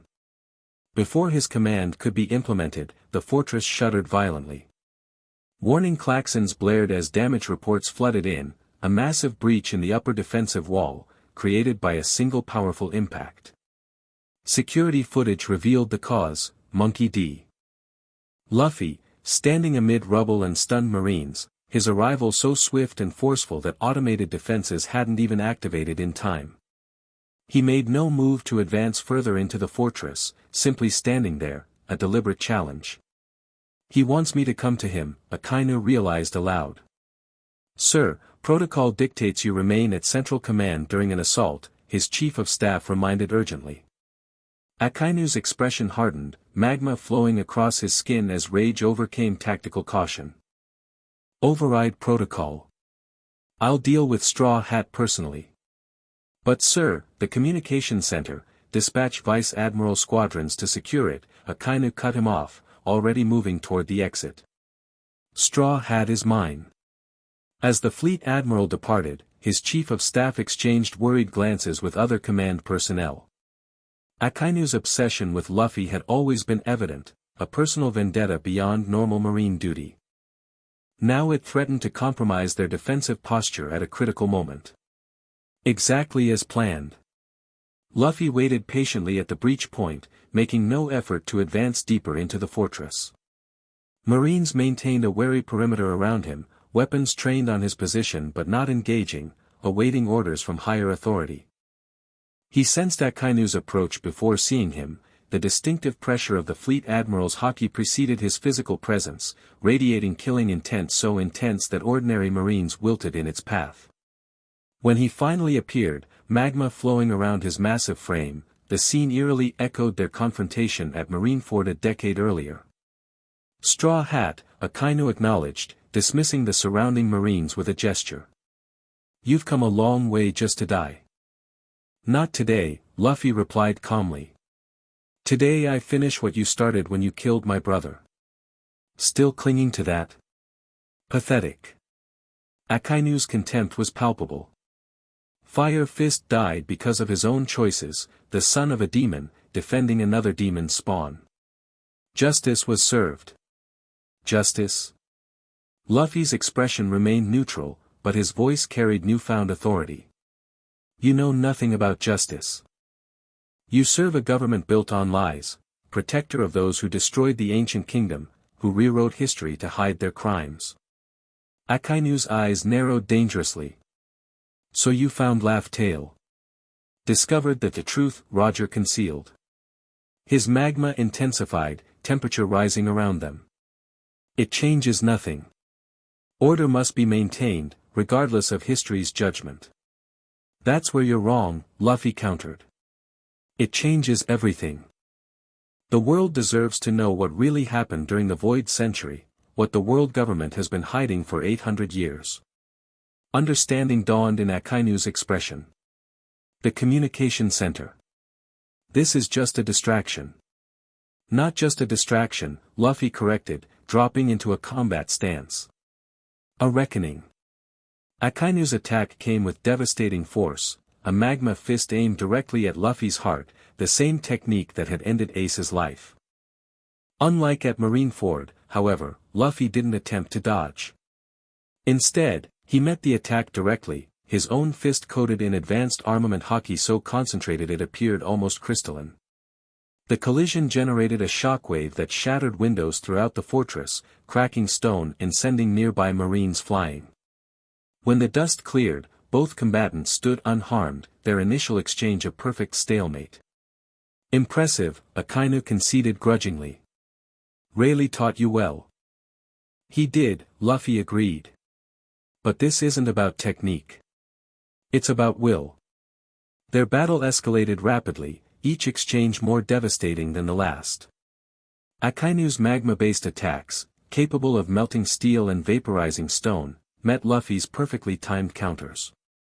The younger fighter combined advanced haki with his devil fruit awakening, manipulating the properties of space itself to redirect or neutralize Akainu's destructive power. Marines attempted to intervene, only to collapse unconscious as waves of Conqueror's haki radiated from both combatants. The battlefield expanded as they crashed through walls and barriers, their conflict reshaping New Marineford's architecture with each titanic exchange. Through it all, Luffy maintained precise awareness of the larger operation unfolding throughout the fortress. Through his observation haki, he tracked Robin's progress toward the communication center, sensed the revolutionary forces securing key positions, felt his crew engaging Kagami's squadron with increasing success. Everything proceeding according to plan, the broadcast preparations advancing minute by minute while he kept Akainu fully occupied. You've improved, the fleet admiral acknowledged during a momentary pause, both fighters assessing each other across a crater their conflict had created. But improvement isn't enough. I represent absolute justice, the foundation of world order itself.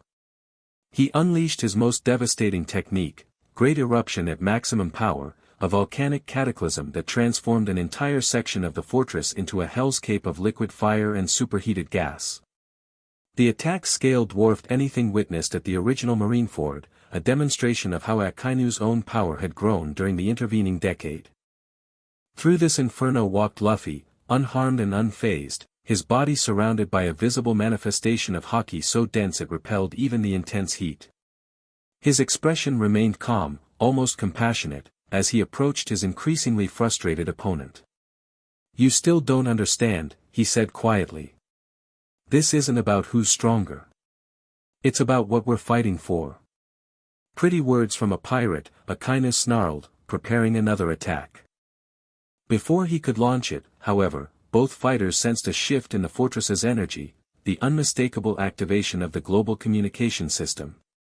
Across New Marineford, every monitor and projection den Mushi simultaneously displayed the same image, Robin, seated calmly before the main broadcast terminal. Citizens of the world, her voice echoed through every speaker, what you are about to see is the true history, suppressed for 800 years by the world government. The record of the Void Century, discovered at Laugh Tale. No. Akainu roared, abandoning his battle with Luffy to charge toward the communication center. Stop that transmission. He managed 3 steps before Luffy appeared in his path, no longer passive or defensive. The younger fighter's demeanor had changed completely, power radiating from him in visible waves, eyes glowing with the unmistakable light of advanced Conqueror's haki. Your fight is with me, Luffy stated simply. And it ends now. What followed wasn't just combat but a fundamental clash of philosophies made manifest through power. Akainu's magma, representation of rigid authority and destructive force, against Luffy's adaptable, protective strength. Every exchange carried symbolic weight beyond the physical impact, embodying the conflict between control and freedom that had defined their respective journeys. As Robin's broadcast continued, revealing the ancient kingdom's peaceful civilization, the coalition that betrayed them, the founding of the world government through genocide and deception, Akainu's attacks grew increasingly desperate. He understood the stakes perfectly, each minute the transmission continued, his world crumbled further. "You're destroying everything," he accused between devastating exchanges. "Centuries of order, stability, built on lies," Luffy countered, deflecting another magma strike. "Built on suffering. That's not order, it's oppression." Their battle reached its climax atop New Marineford's highest tower, the fortress below them partially in ruins from their conflict's collateral damage. Marine forces had largely withdrawn, focusing on evacuation rather than continued resistance as revolutionary troops secured strategic positions throughout the complex. Akainu, bleeding and exhausted but still dangerous, gathered his remaining strength for one final assault. Magma coalesced around him in unprecedented volume, drawing from the very foundations of the fortress itself. "Even if you defeat me," he declared, voice raw with fury and exertion, "others will rise to maintain order. The strong always rule the weak, that's the natural law." "Maybe," Luffy acknowledged, perfectly calm despite facing what appeared to be Akainu's ultimate technique. "But it doesn't have to be through fear." The fleet admiral's attack, a concentrated eruption that briefly resembled a magma dragon, surged forward with enough force to destroy a battleship. Luffy didn't attempt to dodge or deflect. Instead, he met it directly, his fist carrying the culmination of everything Rayleigh had taught him: haki, technique, timing, and most importantly, clarity of purpose. Their collision momentarily created a pillar of light visible for miles, energy dispersing in a perfect radial pattern that somehow caused no additional destruction to the fortress below. When visibility returned, only Luffy remained standing, Akainu unconscious at his feet, defeated but alive. "That's the difference between us," Luffy said quietly to his fallen opponent. "I don't need to kill to win." The global broadcast continued for hours, presenting irrefutable evidence of the world government's true origins. Robin, supported by revolutionary archivists, methodically shared everything they had discovered at Laugh Tale, the ancient kingdom's advanced civilization, their philosophy of shared knowledge, and their ultimate betrayal by those who feared what universal freedom might mean. Across the world, reactions varied dramatically. Some nations immediately renounced their world government affiliations. Others fell into internal conflict as citizens questioned authorities they had trusted implicitly. Marines abandoned posts or changed allegiance, their faith in absolute justice shaken to its foundations. At New Marineford, now fully under revolutionary control, the Straw Hats reunited. Each had faced significant challenges during the operation, Zoro and Sanji successfully neutralizing Kagami after a protracted battle, the others defeating numerous vice admirals and elite marine units. All bore wounds of varying severity, but none had fallen. "It's really over?" Chopper asked as they gathered in what had once been Akainu's command center. "This part is," Luffy confirmed, gazing out at the harbor where Allied ships now docked freely. "What comes next will take longer." "Rebuilding always does," Robin observed. "The world won't transform overnight. What we've done is create an opportunity for change, opened a door that was sealed for centuries." "So what now, Captain?" Nami asked the question on everyone's mind. "Where do we go from here?" Luffy smiled, not his usual carefree grin, but something more measured, carrying the weight of everything they had accomplished and everything still ahead. "First, we rest," he decided. "Then, whatever we want. That's what freedom means, right?" 6 months after what historians would later call the revelation, Luffy stood at the sunny Toos bow as they approached a familiar island. Dawn Island hadn't changed much since his childhood, still the same green hills, the same small village nestled against the coast, the same mountain forests where he had trained as a boy. Behind him, his crew prepared to dock, their journey coming full circle. The world around them had transformed dramatically, the world government as they had known it collapsed, replaced by a loose federation of autonomous nations still finding their collective identity. The Marines had reformed under new leadership, their mission redefined from enforcing absolute rule to maintaining genuine peace. Dragon's Revolutionary Army, its primary objective achieved, had evolved into something between peacekeeping force and diplomatic corps, helping nations transition to self-governance after centuries under celestial dragon influence. Garp had emerged from retirement to assist this process, his experience and moral authority proving invaluable during the chaotic transition. As for the Straw Hat Pirates, they had become legends beyond any bounty poster. The crew that had exposed the Void Century truth, defeated Akainu, and changed the course of history itself, their names would be remembered as long as people valued freedom. Nervous? Robin asked, joining Luffy at the bow. A little, he admitted with surprising candor. Haven't been home in over 17 years. I imagine they'll be proud, she suggested gently. You've accomplished everything you set out to do, and more. Not everything, he corrected, adjusting his straw hat.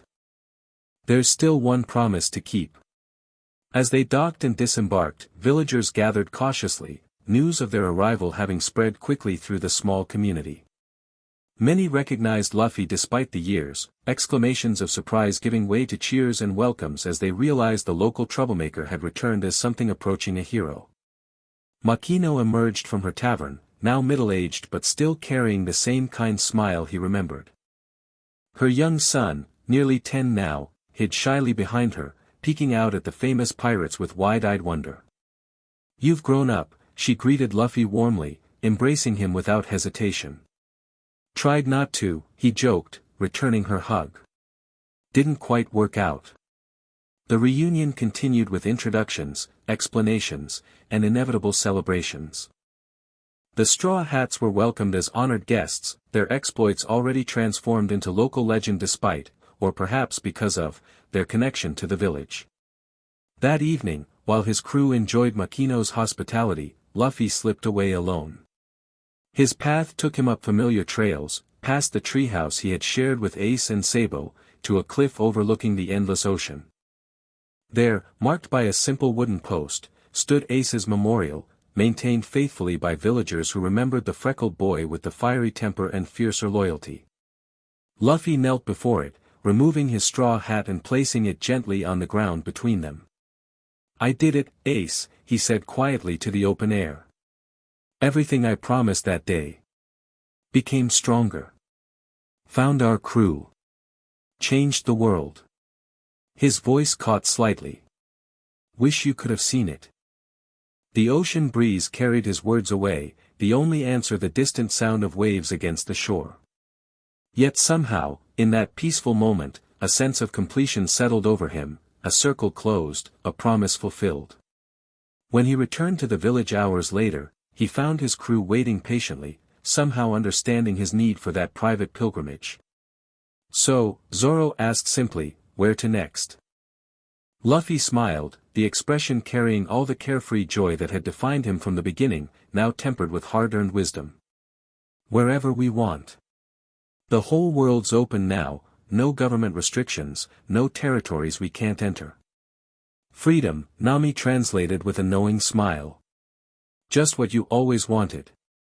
What we all wanted, he corrected, looking around at the Nakama who had followed him through incredible hardship, separation, and ultimately, triumph. And now we have it, not just for us, but for everyone. As dawn broke the following morning, the Thousand Sunny Two set sail once more, carrying the Straw Hat Pirates toward new horizons. Not as fugitives or rebels, but as explorers free to pursue their individual dreams while remaining bound by the connections that had withstood even time itself.